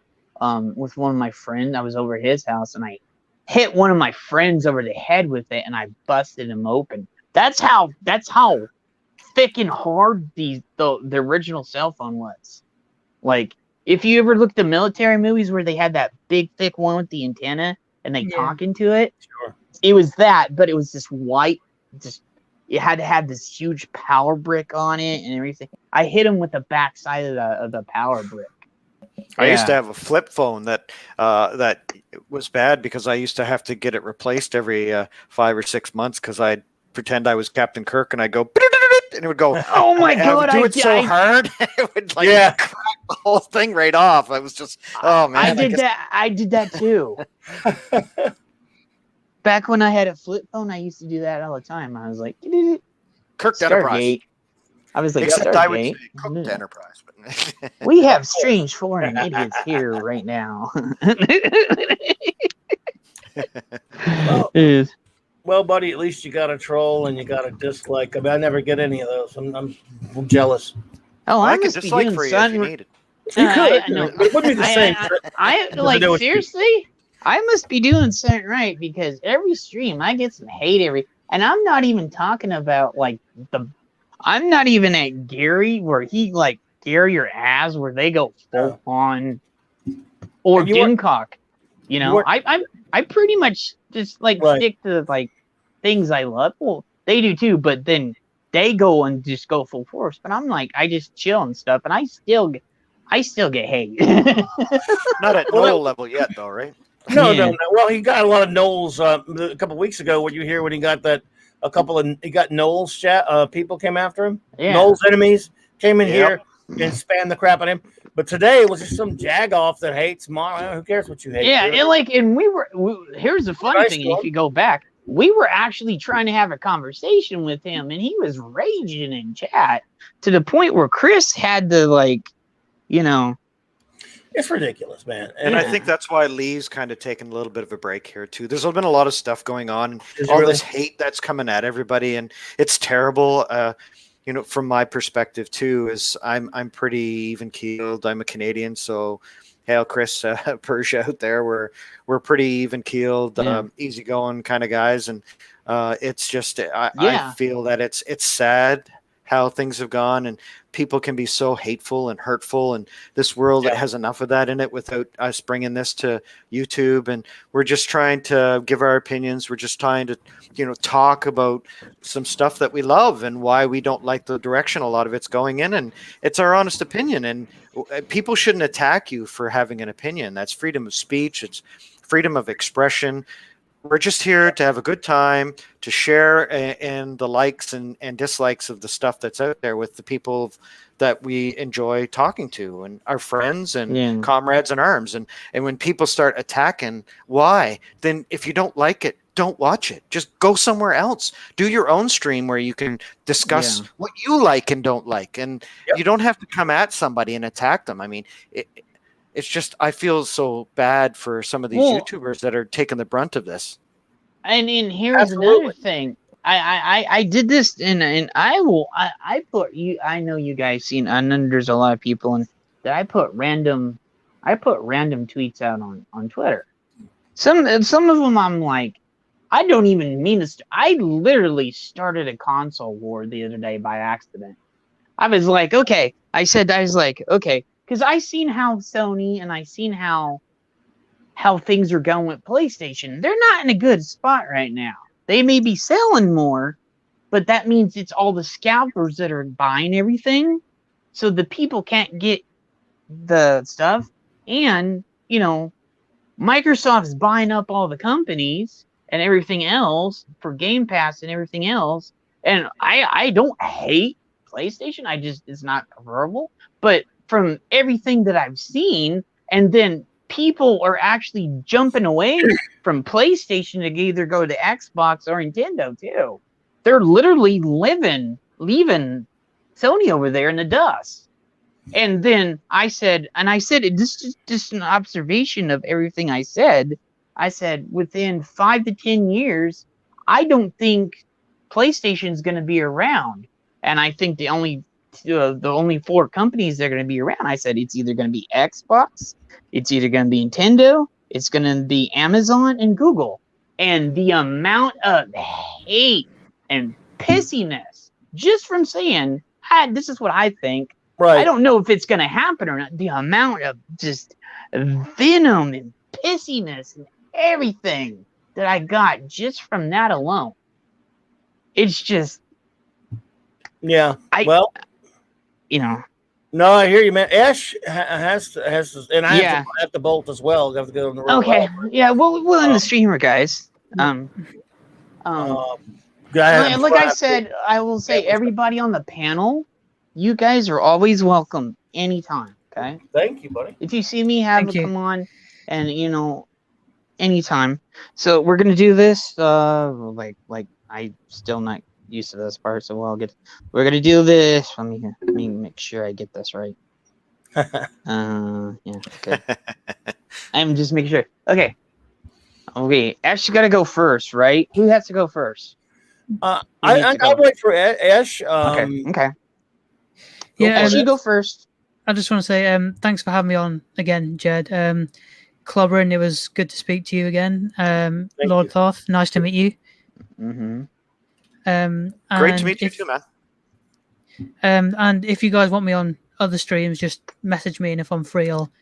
Dude, I will always. Sorry, I'm trying to fix them. I haven't figured out all the controls on here yet. It's been a pleasure, Ash, again, and I hope we get the chance to hang. Is there anything else that you wanna, like your Twitch channel or anything?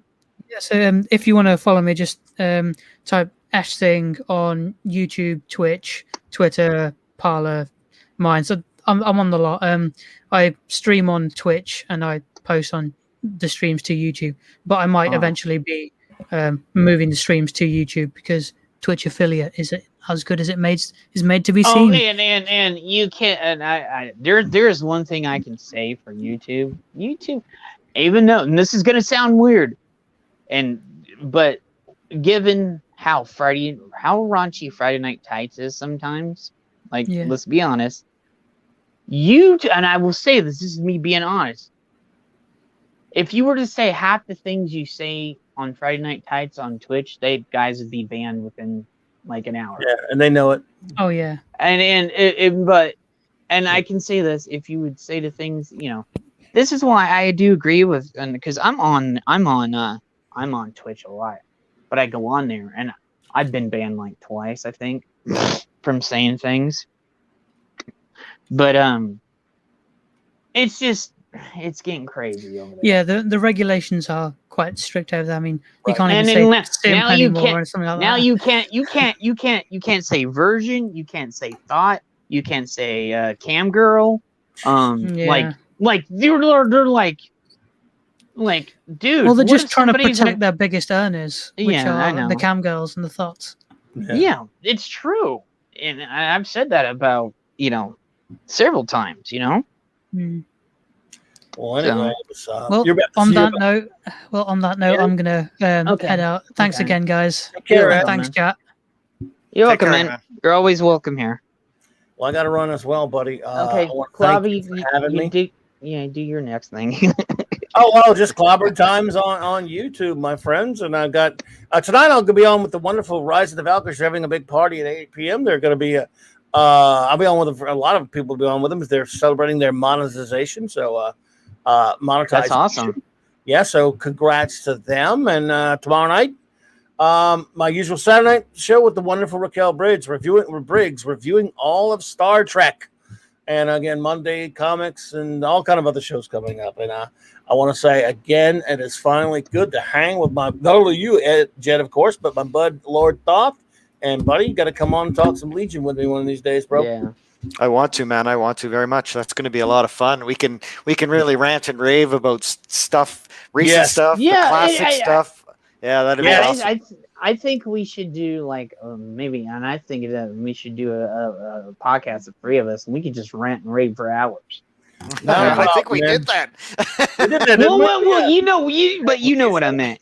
Absolutely right. And we'll do so again, my brothers. But I'm gonna run now. But hey, great Chris Prisoner as always, and everybody else, Kim, and Rob Fellows, and all those wonderful people in the chat, Alpha Omega, and Ash, and Lord Thoth, my friend, always a pleasure. Jed, you're the man, buddy. Sorry I was late.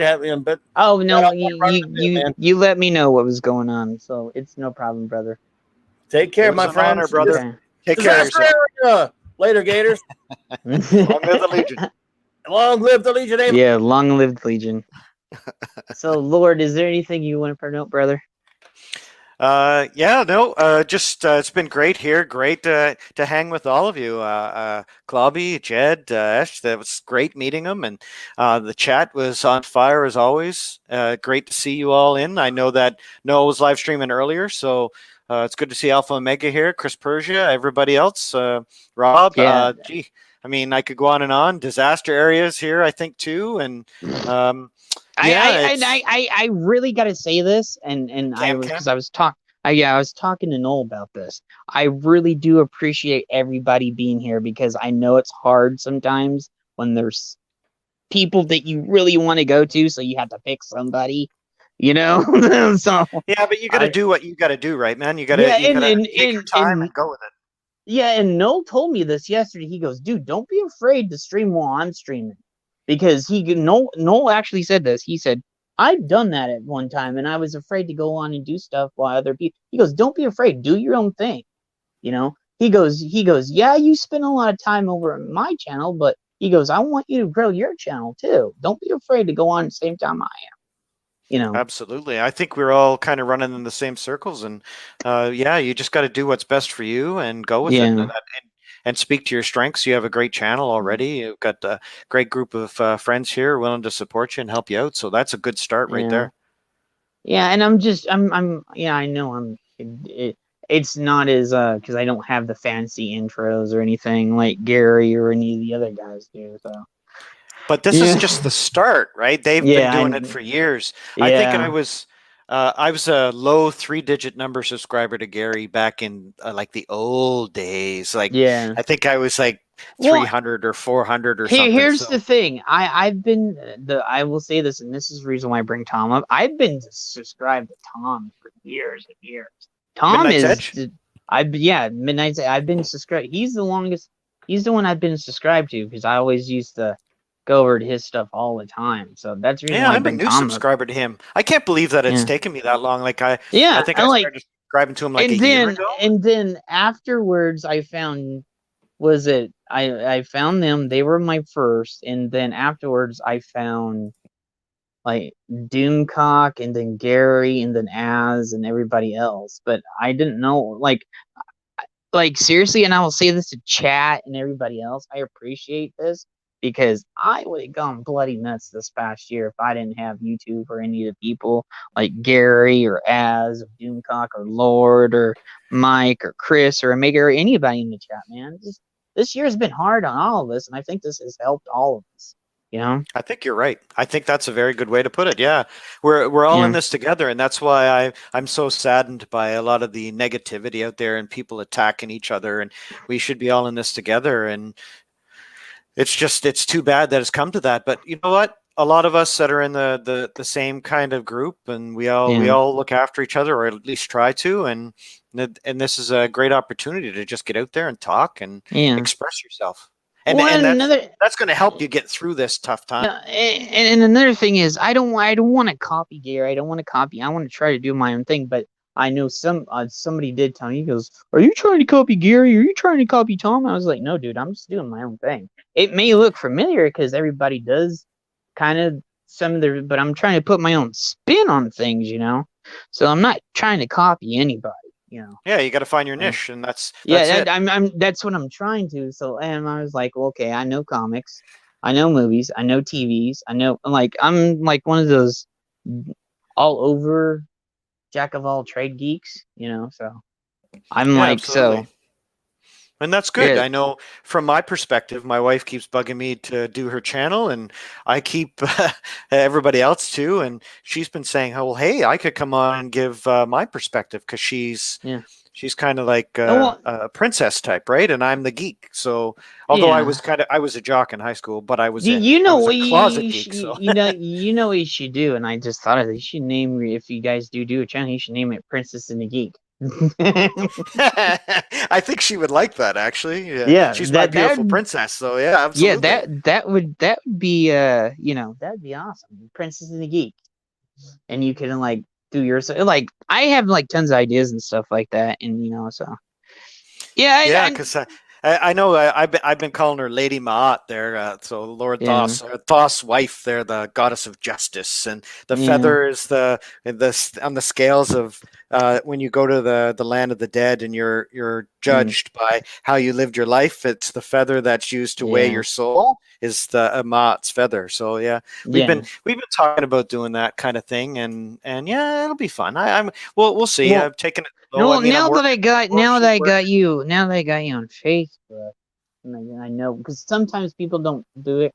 I can bring you over if you have time and stuff. So, sure. Because sometimes and I've noticed this, and Noel told me about this. He goes, dude, he's like, sometimes it's just me, and then if you have people in chat, you just bring people from the chat on, you know, so it's left like that. So. But what Rob said, it's nice to go to some of the quieter streams sometimes where the chat is not moving 100 miles an hour, you know. So that's true. Yeah, I don't think I'll ever be like I think I'm always going to be like a smaller stream or something like that. Because that's what they all say at the beginning. No, I really don't think mine's going to take off that much. I can barely get 50 subscribers. Well, I think I have 31 or something, and I've done like 2-minute videos. So it's not. I think it's just it's the start, right? You get to 200, then you get to 400. Hey, Chris, are you still there, or did you leave? Can you put Lord Thought's channel? You have a channel, right? Oh, I can toss it in here. I think. Can you toss it in there so you can? Oh, I got 55 now. You got 55. Oh, it must have happened when I was on Tom's stream last night. I picked up like 5 people from Tom's stream because we were talking. Come on, if he wasn't busy. Yeah, go subscribe to him. He's a good dude, you know. Absolutely. And I gotta say that to everybody, man, because people are like, "Oh, you're a little bit too nice," and I was like, "Dude, that's just me," you know. And I just want to talk about stuff I love and everything else. You know what I'm saying? Oh, absolutely. Yeah. Here, I'll toss Clobbies in there too if you want. Yeah, toss Clobbies. I still haven't figured out how to put stuff in descriptions or anything. So somebody did ask me, I was like, how come you don't have anything in here? I was like, I don't know how to do it yet. So, and I set everything up through Streamlabs. So. StreamYard or Streamlabs? StreamYard, sorry. Yeah. I used to use Streamlabs on Twitch, but then I got rid of it. So that's the reason why I get confused. Because I used to stream on Twitch all the time, but through my computer when it did work. God, I wish I could get a brand new computer. Ugh, I would do such like I had an idea the other day, like when I would like just be able to do like stuff because working on through your phone and your tablet is so difficult. Oh, but yeah, I can imagine. I have my room. I build computers too. I work in cyber, so the cyber world. So it's I have like my study gets pretty hot because I've got a bunch of computers. I got my gaming computer, I've got my internet computer, I've got my work stuff, I've got my forensic stuff. Yeah, it's a lot of stuff going on. Yeah, and I mean, I have like I have an Xbox. I spend a lot of time on there, but I have my older computer. But the computer I have, it can't hardly. It's like the computer I have is like 10 years old, and it struggles. So it's like so it's basically like not having one, you know. Wait, yeah, you're up against Critical with the guest recorded in, streaming in a moment, and Mauler or Friday Night Tight soon. Yeah, and here's the thing. I was like, So here's my idea, and I said this. I was like, nobody's gonna want to come and watch me if Friday Night Tights or Mauler or Critical Drinkers on. I was just like. Yeah, Friday Night Tights usually starts. Well, it says 5:30, but it's more like 5:45 or 6 o'clock. But that's because I don't think EFAP was on today though. But I know the Critical Drinker was talking about. Starts with a T. What was he talking about? The Western. Tombstone. He was talking about Tombstone today. Tombstone is an awesome movie, but you know what movie I like that it's not recent, but it came out in the 90s is The Quick and the Dead. Yeah, he has some pretty good videos. I love the Critical Drinker. He's a good Scottish gent. So. Oh yeah, Alpha. I feel Scottish is crap. Yeah. Yeah, I would love to bring more people on, but right now I'm having a hard time getting people because people like the time frame that I choose is like it's in the daytime in America, like during work too. But it's also at night for UK, so that's just why a lot of people. Yeah, I'd suggest you just pick a time that's good for you, and then stick to it, and kind of make it scheduled. I like it. That's the reason why you've seen. If you notice, the first stream it was 11. Well, actually, I think it was 12. The last one was 11. This one was 11. You know, Sharon Stone, she was awesome in Quick and the Dead. Yeah. But yeah, she was one of the few good things about The Quick and the Dead. Yeah, I a lot of I love The Quick and the Dead, and it's kind of like how Howard the Duck is for me. I just like everybody rip on Howard the Duck, but I was like, I want it, and hopefully there's going to be some plans, and the people in chat that I know want the Howard the Duck stream to happen. I'm hoping and praying. There's gonna be something soon, hopefully. You just gotta get sure. it's getting and the thing is it's getting everybody together. Because they're gonna that's the only thing because me, I would like try to get everything, but you gotta schedule around everybody and then everybody there's people from Canada and then there's people from the UK and then there's like, you know, other people. Yeah, I know you do Disaster and dude, I want it too, but I gotta wait.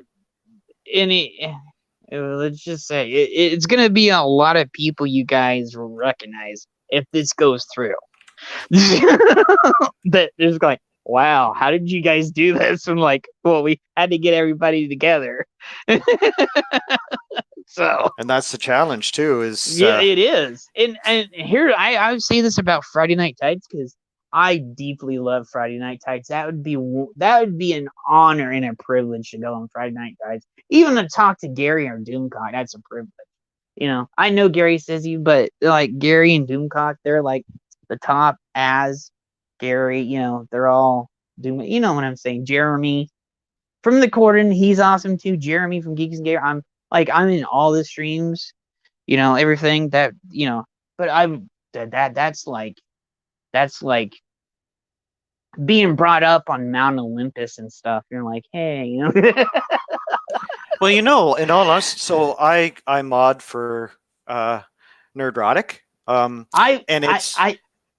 It's really you get to see some besides the normal veneer that he puts on. He's just a normal guy. Like all these guys are really normal guys, and I know that they're inundated with requests to go on their channel or to go on your channel, or not yours specifically. I have asked a few, and they said they couldn't because they're busy. It's hard. Understood. Yeah. Yeah, and I understand that.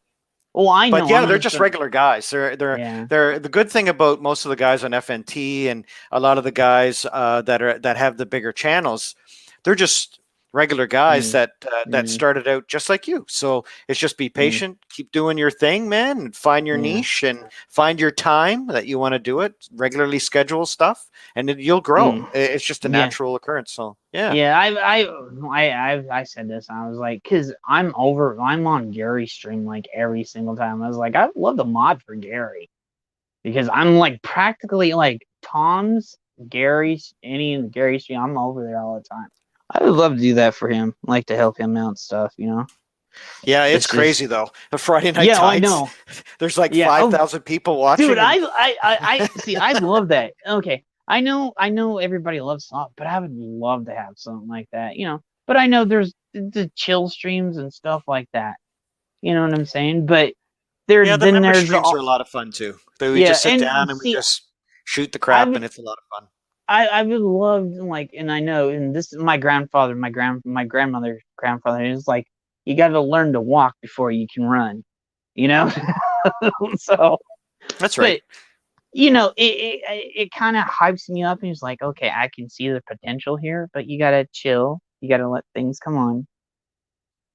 I get kind of like that. So, yeah, I know. Oh yeah, and here's the thing. This is Chris. I will say this. Chris just said that's the thing. Gary, he is always paying it forward. And I've already done this, and I'm like, you Lord, and like Ish. That was his first time being on this. That was his second time being on YouTube because nobody's ever asked him.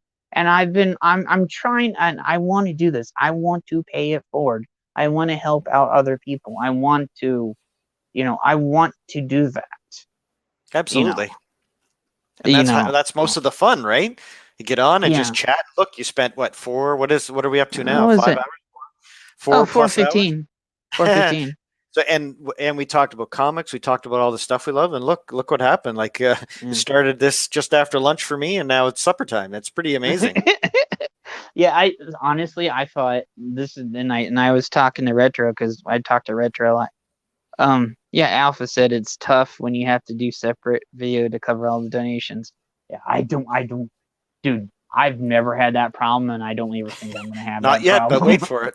That's funny because in a few years we'll look back at this and go, "You remember that stream back in 2021, and now you've got like 5,000 subscribers." Oh, yeah, that ain't gonna ever happen. I guarantee that ain't gonna ever happen. Like. Well, it goes up exponentially. Once you get 100, and then it's 200, and then 500, and then 1,000, and then 5,000, and 10,000. The sky's the limit. Yeah, I know. I don't even think that's gonna happen for me. So yeah, I want to do that because I want to like how it is right now. I can barely like I said, I can barely afford to take care of myself and all this other stuff. But then Oh, Cam, welcome, man. I mean, have a good day. I'll see you all, man. Okay.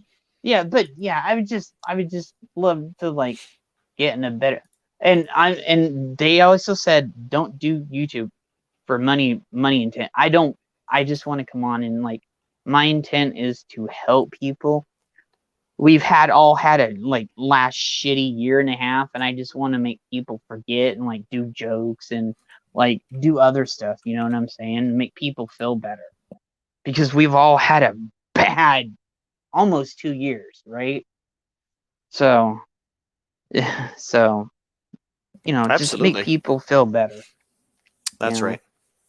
Well, I guess I should get going. Yeah. Okay. Yeah, I'll probably be here Friday night tights and stuff, and then I gotta bring Princess out, and because you heard her earlier. And I like I said, I really, truly appreciate everybody that's out there in chat and everybody that's lurking, because I know I have lurkers too. So I really appreciate everybody that come here to pick, me. Because, like, I said this to Retro earlier today. I was like, oh, yeah, I'll probably have, like, 3 people because they got a ton of people on right now. So, well, no, you're doing good. You're doing good, man. Yeah. Well, I appreciate it. Lord, thank you. I just want to say welcome. Thank you to everybody in the chat. And, like, I had to say this. I think Rhino still has his thing going on, his GoFundMe, because he's been having a hard time. I lost the link to his thing, but I think it's on Rhino's profile on Twitter. So if you can go help Rhino, if you can, even if you can't, just share his link, because he's been having a hard time, because over there. Chris, well, I know I have lurkers. Lord, can you see if he has it on there? I don't know if it stopped yet. I had it on my profile. I had it pinned. Who is it? I don't think I'm... Raging Rhino. Oh, Raging Rhino. Yeah. Yeah, they do Friday. They do Ozzy and stuff along with them. So but I had it on my profile. But I know I have lurkers. Even when I was doing Twitch, I had lurkers that people just sat there because they enjoyed me just being a hilarious idiot. Because I do say off the wall stuff,